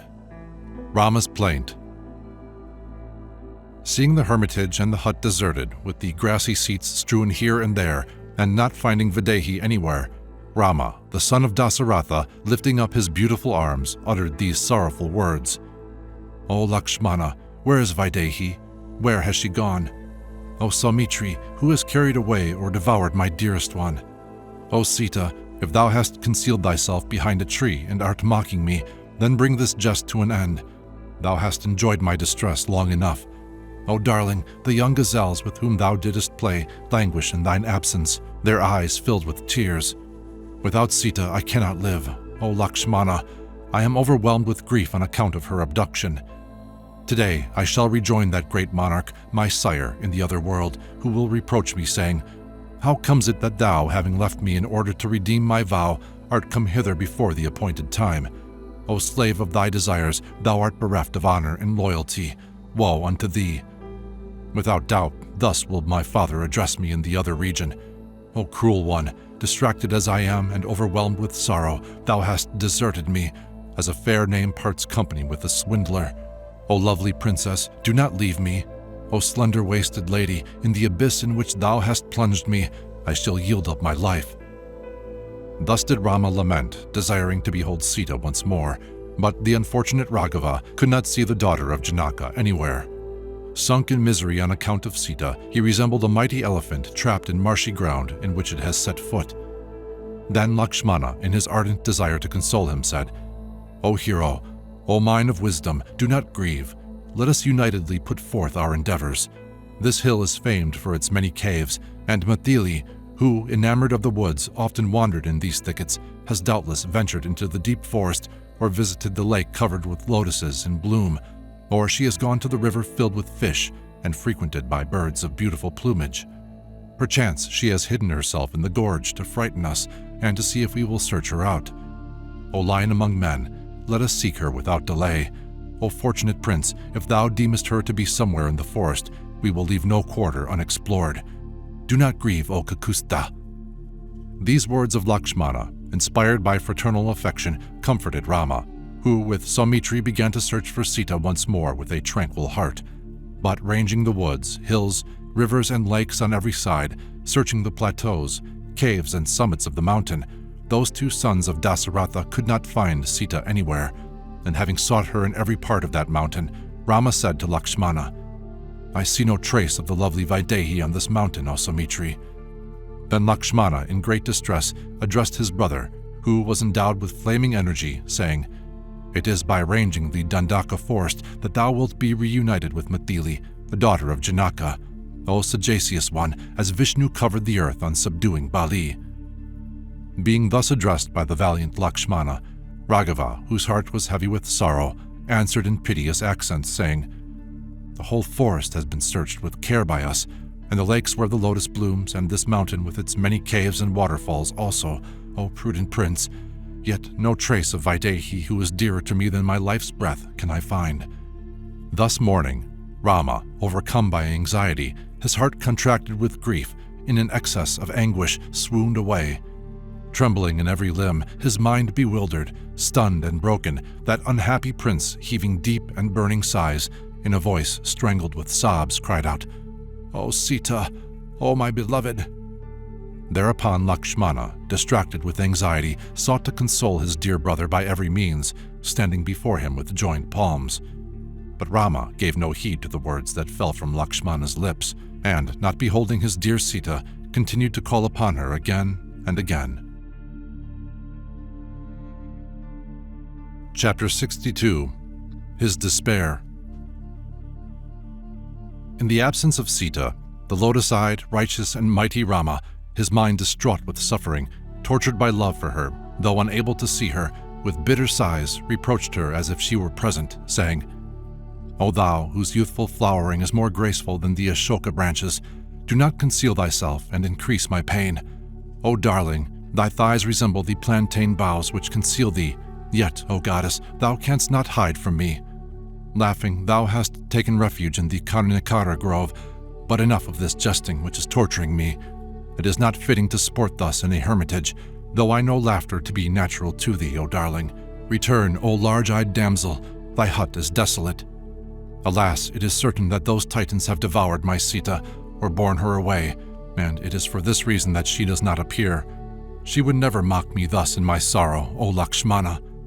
O Saumitri, observe these deer from whose eyes the tears fall, and who seem to say that Sita has been devoured by those rangers of the night. O noble lady, where hast thou gone? O my chaste one, O my lovely one. Alas, the desires of Kayaki are fulfilled today.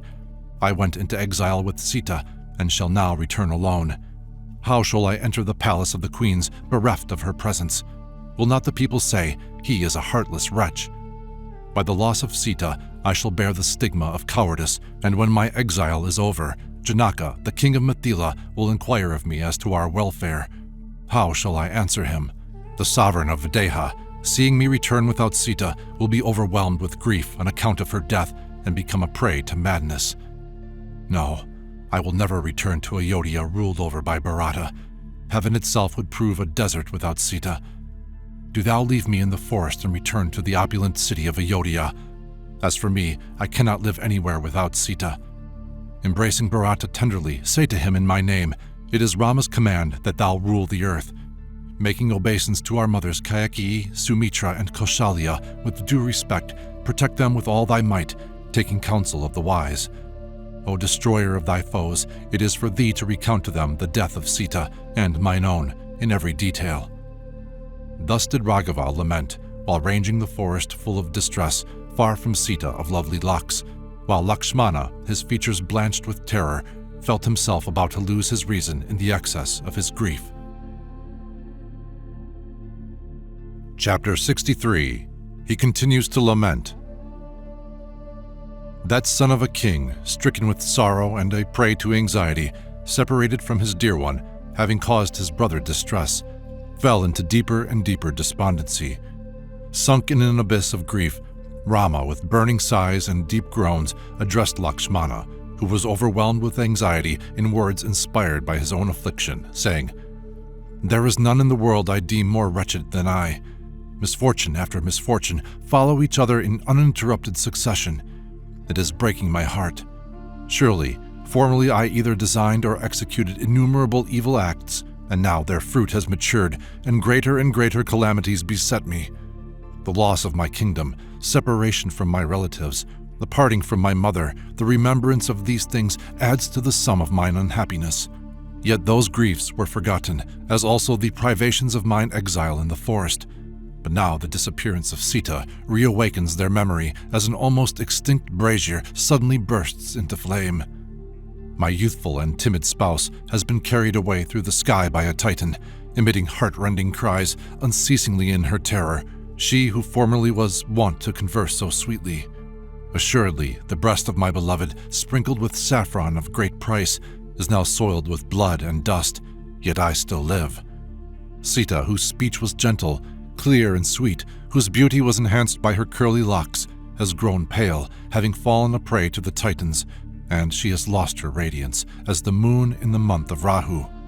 The neck of my beloved and faithful consort, decorated with a string of pearls, may even now have been severed by the Titans in some deserted place where they are drinking her blood.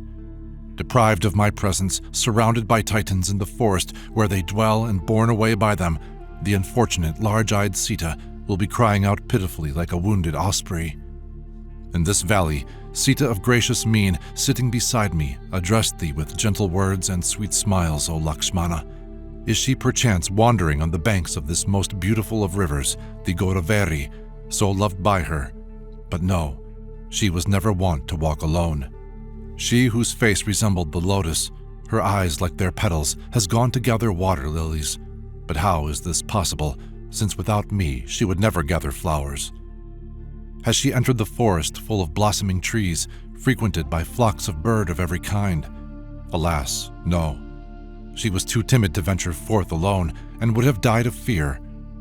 O son, witness of all that takes place on earth, and of every act, be it good or evil, has my beloved wandered away, or has she been abducted? O tell me, lest I die of grief. O wind, nothing in the world is unknown to thee. Say, has Sita, the flower of her race, lost her way, or been carried off, or is she dead?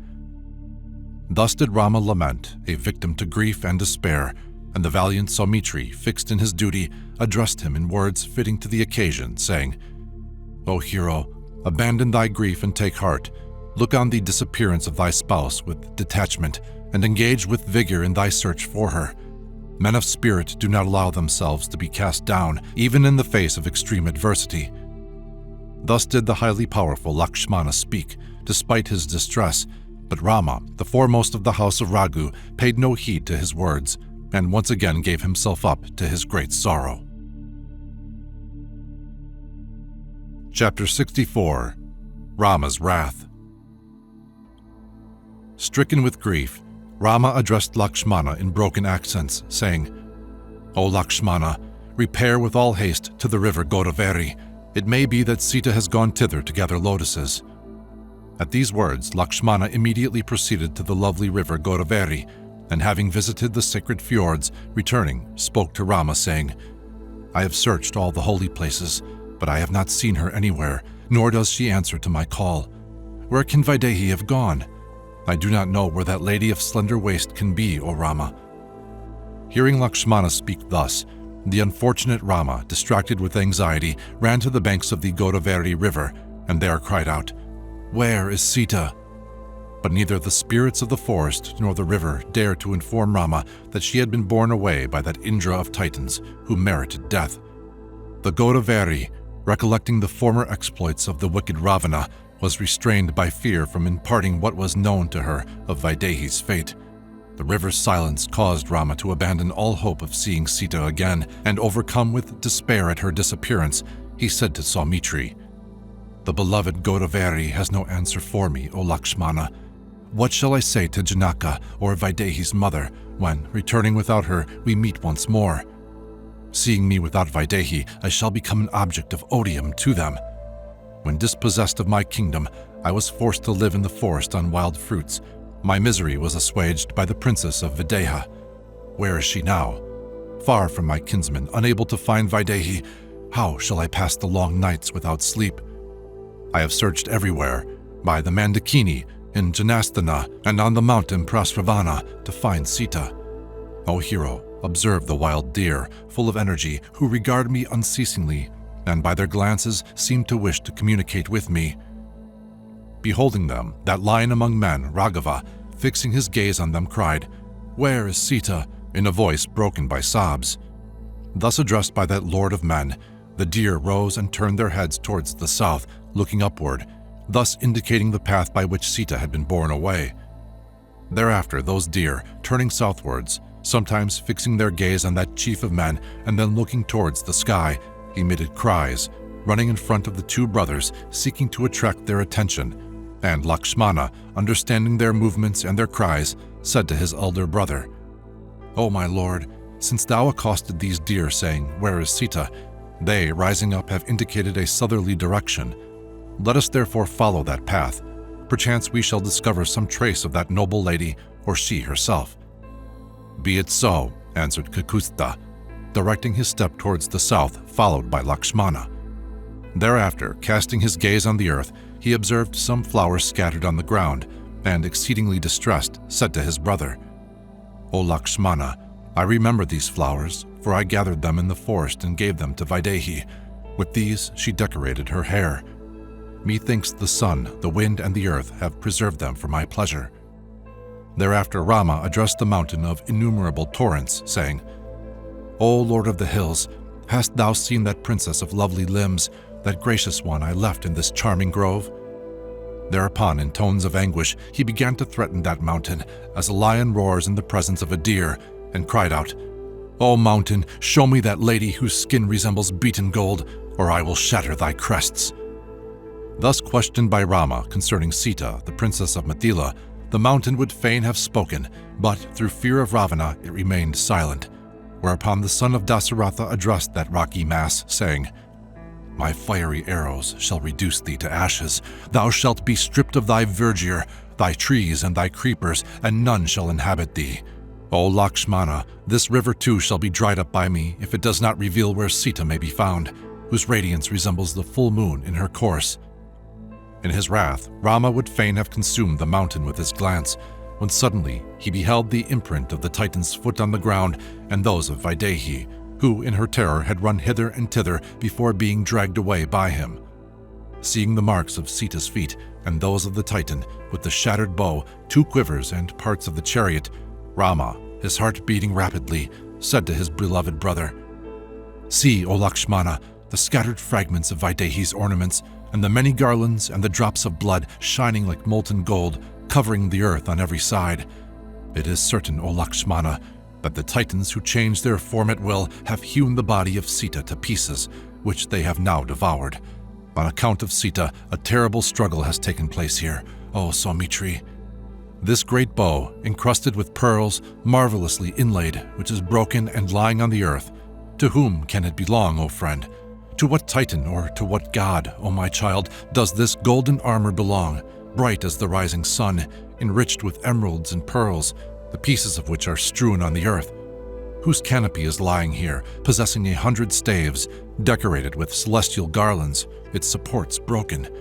And whose are these mules, harnessed with gold, having goblins' heads, terrible to behold, that have been slain in the fight? This chariot of war, shining like a flame, which is overturned and broken, to whom does it belong? These arrows too, 100 fingers in length, of terrifying aspect, their golden tips blunted, lying in 100 fragments, and the 2 quivers filled with excellent shafts, whose are they? See the charioteer lying on the earth, the lash and reins still in his hands. Who is his master? Without doubt, these footprints are those of a mighty Titan, O Lakshmana. Behold how under 1,000 guises the bitter hatred of these Titans, who are ruthless and able to change their form at will, is made manifest. Alas, the blessed Vaidehi has been carried hence, or she is dead and has been devoured. If virtue was not able to protect Vaidehi from being carried away by stealth in the great forest, and she has been devoured, O Lakshmana, how can even the great ones of this world offer me any solace? The supreme creator of the universe himself, were he to manifest compassion, would be misunderstood and held in contempt by the world, and I, who am by nature gentle, who have subdued my senses and who exercise mercy, desiring the welfare of all, shall be thought wanting in valor by the gods. O Lakshmana, my virtues shall be overshadowed today, as thou shalt soon witness, and my wrath be manifest in the destruction of the demons and all created beings. As the rising sun obscures the splendor of the moon, so will my great attributes be withdrawn and my naked splendor blaze forth. There will be no escape for any in the 3 worlds, neither Yaksha, Gandharva, Pisacha, Rakshasa, Kinera, nor man, O Lakshmana. Soon shalt thou see mine arrows filling the firmament, the planets stayed in their courses, the moon veiled, fire and wind restrained, the brightness of the sun obscured, the crests of the mountains shattered, the lakes dried up, creepers and trees uprooted, and the ocean drained. If the gods do not bring back Sita to me, I shall blot out the 3 worlds. Then, O Saumitri, they will be forced to acknowledge my prowess. None shall find refuge anywhere in space, O Lakshmana. Today, thou shalt see the universe pass beyond its bournes, with the help of the arrows loosed from my bow, which I shall stretch up to mine ear. No being will be able to survive. For Sita's sake, I shall rid the world of goblins and demons, and the gods shall witness the power of these missiles loosed in my wrath. The worlds of the gods, giants, yakshas, and titans will be annihilated under the impact of my shafts. With mine arrows, I shall shatter the defenses of the three worlds if the gods do not restore Vaidehi to me as she was before she was borne away. If they do not bring back my beloved unharmed, I shall lay waste the entire universe and all contained therein. Until I find myself in Sita's presence once more, I shall let loose every weapon of destruction."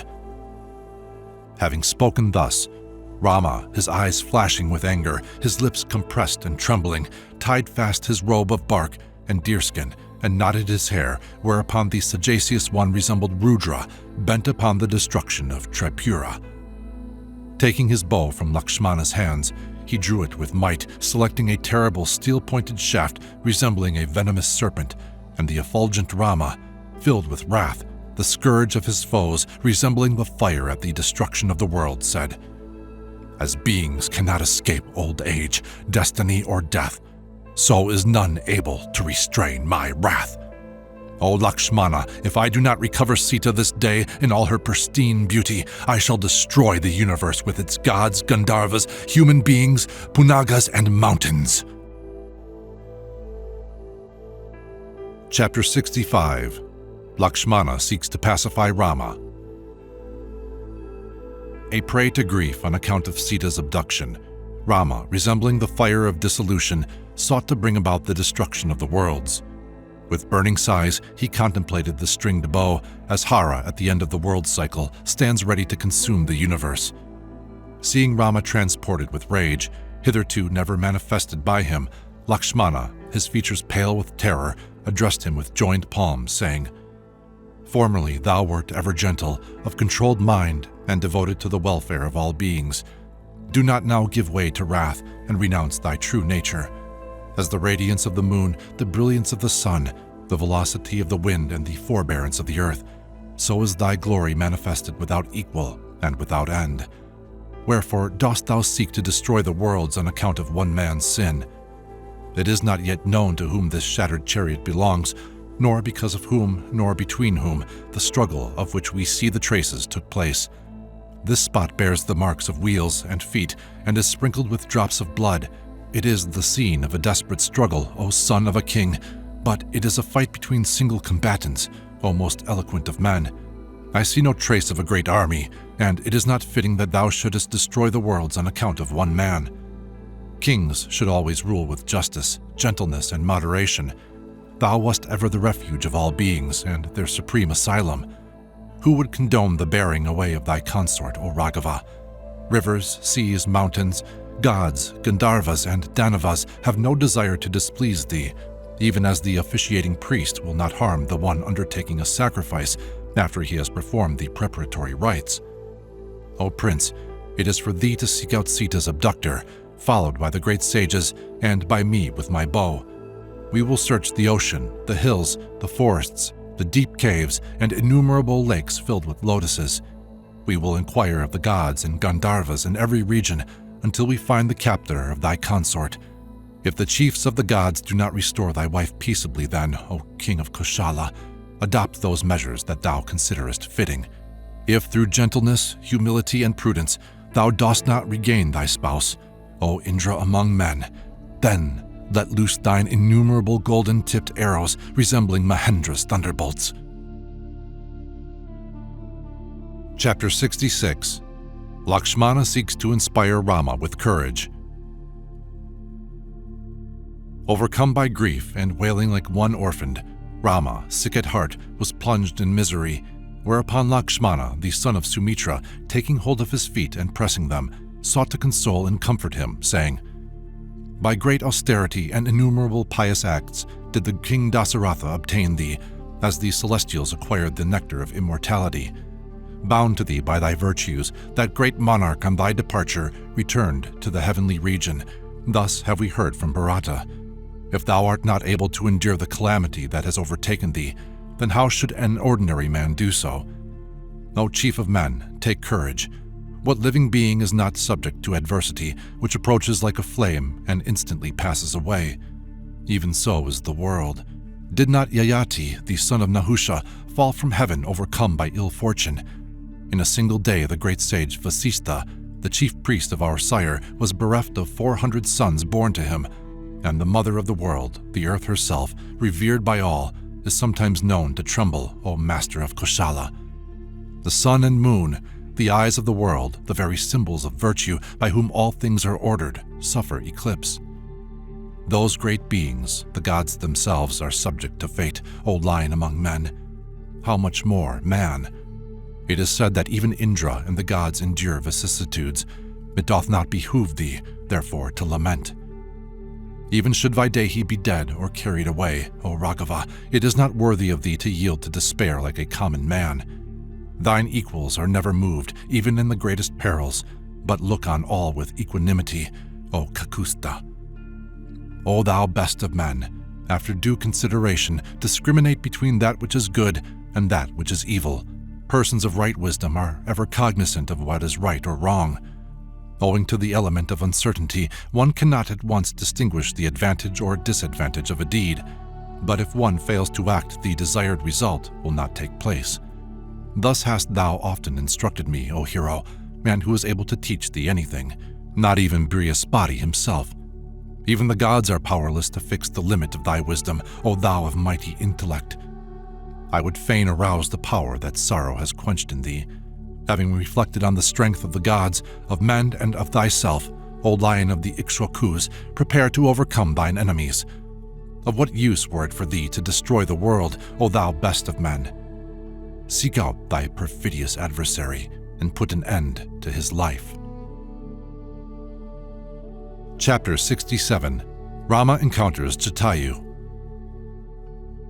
At these apposite words, full of wisdom, uttered by his younger brother Lakshmana, Raghava, regaining possession of himself, rallied his courage anew. Controlling his wrath, the long-armed Rama, leaning on his marvelous bow, said to Lakshmana, O my friend, what should be done? Whither shall we go, O Lakshmana? How shall we find Sita again? Let us consider these things carefully. To these anxious enquiries, Lakshmana answered, It is for thee to search Janasthana, which is inhabited by innumerable Titans and covered with trees and creepers of every kind. There, inaccessible cliffs, chasms, and caves are to be found, and dark caverns inhabited by herds of wild beasts, the retreat of Kinneras and the resort of Gandharvas. With me explore these places. As the mountains are not affected by tempest, neither can adversity daunt the wise, such as thou, O lion among men. Thus speaking, Lakshmana began to scour the forest, and Rama, still chafing under adversity, advanced, holding his bow on which was strung a formidable steel-pointed shaft, when suddenly he beheld Jatayu, that excellent king of birds, resembling a mountain peak, lying on the earth covered with blood. Seeing that great vulture like unto the crest of a mountain, Rama said to Lakshmana, Without doubt, here is the Titan, who, ranging the forest under the guise of a vulture, has destroyed Sita, the princess of Vaideha. Having satisfied himself by devouring that large-eyed princess, he is resting at ease. I shall pierce him with my dread and fiery shafts that fly straight to their target. Speaking thus, Rama, fixing a sharp arrow on his bow, ran towards him, and in his ire it seemed he would destroy the earth, whose boundaries are the sea. Vomiting blood, that bird then addressed Rama, the son of Dasaratha, in the mournful accents of one about to die, saying, O thou of long life, that divinity whom thou seekest in the great forest, as one does a healing herb, has been borne away by Ravana, as has my life also. O Raghava, in the absence of Lakshmana and thyself, that princess was seen by me, being dragged away by the all-powerful Ravana. Flying to the aid of Sita, O Lord, Ravana was thrown to the earth by me in the struggle that ensued, and his chariot and canopy shattered. With a stroke of my wing, I slew the charioteer, but being at the end of my strength, my 2 wings were severed by Ravana's sword, and he, seizing hold of Sita, the princess of Vaideha, escaped into the air. That Titan has left me here to die. Do not slay me, O prince. Receiving these precious tidings concerning Sita, Rama, dropping his great bow, embraced the king of the vultures, and then, despite his resolve, fell to the ground, overcome with grief, and began to lament with Lakshmana. Seeing Jatayu alone in that perilous and isolated pathway, moaning unceasingly, Rama, overwhelmed with pity, said to Saumitri, The loss of my kingdom, exile to the forest, the abduction of Sita, and the death of this twice-born renders my fate such that it would consume fire itself. Even were the sea filled to the brim, and I to enter it this day, that Lord of the rivers would dry up on account of my misfortunes. Such is the adversity that encompasses me, that there is none in all the worlds amongst animate and inanimate beings who is so wretched as I. On account of mine evil karma, this childhood friend of my sire, the mighty king of the vultures, lies dying on the earth. Repeating these words again and again to Lakshmana, who accompanied him, Rama began to caress Jatayu, pressing his hand lovingly over the body of his father's friend. Thereafter, taking the king of the vultures, whose wings were severed and who was bathed in blood, in his arms, he said, "Where has Mithili gone? Who is dearer to me than life?" And having spoken thus, Raghava sank down on the earth. Chapter 68. Jatayu's Death. In the presence of the vulture, whom the terrible Ravana had struck down, Rama, full of compassion for all, addressed the son of Saumitri in these words: "This bird, who sought to defend my interests, has been mortally wounded in the struggle with the Titan, and for my sake now lies dying here. Its vital breaths are barely perceptible, O Lakshmana, its eyes are dim, and it is unable to speak. O Jatayu, if it be possible for thee, then say what has become of Sita, and how thou hast come to this sorry pass. For what reason has Ravana carried away my dear one? How did that radiant and enchanting face, resembling the moon, appear at that time, O best of the twice-born? What words did Sita utter at that moment? What is the strength, the appearance, and the karma of that Titan? Where does he dwell, O friend? Answer me." Beholding Rama lamenting like an orphan, the virtuous Jatayu answered in feeble accents, "Sita has been carried away by that Indra of Titans, Ravana, that evil wretch who resorts to the aid of sorcery and is able to loose the wind and the tempest. O dear child, I, being exhausted, that prowler of the night severed my 2 wings, and thereafter taking hold of Sita, fled in a southerly direction. My breathing is labored, and my sight dim, O Raghava. I see before me the golden trees with leaves formed of Ushira. The hour in which Ravana bore Sita away was that in which the loser soon recovers that which is lost. Vindhya is its name, O Kakusta, and Ravana was unaware of it. Like a fish that swallows the bait, he will soon perish. Do not therefore despair of recovering Janaki. Thou wilt soon sport with her, having slain Ravana in battle." While the vulture was thus replying to Rama, blood and morsels of flesh flowed from his beak, and on the verge of death, retaining his consciousness, Jatayu added, "Ravana is the son of Vishravas and the brother of Vishravana," and thereafter yielded up his life. "Speak, speak further," cried Rama, addressing him with joined palms, but the life breaths withdrawn from that vulture's body were already dissipated. Thereupon the king of the vultures fell on the earth, his legs, body, and head stretched out, and beholding that bird resembling a mountain of vast proportions, that bird of reddened eyes, deprived of life, Rama, staggering under the weight of his misfortune, said to Saumitri in bitter tones, "Passing many years happily in the forest, the resort of Titans, this bird has at length given up his life. Having lived innumerable years, he now lies here inanimate. None can withstand the course of destiny. Behold, O Lakshmana, this vulture who died in my service, having sought to protect Sita, and who has been slain by Ravana of superior power. He renounced the dominion bequeathed to him by his ancestors and sacrificed his life for my sake. Undoubtedly, the virtuous practice courage, devotion, and the fulfillment of duty, even in the animal kingdom, O Saumitri. I did not feel so keen a grief for Sita's abduction as for the death of this vulture, who has sacrificed himself for me, O scourger of thy foes. I hold this king of birds in the same veneration as I did the illustrious and fortunate monarch Dasaratha, O Saumitri. Do thou bring fuel that I may ignite the pyre of that king of vultures who died for me. Placing the body of that protector of the realm of winged creatures on the funeral pile, who has been destroyed by the cruel Titan, I shall cremate it. O king of the vultures, O magnanimous being, cremated and blessed by me, depart and ascend to those regions further than which it is not possible to go, and which are the abode of those who habitually offer sacrifice, those heroes who never retreat on the battlefield, and those who distribute land and charity. With these words, the virtuous Rama placed the king of winged creatures on the funeral pyre, and, full of grief, ignited the flame as if performing the rite for his own kinsmen. Thereafter, the illustrious Rama, accompanied by Saumitri, entered the forest and, killing a few fat rohi deer, strewed the flesh on the green grass as an oblation to that bird. Tearing off the flesh of those deer and kneading it into balls, he offered it to the vulture in that pleasant forest land, placing it on fresh grass.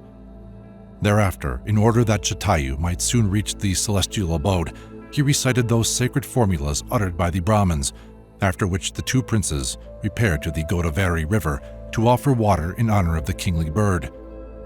Following the traditional rites, those two descendants of Raghu bathed and performed the Udaka ceremony for the king of the vultures, who, having fallen on the field of battle, had executed a glorious and difficult deed, and now, blessed by Rama, had attained to the place prepared for him in the realm of the saints. Thereupon those two princes, after offering the last rites in honor of that excellent bird, as if to their sire, entered the forest, their minds set on the recovery of Sita, like Vishnu and Vasava, the sovereigns of the gods. Chapter 69. Rama and Lakshmana meet Ayunka and Kabanda. Having performed the purificatory rites in honor of Jatayu, the two princes entered the forest in quest of Sita, proceeding in a southwesterly direction. Armed with sword, bow, and arrow, those offshoots of the house of Ikshwaku followed a hitherto untrodden path, overgrown with bushes, trees, and creepers of various kinds, which was difficult of access, with dense thickets on either side and of sinister appearance. Nevertheless, the two mighty warriors pressed on through that vast and dangerous wood. Having traversed Janasthana and covered a further 3 leagues, those brothers, endowed with great energy, penetrated into the thick woodlands of the Kuroncha forest, which resembled a group of clouds and presented a smiling aspect with its many brilliant flowers and the herds of wild deer and flocks of birds that inhabited it. After exploring this forest, anxious to behold the princess of Videha once more, sometimes halting to bewail her disappearance, the two brothers resumed their journey, then, covering a distance of 3 leagues, came to the hermitage of Matanga. Having searched the whole forest filled with fearful beasts and birds, and planted with innumerable trees and dense thickets, the two sons of Dasaratha beheld a cave in the mountain, deep as the region under the earth where eternal darkness reigns. Then those two lions among men, approaching that cave, perceived the vast shape of a female Titan of hideous appearance. Fearful of aspect, she was an object of terror to weaker creatures with her loathsome countenance, vast stomach, sharp teeth, immense stature, and harsh voice. This monster subsisted on the flesh of ferocious beasts, and now appeared before Rama and Lakshmana, her hair disheveled, and addressed them, saying, "Come, let us pass the time in dalliance together." Thereafter she laid hold of Lakshmana, who had preceded his brother, and added, "I am named Ayunka. I am thine. Do thou become my lord, O hero. Let us give ourselves up to a long life of pleasure on the summits of the mountains and among the islands and the rivers." Hearing these words, the slayer of his foes, Lakshmana, full of wrath, drew his sword and cut off her ears, nose, and breasts. Her ears and nose being severed, that terrible Titan ran away with all speed, and when she had disappeared, the two brothers, Rama and Lakshmana, scourgers of their foes, hastily pressed on and entered the dense forest. Thereafter, the mighty Lakshmana, full of loyalty, charm, and nobility, addressed his resplendent brother with joined palms, saying, "I am conscious of a violent throbbing in my left arm, and my mind is filled with apprehension, whilst on every side I perceive inauspicious omens. Do thou therefore hold thyself in readiness, O Great One, and follow my counsel. These different portents foretell imminent danger. The Vantrulaka bird is emitting fearful cries, which indicate a speedy victory for us." Thereupon the two brothers courageously began to explore the entire forest, when a terrible clamor arose, appearing to rend the trees. Such was the uproar that it seemed as though a mighty wind had suddenly swept through the forest. Seeking to ascertain the cause of this disturbance, Rama, armed with a sword, bow in hand, advancing with his younger brother, beheld a Titan of vast proportions, possessing huge thighs, standing before him. Headless, his mouth and his belly covered with bristling hairs, in stature equal to a mountain, his complexion that of a dark cloud, terrible to look upon. His voice resounded like thunder. Shining like a lit torch, he seemed to emit sparks. His single eye, furnished with yellow lids opening in his breast, was strange and hideous, and this monster, possessed of enormous teeth, was licking his lips. Despite their ferocity and size, he fed on bears, lions, deer, and birds, catching them with his great arms at a distance of 4 miles. With his hands, he seized hold of flocks of birds and herds of deer, which he put into his mouth. Having observed them a mile off, he obstructed the progress of the 2 brothers and stood awaiting them. That colossal, hideous, and dreadful creature of sinister aspect, with his trunk and vast arms, fearful to behold, stretching out, seized the 2 valiant brothers and gripped them with all his strength. On account of his coolness and courage, the valiant Raghava remained unmoved, but Lakshmana, being a mere stripling and volatile by nature, began to tremble, and that younger brother of Raghava said to him, "O hero, behold how I have fallen into the power of this Titan. Do thou leave me as an offering to the evil forces and go thy way happily. Thou wilt soon be reunited with Vaidehi. This is my firm conviction. O Kakusta, when thou hast regained the kingdom of thy forebears and art installed on the throne, remember me." At these words, uttered by Lakshmana, the son of Sumitra, Rama answered, "Have no fear, O valiant one. Persons of thy valor are never perturbed." Meanwhile, the headless Titan of huge arms, the foremost among the giants, said to them, "Who are you, whose shoulders resemble a bull's, armed with great swords and bows? It is fortunate indeed for me that by chance you have come within my range in this dangerous place. Say for what reason you have come here, where I wait ravaged by hunger, ye who are armed with arrows, bows, and swords, and resemble bulls with pointed horns. Having approached me, your death is imminent." Hearing the words of the wicked Kabanda, Rama, his face growing pale, said to Lakshmana, "We have fallen from one danger into a greater one, O hero. This ill chance may cost us our lives without our being able to rejoin our beloved Sita. The power of destiny over all beings is inexorable, O Lakshmana. See, O lion among men, how ill fortune drives us to the last extremity. There is nothing that weighs so heavily on a man as destiny. Even the brave, the mighty, the great and skillful warriors on the field of battle, overtaken by destiny, are swept away like banks of sand." Thus spoke that heroic and illustrious son of Dasaratha, filled with distress, his eyes fixed on Saumitri, while in his soul his composure was fully established. Chapter 70. Rama and Lakshmana sever the arms of Kabanda. Seeing the 2 brothers fallen into his arms, as if into a snare, Kabanda said to them, "What ails you, O foremost among warriors? Since I am tormented with hunger, fate has destined you for my food, and for this reason has deprived you of your wits." Hearing these words, Lakshmana, though sore distressed, determined to display his valor and addressed Rama in words worthy of the occasion, saying, "We shall soon become the food of this vile demon, who with his vast and powerful arms subdues all beings. Let us with our swords sever his arms with all speed, O Lord, or he will make an end of us. It is shameful for warriors to make away with those who cannot defend themselves, like an animal deprived of its freedom that is led to sacrifice."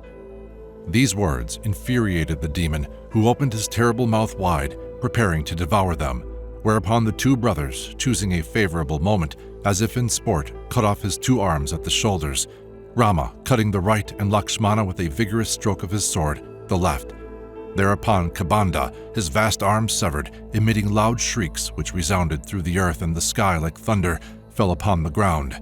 Beholding his 2 arms severed and the blood flowing in streams, the unfortunate demon inquired of those 2 warriors in feeble accents, "Who are you?" Thus accosted, the supremely courageous Lakshmana began to extol the virtues of Kakusta, saying, "This is Rama, the descendant of the house of Ikshwaku, known throughout the earth, and I am his younger brother, Lakshmana. Deprived of his kingdom by the queen Kaikeyi, Raghava was exiled to the great forest where he lived with his consort and myself. While this hero, mighty as a god, dwelt in that pastoral retreat, a Titan bore away his consort, in search of whom we have come hither. And thou, who art thou wandering in these woods emitting flames, thy thighs sunk into thy body?" On hearing Lakshmana, Kabanda, calling Indra's words to mind, answered joyfully, "Welcome to you, O tigers among men. Beholding you is my salvation. For my good, you have cut off my arms. Do you hear how, due to mine arrogance, I came to assume this monstrous shape? O illustrious ones, I shall relate all to you truthfully." Chapter 71. Kabanda tells his story. O long-armed Rama, formerly I was filled with unimaginable energy and courage. My beauty was famed throughout the three worlds and equal to the sun, the moon, and Indra himself. Assuming a terrible form, I became an object of fear to all and struck terror into the hearts of the ascetics living in the forest. O Rama, on a certain occasion I incurred the wrath of a great rishi named Stulashira, whom I tormented in this loathsome shape, whilst he was gathering wild fruits. Fixing his gaze on me, he pronounced a terrible curse, saying, "Do thou retain forever this fearful form, assumed by thee in order to harm others." Appealing to that provoked ascetic to rescind his curse, he took compassion on me and said, "When Rama cremates thee in the lonely forest, having severed both thine arms, thou shalt regain thy great and wonderful form. O Lakshmana, know that I am really the son of Danu, who is extremely handsome to look upon. My present appearance is due to a curse pronounced by Indra on the field of battle. By rigorous penances, I gained the goodwill of Brahma, and he granted me the boon of longevity. Thereafter, I was filled with pride, and thinking, what can Indra do to me now? I challenged him to combat, whereupon he hurled his mace of 100 edges at me. By the force of this weapon, my thighs and head were thrust into my body. I prayed to him to end my life, but he, saying, "May the words of Brahma prove true," compelled me to go on living. Then I addressed Mahendra, saying, "How shall I live without food, since thou hast thrust my head and thighs into my body?" Thereat, Indra caused my arms to extend over 4 miles and placed a mouth with sharp teeth in my belly. Ever since, stretching out my arms, I wander in the forest and seize hold of lions, tigers, and deer and put them into my mouth. Then Indra said to me, "When Rama and Lakshmana cut off thine arms, thou shalt attain heaven." Since then, O Great One, I have laid hold on every living being I have found in the forest and have been awaiting Rama to sever my arms. Anticipating this, I have waited for death. Now, O Lord, thou hast come. Be thou blessed. None but thou can put an end to my life. The words of the great Rishi have proved true, O illustrious one. I will put my counsel at thy service, O bull among men, and when I have received the consecration of fire, will form a pact of friendship with you both." At these words of Danu, Rama, in the hearing of Lakshmana, answered him, saying, "Ravana has borne away mine illustrious consort Sita, whilst I and my brother were absent from the hermitage. I am conversant only with the name of that Titan, but not with his form, nor are we acquainted with his strength, nor where he dwells. Helpless and distressed, we wander here and there in the forest. It behooveth thee to show thy compassion to us. After gathering all the branches that are dry and have been broken down by elephants, and digging a large pit, we will cremate thee at the time indicated by thee. Do thou tell us who has carried Sita away, and where she is to be found. Render us this great service if thou art acquainted with the truth." Thus addressed by Rama, Danu, skilled in speech, answered Raghava, saying, "I am not possessed of divine foresight, neither am I acquainted with the Princess Sita. But being cremated by thee, resuming my natural form, I shall be able to point out one to thee who will know what has become of her. Without being consumed by fire, I am unable to tell thee who is acquainted with that Titan who has carried Sita away. Through a curse, my foresight has been destroyed, O Raghava, and through mine own fault, I have become an object of loathing to the whole world. But before the sun with his tired steeds withdraws behind the western horizon, cast me into the pit, O Rama, and cremate me according to the traditional rites. Cremated by thee with due ceremonial, O joy of the house of Raghu, I shall tell thee who is acquainted with that Titan. It is for thee to seal a pact of friendship with him according to the law. O Raghava, that swift-footed hero will lend thee his assistance. For one reason or another, he has traversed the 3 worlds, and there is nothing in the universe that is not known to him." Chapter 72. Kabanda tells Rama how to find Sita. After Kabanda had spoken thus, those two warriors, the foremost among men, Rama and Lakshmana, sought out a hollow on the mountainside and ignited a fire. With the aid of glowing brands, Lakshmana lit the pyre that burst into flame on every side. The vast trunk of Kabanda began to melt in the heat of the fire like a lump of butter, and later the powerful Kabanda, scattering the ashes, rose up from the pyre wearing a spotless raiment and a celestial garland. And that handsome demon, his limbs covered with diverse ornaments, ascended a chariot of dazzling beauty drawn by swans, in his splendor illumining the 10 regions. Thereafter, standing in the sky, he addressed Rama, saying, "Learn, O Raghava, by what means thou shalt be able to recover Sita. There are 6 expedients by which misfortune may be combated, and in the light of which all things should be considered. He who has fallen into the worst misfortune may find solace if he has someone with whom to share his lot, but thou and Lakshmana are deprived of this consolation in the calamity that has befallen you through the theft of Sita. O Rama, thou who art thyself the foremost of friends, art in need of a friend. After due reflection, I see no possibility of success for thee except by this. Hearken, O Rama, to what I am about to tell thee. There is a monkey named Sugriva, who was banished in anger by his brother Bali, the son of Indra. This sagacious and valiant Sugriva, with 4 of his companions, inhabits the lofty mountain Rishyamukha, situated on the borders of Lake Pampa. This Indra among monkeys, who is full of energy and prowess, of brilliant appearance, loyal, temperate, intelligent and magnanimous, skillful and courageous, wise and powerful, has been banished by his brother for the sake of the kingdom. He will surely prove thy friend and assist thee in thy search for Sita.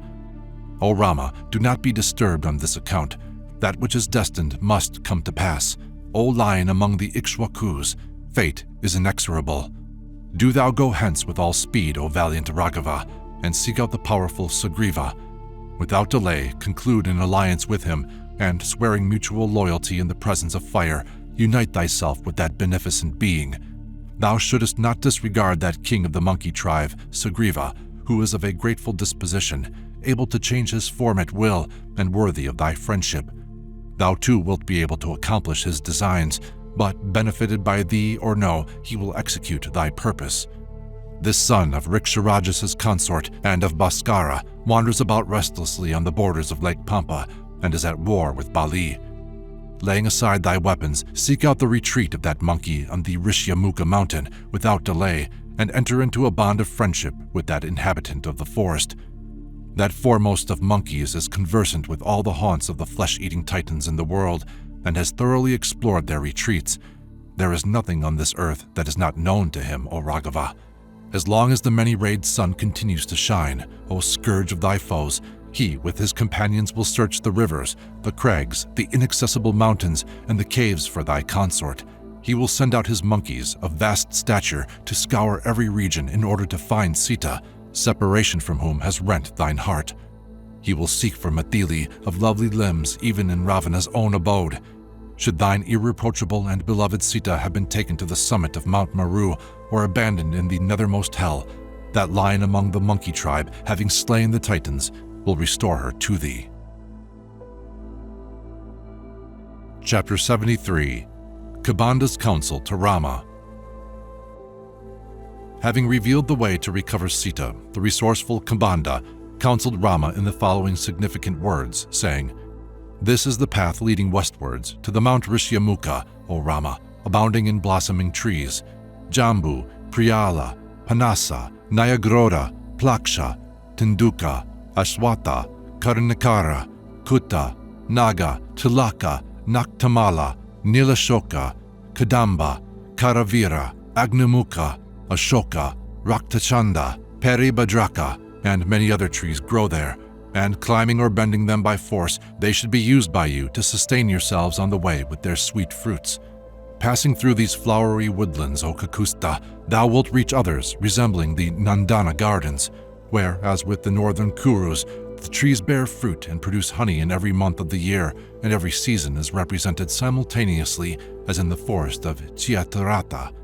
There, great trees with mighty branches, bowed under the weight of their fruit, resemble towering clouds on the mountainside.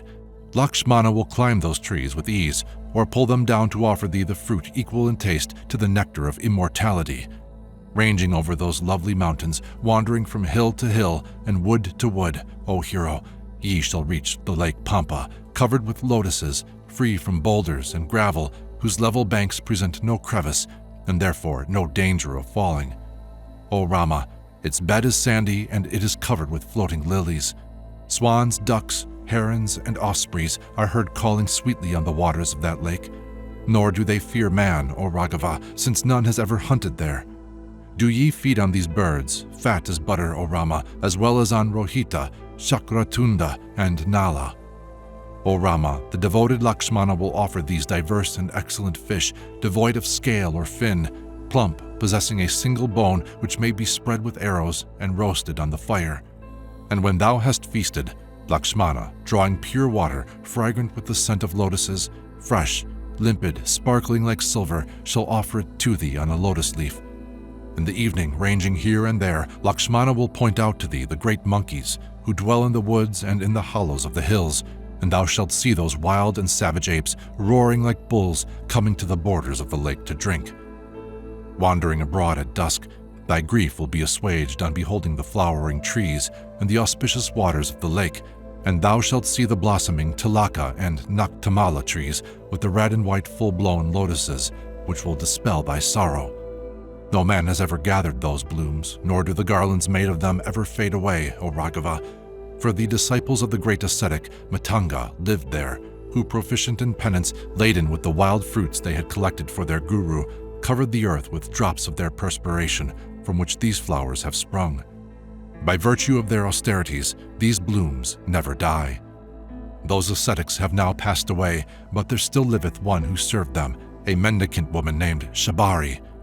O Kakusta, she who is ever fixed in her duty is now extremely old, and on beholding thee who art honored by the whole world, will ascend to heaven. O Rama, having reached the western bank of Lake Pampa, thou shalt see a lovely, isolated and concealed spot, which is Matanga's hermitage. There, in fear of his divine authority, no elephant dare enter, though there be many.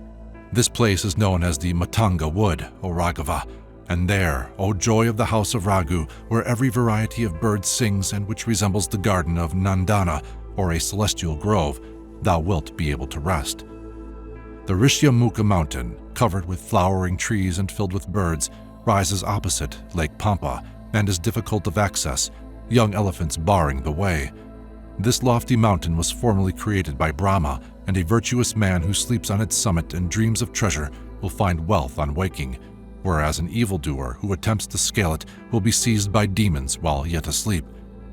There too, the trumpeting of the young elephants who disport themselves in the Lake Pampa can be heard. O Rama, in that part of the hermitage where Matanga lodged them, wild elephants of vast size, streaming with crimson ichor, rushed to the lake, full of ardure like great clouds. There they slake their thirst in the cool waters that are limpid, pleasant and extremely auspicious to those who bathe in them, and which exhale a sweet fragrance. Having disported themselves, these elephants re-enter the thickets with the bears, panthers, and wolves. Beholding them, as also the deer of gentle countenance resembling sapphire, who are harmless and do not fear man, thy grief will be assuaged. O Kakusta, on this mountain, hewn out of the rock, is a great cavern, difficult of access, covered on all sides with delightful fruits, and at the entrance is a great lake of cool water filled with every kind of reptile. There the virtuous Sugriva and his companions dwell, though sometimes he resides on the summit of the hill. Having thus instructed the two princes, Rama and Lakshmana, Kabanda, resembling the sun in brilliance, wreathed in garlands, illumined the heavens with his splendor. Thereupon those two heroes, seeing that blessed one stationed in the sky, spoke unto him, saying, "Go in peace." Whereto Kabanda answered, saying, "Do ye proceed, ye will achieve your purpose." Then Kabanda, having regained his pristine beauty, shining in grace and splendor, fixed his gaze on Rama and spoke again from the sky, saying, "Enter into an alliance with Sugriva." Chapter 74. Rama visits Shabari. The two princes, following the instructions of Kabanda, proceeded along the path to the west leading to Lake Pampa. Wending their way, desirous of finding Sugriva, they gazed on the many trees laden with flowers and fruit, tasting of nectar, growing on the mountainsides. Passing the night on a plateau, those two descendants of Raghu reached the western bank of the Pampa, abounding in lotuses, and beheld Shibari's pleasant retreat. Approaching that charming hermitage, shaded on all sides by innumerable trees, they beheld that perfected one, who, seeing them, rose up and with joined palms touched the feet of Rama and the prudent Lakshmana, and, according to tradition, offered water to rinse their mouths and bathe their feet. Thereupon Rama addressed that female ascetic, fixed in her spiritual duty, and said, "Hast thou overcome all obstacles to asceticism, O thou of gentle speech? Do thine austerities increase daily? Hast thou subdued thine anger and thy need for food? O solitary one, hast thou observed thy vows and attained inner tranquility? Has thine attendance on thy guru borne fruit?" Thus interrogated by Rama, the virtuous Shibari, revered by the gods, extremely aged, standing before him, offered him homage and said, "Blessed by thy presence, I have acquired perfection and my asceticism is crowned. Today my birth has borne fruit and the service of my gurus has been fully honored. Today my pious practices have found fulfillment. O foremost of men, greatest of these celestials, worshipping thee, I shall attain the heavenly realm. O gentle one, O slayer of thy foes, O thou who dost confer honor on men, purified by thy compassionate regard, I shall, by thy favor, attain the imperishable worlds, O subduer of thy foes.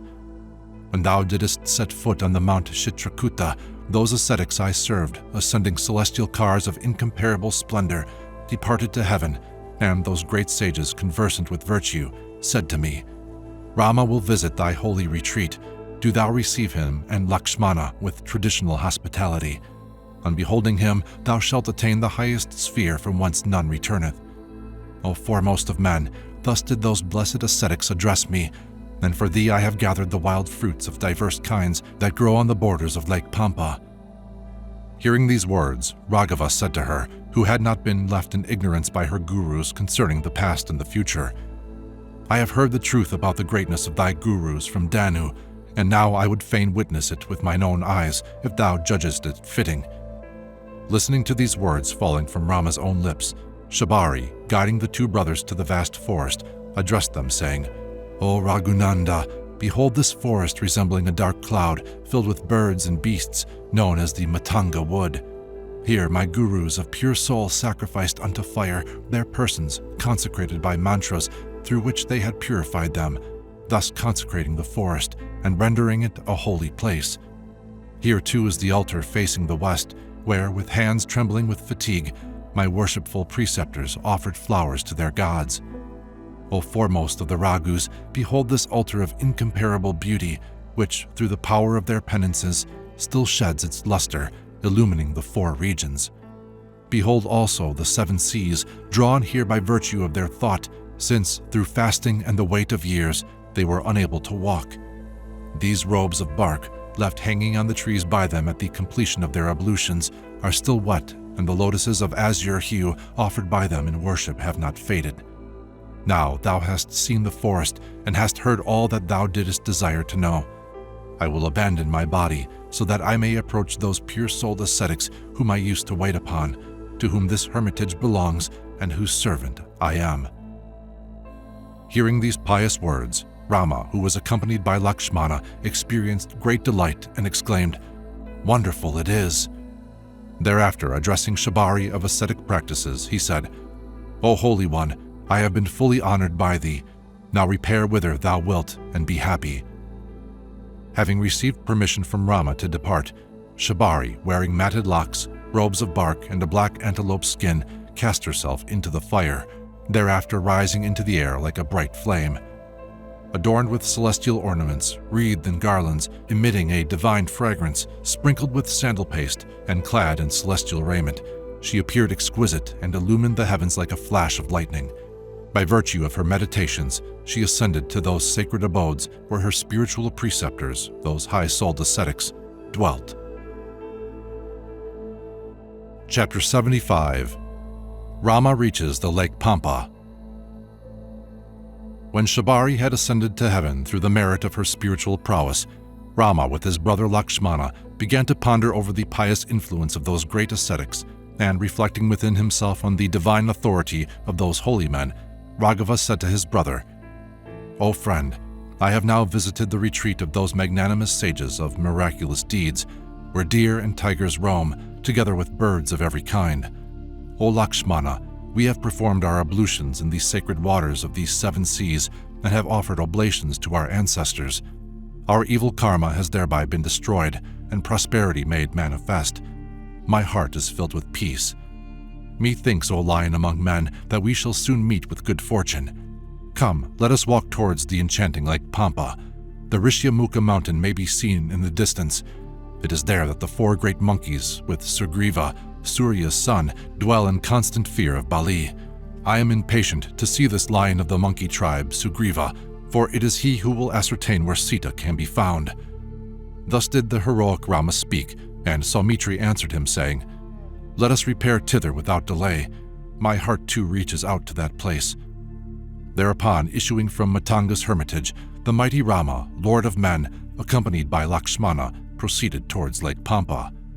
On every side he saw innumerable trees in full flower, and pools where small white cranes nested in the reeds, and peacocks, lapwings, and woodpeckers filling the forest with their cries, as also a multitude of other birds. Enjoying the trees of varying fragrance and the many ponds, Rama, transported with delight, approached one whose waters, delicious to the taste, were drawn from the Matanga lake. There the 2 descendants of Raghu stood in quiet recollection. Thereafter, grief once more invading the heart of Raghu, the son of Dasaratha, he entered the enchanting lake covered with lotuses. Adorned on all sides with tilaka, ashoka, punaga, vakula, and udalaka trees, which were nourished by its waters, it was framed in charming groves, and its waves, pure as crystal, on which hibiscus blooms flowed over fine sand. Fish and turtle abounded there, and the banks were embellished by trees intertwined with friendly creepers. Kineras, Uragas, Gandharvas, Yakshas, and Rakshasas frequented it, and diverse trees and shrubs cast their shade over it. That lake was verily a jewel with its fresh and limpid waters, its lotuses and water lilies lending it a coppery sheen, whilst clumps of nymphoeae cast silvery reflections, and the blue of sapphire was added by other flowers. Aravinda and Utpala blooms abounded around the lake, which was covered with innumerable lotuses, whilst groves of mango in flower lent their shade, and peacocks filled it with their cries. Rama, the mighty son of Dasaratha, who was accompanied by Lakshmana, seeing the lake Pampa adorned like a bride with tilaka, Bijapura, Vata, Lodra, Sukla Druma, Karavira, Punaga in flower, bushes of Malati and Kunda, Bandira, Nikula, Ashoka, Saptaparna, Kitaka, Antimukta, and diverse other trees of varying perfume gave expression to his grief. There stands on the right bank the mountain Rishyamukha, abounding in various metals and famed for the variety of its trees and flowers, spoken of by Kabanda, where the son of the magnanimous Riksharajas, the valiant Sugriva, dwells. O foremost of men, seek out the king of the monkeys, were his words. Thereafter Rama spoke to Lakshmana, again saying, O Lakshmana, how will Sita be able to live without me? Having spoken thus to Lakshmana, the foremost of the Raghus, tormented by his love, which precluded from thinking of aught else, entered the marvelous lake Pampa, having given voice to his sorrow. Proceeding slowly, observing the forest, Rama, coming to Lake Pampa, surrounded on all sides with enchanting groves, filled with a multitude of birds, entered its waters with Lakshmana. End of Aranya-Kanda.